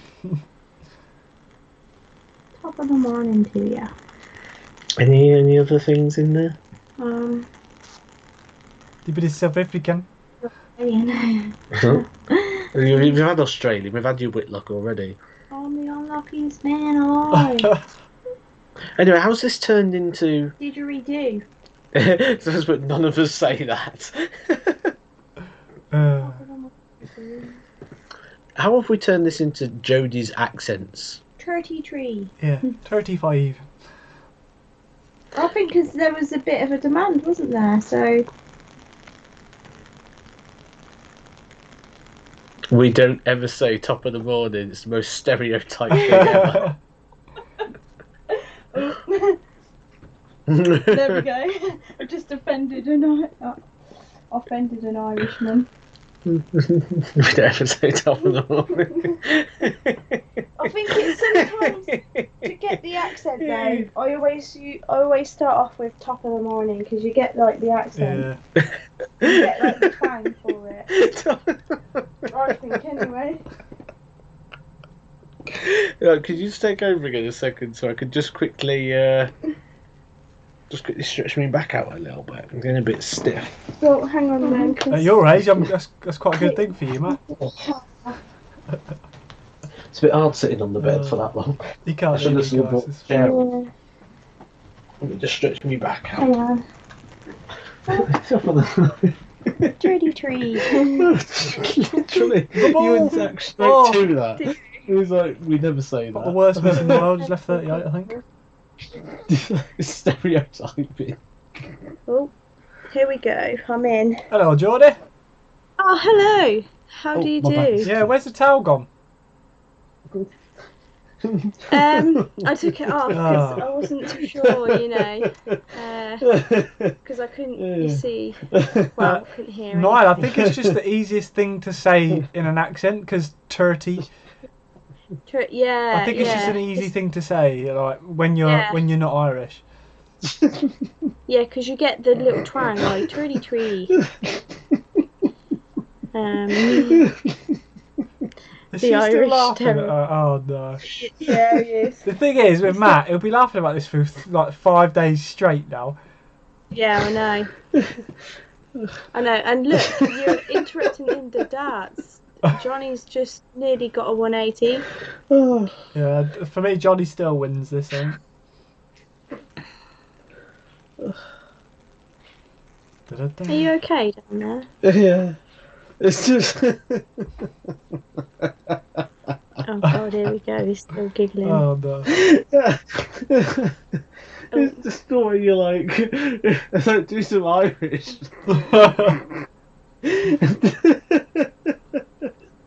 And And then Zach's like, top of the morning. Hello everyone. Hello. And then you do it. And you're like, top of the morning. And then The some Irish in killer. it, and they're like, That's funny. we never say that. It's so stereotyping. What do Irish say? What do Irish Probably say? like Come normal on. people. They probably just say normal stuff. No, yeah, but with a After twang. chaps. Why is that so funny? Oh no. Oh, Irish language will never survive after tonight. Destruction. that's So funny. sorry. It could be worse. It could be worse. It could be Scousers. I hold my head in shame. Top of the morning. Yeah, well, to be fair, I've only got my. I say it's a hoodie. It's a Looks very snuggy. Yeah, it's a snuggie. That's what it is. So it's all nice and warm. You know, it's nice to have on after the shower. Right, And it's got a over little it now. hood because my hair's like still wet. But I thought I'd take off the Oh. towel. Niall, what did she but- get you to do, mate? Whoa. Headphones on. There we go. I think I'm over it now. I mean, say the line Paddy. What? Just Paddy? Prank him Tops here. for Clayton. Straight in. Clayton just keeping a hold of his throw. Oh, there we go. I'm calming down now. Jodie's not going to Ireland anytime soon then. They'll have a poster of me as I get off the airport saying, please don't let this woman in. Have you seen a chick flick called Leap Year, Jodie? No. It's basically about apparently there's a tradition where you can propose to apparently in Ireland you can propose to a woman can propose to a man on leap year, and that's a very Irish film. No, I haven't In haven't Dublin. heard of that myself. Pint of Guinness, please. I've tried Guinness. Me and Matt went to the Guinness factory and tried some Guinness. Apparently meant to be the best. I could see that it was a different taste to like the Guinness that you get over here, but I'm still not a fan. 180. Matt, just not a fan. 180 from Johnny. I don't know why I said it like that. Johnny Clayton. Well, us Looking is comfortable what's here. Darts has become the non-topic tonight. Yeah, wow. Being a Liverpool fan and being Scouse is different, Ocean. Don't worry about it. Oh, try Palinka. I've got Scouse mates, but you could barely understand what they're saying. Oh, good day, Warren. Try American or French. I actually speak French. And I'm part I American. know, but yeah, like you'd start by bonjour, and then you'd be like, Bonjour, je m'appelle Zachary, et toi? je m'appelle Je m'appelle Jody. Oh. jeudi, yeah, jeudi. Qu'est-ce que tu as Pen- dans ta chambre? Yeah, that's it. Pénible is pain. Le petit Yeah. pont Petit pois. sent me the meme. Oh, yeah.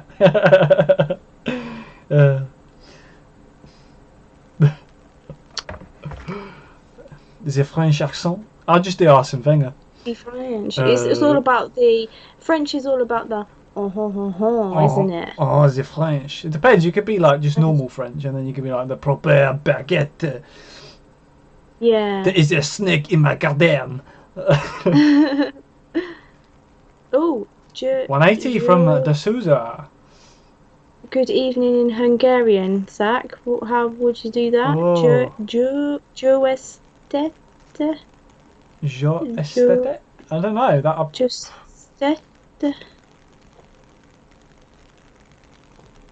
Yeah, we learned French and German at school, but I can't remember any of it.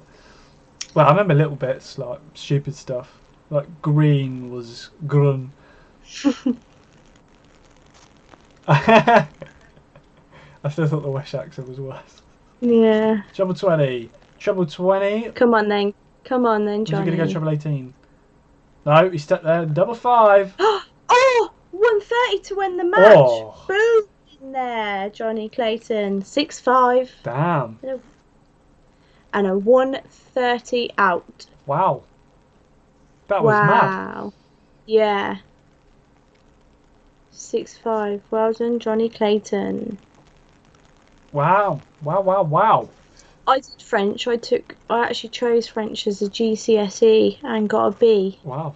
So that was writing and speaking. But then found really, once leaving school, I never used it. So, you know, it's like anything, I suppose, that sort of thing. If you don't use it Like often, most things you learn at school, you don't use in real life. Yeah, you don't pick it up. Like, when in real life do you put a jelly baby in a tube and watch it explode? You just don't. I think you learn so much more more just outside. I think you do the basics, don't you, I guess, but I think there's so much you can now. Depends on what you want to do as a job, really. Yeah, like, because I was an engineer, all the math stuff actually was useful, but if you're going into something else that's completely like tourism or something, maybe things that you learn might be irrelevant. Yeah. In maths, you never know. I don't know. I've got 2 years of German and 7 years of French. Wow. Oh. Nathan said every time Jodie's on, we get a big finish. We get big finishing. Well, you know. Just do that. Definitely need a push tonight on the back because it's in bits. Oh, did we get to the bottom of Joe Estet? Yeah, I don't know how we say that. Oh, Dave, I've just been looking back through the chat, and Dave was speaking a bit of French, wasn't he? Dave Lemonix. Oh, you're Belgium, aren't you, Dave? Also, I've seen your message, Dave. Don't worry about it just yet. Yeah, I actually really love the Irish accent. Oh, CB hated French at school. Je déteste français. I hate the French at school. That's one good accent, maybe. Dave, is that one good? That's a good accent, Jodie. Well, yeah, maybe. One belle. What annoyed me in French Learn more in life was that if you wanted the window open, the teacher would make you say it in French, and you'd be like, "Oh, here we go." Has he done this at any "Oh my point? god, that's the first one he's done, I think." Oh. Hola, ¿cómo estás? Buenos días. Yeah, hello, ¿cómo estás? Because I haven't done that all night, and then you come in, it happens. You are one disgusting man, Edgar. Not very nice, is it? You're sus on that one. You have a beautiful accent, Jodie. Okay, Do you know what? I can't believe he's farted in front of you like that, Jodie. Oh God. Do you know what? Do you know what? It'd be good for him to apologise in a card.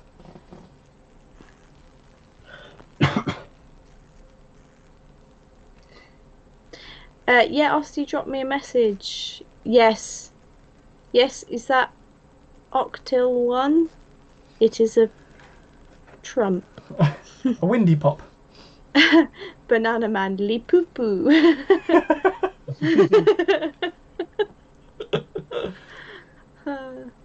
That's funny, li poo poo. Nick's just put, that's your back cracking. Oh, there's a big one in there. Yeah. I can feel it. So I'm just having to stretch it out a bit. Trumpets emojis are coming from CB. We're 12 likes away, by the way, from 300. Oh. Can you imagine Justin Pipe gets fined for coughing and Matt Edgar gets fined for farting as someone's on a double? That's wrong. That is... We've never heard it all now, haven't they? They had some snoring the other day. Darryl Gurney was the only person to win so far from the left-hand side of the games. Oh, that's an interesting... Yeah. That's Cullen and Bunting next. Who do you think then? Who do you think's got this game? I don't know. I'm gonna go for Bunting, I think. I think I'm gonna go for Cullen. Yeah. Yeah. Well, I respect that.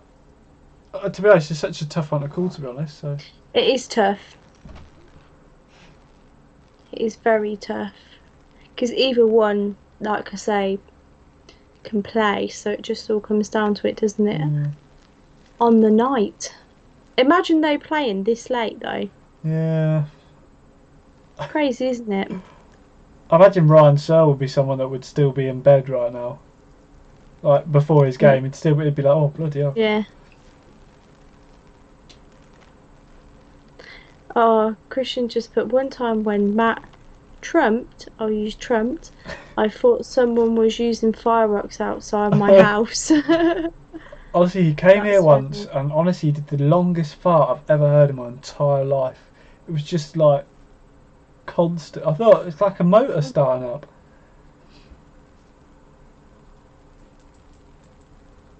Oh, so we've got a couple of people. So Dave's going Cullen, Chris S is going Bunting. We have O'Sheen's going right side luck, so Bunting. Yeah, Okie yeah, I guess you dokie, could be right. yeah. Who does the winner play? I'm not actually sure, Daz, to be fair. I'll be honest with you. Do we have any score predictions for this game? Can we predict a winner and score predictions, or do you think it's too close? I think it'd be 6-5 to someone. Maybe 6-4 if someone gets a breaker's I was throw. say 6-4, 6-5 perhaps. Yeah, I'm going to go with 6-5. Like Christian says, 11 likes to go. Ooh. 11 likes till that 300 mark. That is, that's not a lot. I think this game would have been better a bit earlier on in the game, because usually they put sort of the main games in the middle where most people are watching. So yeah, I'd have put this back further back. Wow, Joe Cullen's bald spot's getting big, isn't it? Bless him. Oh, rearranging. It's like I don't care about the cameras. Or maybe it's just thinking the cameras are not going to hone in on something like that. I don't know what I was looking at, to be fair. But so that says 6-5 to Bunting. Dave's got 6-4 Cullen. Yeah, I reckon maybe on that sort of time. Ben Beeston, Cullen to win 6-5.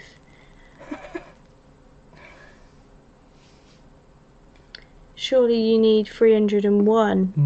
Maybe, Chris. But first of all, we need to get to 300. Then maybe we'll go for I it. don't think you got time to get 300. Well, is just Matt, so you know, Matt being lazy here? He's not even streaming himself anymore. he's 8 likes.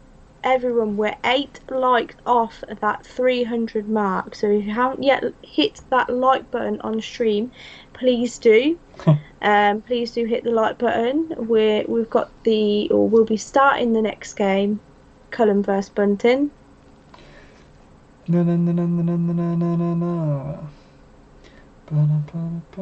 Matthew Hutchins says so Cullen as well. 6-5.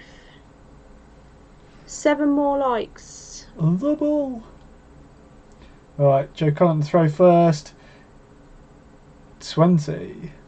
Those darts are so hard to get hold of. I'm still... Phoebe bought me some for my birthday, still not arrived yet. And we ordered them weeks before. Bam, bam, bam, bam, bam. Matt changing his nappy. I think he needs to go check. Yeah. He needs to do a check. Matt doesn't really do... Por favor. Something... that's some sort of food, isn't it? Oh, I thought it was like, can I ask a favour? A napkin, please. Bunting 6-4 says David P. Mr. David 180, should I say. Cullen, however, has got a bit of a lead in this game. Yeah, he's got a good... Yeah. I found in the Worlds it took Bunting a little bit of time to warm up, but once he got going, he was really nice, good. isn't it? Yeah. Good darts from Cullen. Yeah, very good darts. Takes out the 1-3-4 to get the first leg. Oh, 180 from Bunting. Oh, 180. I like it how we're having a bit of like a, I don't know, French, Spanish lesson here. Accents all going round. It's been very educational as well this evening. Bunting on the 9. Bunting not on the 9 anymore. Anymore. I jinxed him. Oh, That sounded like the bed then. That was the bed, yeah. That wasn't anything coming Say that'll from be a the brutal derriere. fart. 150. The derriere. Yeah, well, we love that video, Lee. If that was French, you'd call it Le Derrière. Le derriere. Derriere. Le Derrière. Oh, hang on. I'm getting a little bit warm in this. Lovely. No, that is actually Matt. That is Matt. He's just taking his wig off. He's got longer hair. Yeah. Yeah, I've got it up actually in a little bubble. Le bubble. Yeah, Ernie Brown says 6-4 to Cullen. Tops. Ooh. Double 10. You'll get this. Oh, 100 takeout 1-3-4 and a ton. 2 back to back. Honestly. 2 legs up on Bunting. Cullen looking very smooth. Yeah, but Cullen seems to come out a little bit more, ready to go. Ooh, that's a pull. Straight off, isn't he? That's a pull dart. 82 scored. Treble 20. He's just finding it quite easy. Yeah. Look. When Cullen's in a rhythm, he makes darts look so easy. He really does. Whereas I don't think Bunting's doing bad. I think he's just 127.8. taking him a bit of time to get into it. Maybe. I'm still throwing 106. Still throwing 106. Just doesn't look. It's because Cullen's throwing 127. 127. Yeah, brutal darts. He's left 91 after 9 there, I think, is he? Yeah. Pretty much 12 darters. Wow. It's rhythm for Cullen. It's all about rhythm. Will he go the ball or will he go 17s? Yeah. He's just going to set it up. I don't know if he meant that, Tops, but he'll take it. So 99 leaves Tops. Good bit of pressure dart there. Cullen to ping it. Good darts. Yeah, it's a great match to watch here, Ocean. It's like just 2 players, quick there, quick back. Yeah. Ooh. I think the way this is going, this could be the quickest game. Oh, yeah, it's not looking like it's going to be. It's not looking like it's going to be sort of decider or anything like that. Yeah, unless Bunting's got to pick it up here. Cullen's doing everything right, scoring, finishing. It's all there.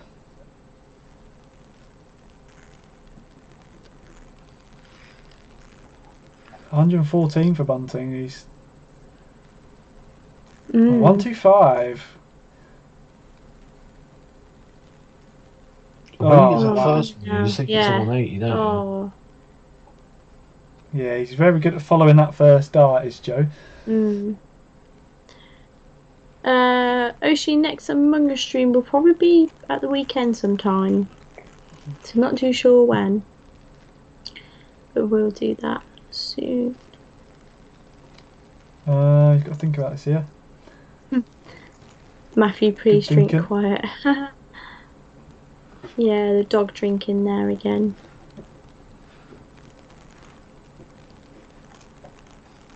He's going to maybe 16 for Tops here. Joe Cullen with a 129 maybe. Make it a... Oh, good dart 20s. Oh, he's gone 18s. He's setting it up. Well, he's not, but he has set it up nicely. Yeah, Tops for the leg, Bunting, and he gets it in 1. I feel good. Yeah, that'll help him. He's on the board. Oh, Cullen, this is beautiful. In with a 180. This is incredible. Great darts here. Someone said earlier, will he play like he did at the Worlds? The answer is yes.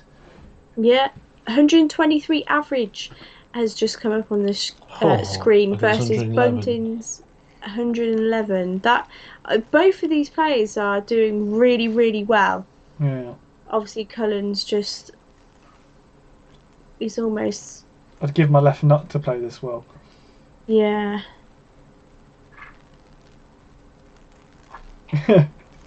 Yeah, Joe Cullen is, when he's on it, he's on it. When he's not, it's very, very difficult. So some people are sort of thinking where you are. There are like, are you massaging the dog? Are you? I'm literally just laid at the side of it so I can see the screen, I can see the telly. What a lazy toad. What a lazy toad. Unbelievable, isn't it? Slap him, slap him, Joe. Slap him. Sorry, hang on a minute. You've had a busy day. You haven't even gone to work today, Yes, I am. I've worked from home today. I did a coaching session earlier. I made a video for YouTube. I've done a live watch along. Well, Jodie's done most of it now. Busy now. I've had an even busier day.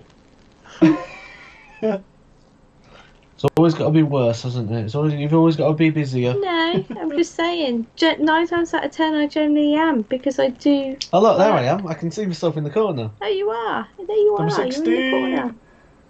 Bang. Good dart. Cullen's Wow. pinging everything. Yeah. Double 16.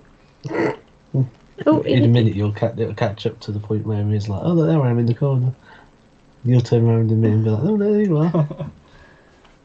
So that's on the. Yeah, he's playing very, very well, Chris. Yeah. He spotted me.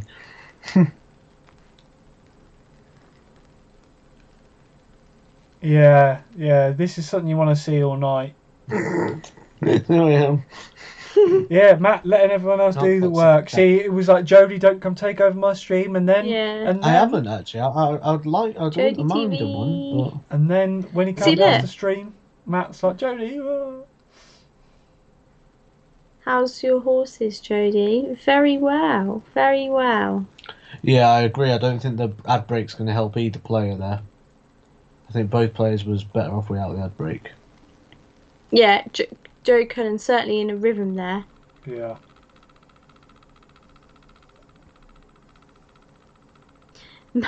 Matt vented in his stream. Wind your body. You see that? Should be Jodie with the sore back from carrying Matt, to be honest, it says. That's funny. The enforcer, Matt the enforcer Edgar. Yeah, I think it's just because I've been sat on the bed upright for a while, so you're always supporting yourself, aren't you? I came on here with a towel on my head. Yes, David P. I'd not long got out of the shower and I filled in while Matt went to the little boy's room. Yeah, big boy's room. Little boy's room. Little boy's room. Big. Little boy's room. A little boy's room with a big doorway so he can fit his head through. Yeah, that's what it is. Bless him. Wind your body. Oh, I like Marvel. Oh, I love Marvel. Oh, I love Marvel. Yeah, brilliant. I've not really watched any of the series yet. I've seen the trailers for WandaVision. I love all the marketing for it with all the TVs. It's pretty smart. I just love the Marvel series. Anything Marvel, I think is great. Well, I was going to say I love Marvel. I'm wearing Superman socks, but I love anything superhero. Yeah, but Superman's DC, isn't it? Yeah, that's what I mean. I wore Spider-Man. We get back to the darts. Who do we think is going to win this game? We're in the break though. Yeah, but who do you think is going to win the game? Well, it's probably evident that it's probably going to be Cullen. No, it's not evident. That's just on the current. Yeah, well, he's going well. He's going well. The nature boy. Good old Ric Flair. There is Disney Plus. Yeah, I was watching The Mandalorian on it. Yeah, you love Disney, don't you? Yeah, I like Disney.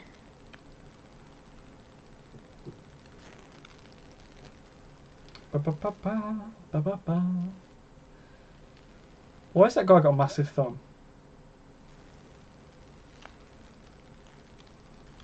I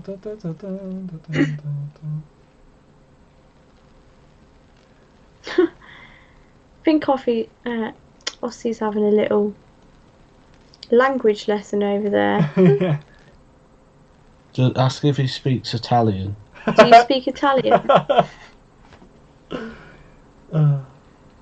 Where's Daz? Daz speaks Italian, doesn't he?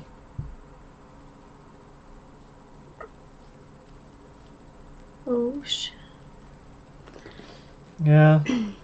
Two steady one treble visits. Bunting maybe pop 180 in here. Gotta be. Oh. 140. 140. Right, guys, we are 5 likes away from 300. Just 5. Just 5. Can we get there before this think game you probably ends? only got about 3 legs left to get them. Don't be so negative. Stop being a negative Nelly. Yeah. The elephant packed the train. Yeah. Yeah, like what I was saying, the breaks not really seem to be doing Cullen much favours here. He was in a good rhythm, good flow. And it's getting late and the views are dropping and it's just getting to that time of the evening where people are like, I don't want to watch YouTube no more. I want to lay in bed and watch Coronation Street. That's what people will be saying. Oh, it wasn't you, Daz. It was Carl, not you. Sorry, mate. I got the wrong person. Oh, miss there. Obviously, Cullen's still not on a checkout side of things, but can he get no? Okay, 100 still. Does that have a like? Okay. What, Mark? Sorry. Oh, that's Orcs. Third dart, yeah. Brave. Makes it 4-2 to 300 Cullen. likes. We've done 300 likes. How have I missed that? I've Awesome. just been watching the darts. Wow. That is amazing. 300 likes. 301. 301 likes. And Chris. Oh. Chris has got the free. Chris was the one that wanted the 301. We've got there. We've got there. You know, fantastic. Amazing. Amazing, amazing. Right. And everyone in this stream who's watching right till the end has contributed to these likes. What is in those boxes behind me? That's a very good question. 180 there from Bunting. Game on. Yeah. Could this now be the comeback? Let's have a look at these stat owners. 109 versus 107. 109. Oh, negative in an I couldn't do negative in an Irish accent. I'll have to just brush up on You can my do top of the morning. yeah. I'll brush up on my Irish accent first, I think. You got like Nick McCart said, you got to learn your Northern Irish as well. Northern Irish, okay. Oh, look at this Maybe. leg from Cullen. Oh here. no, I won't be able to do it on tomorrow night's stream, but maybe on another stream that I could. Yeah, tomorrow night stream's a bit more serious. Yeah, I could go away and learn my accents and come back and wow you all. Or you could just be talking to Danny Baggish with an American accent. Yeah. Hey, Danny. How's it going, man? My dad lives in America. When I went to see him, he was like, hey, Zachary. 4-3, break a throw. Holds Yeah. this, it's 4 each. So, Wow. miss formality It's over not here. over till it's over. Might not be so formality anymore, hey? I mean, well, you could just, have your headset back if you wanted to, or better yet, pipe down, yeah? Well, Bunting is now, Easy, you're from leg talking 6 to me. onwards, so as they come back, 94 average from Bunting, 87 from Cullen. It's really stopped his rhythm.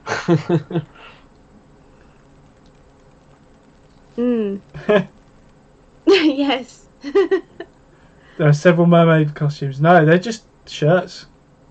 Hello, Denny. You may notice this pink. This pink. And Christian Solmec. Yeah. See it. That pink there might look familiar. You could probably work out what's up here if you work out what's there.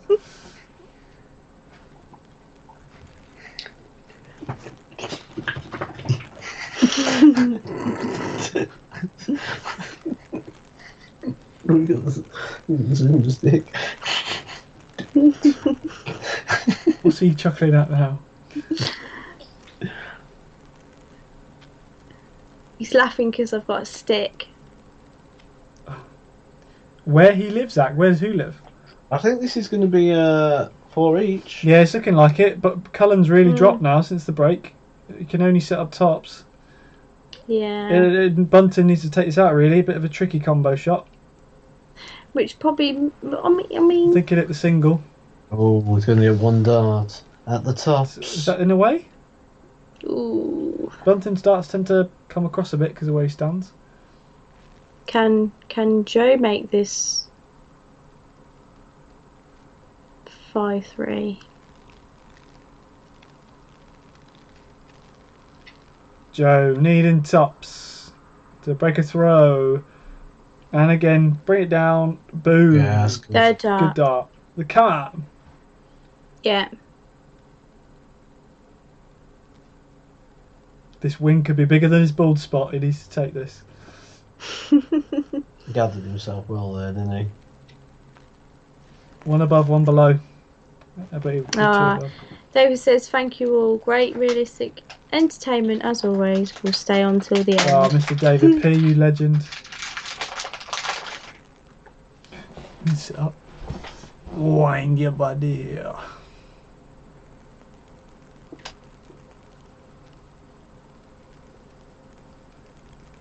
We have got 304 likes, by the way. Ooh. So, you being a negative Nelly and thinking that we wouldn't get to 300, we've surpassed. Yeah. Still might go to a decider here, guys. It's looking pretty. That visit there from Cullen. Ooh, yeah, he's got a treble visit there. So Cullen needs something big here. He might hit it. Oh, Cullen's fell apart. Yeah. He's lost his rhythm a little bit. It's a bit like his hair at the front starts strong, and as he goes towards the back end, it's just all gone. Oh dear.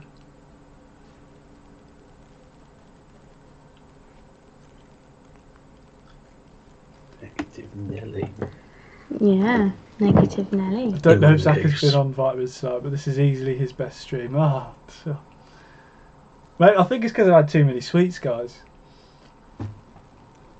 Yeah. Wayne Marvel in the background. Oh. Oh, just scrappy darts. Yeah, a bit sloppy, I was going to say. Yeah. Tops to make it 5-4. Now he's now throwing for a deciding leg. He needs to hold throw and then break throw to win, but still possible. Richard Stanway in the background there. Top guy. Both over 100. That's solid. Yeah. Matt's desperate for Corey. Yeah. Best game in the event so far.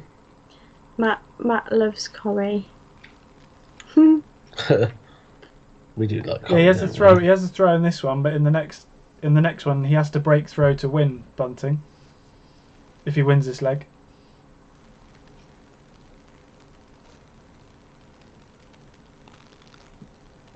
Right? Was that right?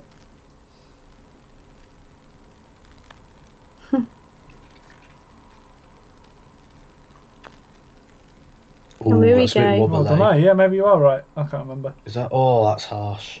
That's close. Is Bunting one of the only players bends his thumb knuckle grip in the darts? Oh, that's bounced out. Big last dart there. I was with a going to bounce say that out. was a big last start with a bounce out.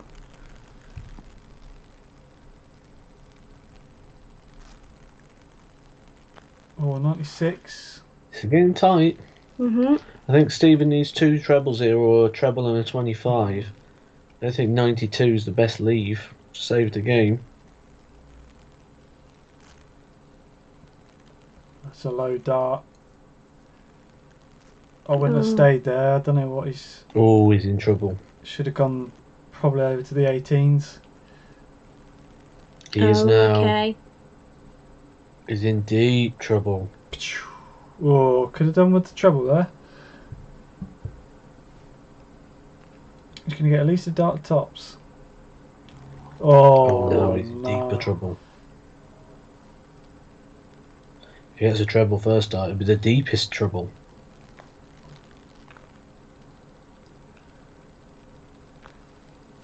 Might go 12s here. He's gone the 10, Rick. Bloody Daddy Longleg's just come through my window. Get out. Oh, that's Orcs. Yeah. He's got to come round it. And he has. Good darts. Yes. Good Good darts. darts. Good Yeah, good game. darts. Good game. Yeah. Yeah, the break did a bit of As well, damage, Well, but he blocked a lot of that Yeah. tops. An awful lot of the tops. And 6-4, so whoever predicted 6-4 Cullen, good job. Well done. good job. But to be fair, I did say 6-4 Cullen. And I think that was the one. Cool. So, yeah, thanks for joining us tonight, guys. What? Funny. What? I was going to point everyone in the direction of tomorrow's live stream when we've got Danny Baggish on the show. Shall I put the link in? And then, just to remind people, just in case they haven't been over Oh there look, yet. you're in with me. No, you're in with me. No, because I'm the host, so you're I'm now not the in my host. Yeah, stream. you're co-host now, Matt. She's been holding the Okay. fort. Yeah. There you go. There's the thing. Go on, then you do it then. You sign it off. I'm apparently not good enough for my own channel anymore. Well, no, Go on, 'cause you, Zach's no, here, you so- sign it off. No, because so we have to sign it off together. I don't Go want on, to then. just sign it off just via me. That's all right. Well, You Zach's sign got it to sign off, up and anyway, I 'cause he's just got it. waved. You're all right. Anyway, ladies and gentlemen, Matt has put a link in the stream. That's for tomorrow night's stream, live Q&A with Danny Baggish. Make sure you tune into that one because that's going to be a good stream. If you caught last week's live with Harry Ward, some interesting questions asked. So make sure you tune into tomorrow's stream. Thank you all for staying to the end and obviously watching along with us and joining in. It's been a great stream, everyone. Thank you Cheers, guys. for watching. Bye. Bye bye.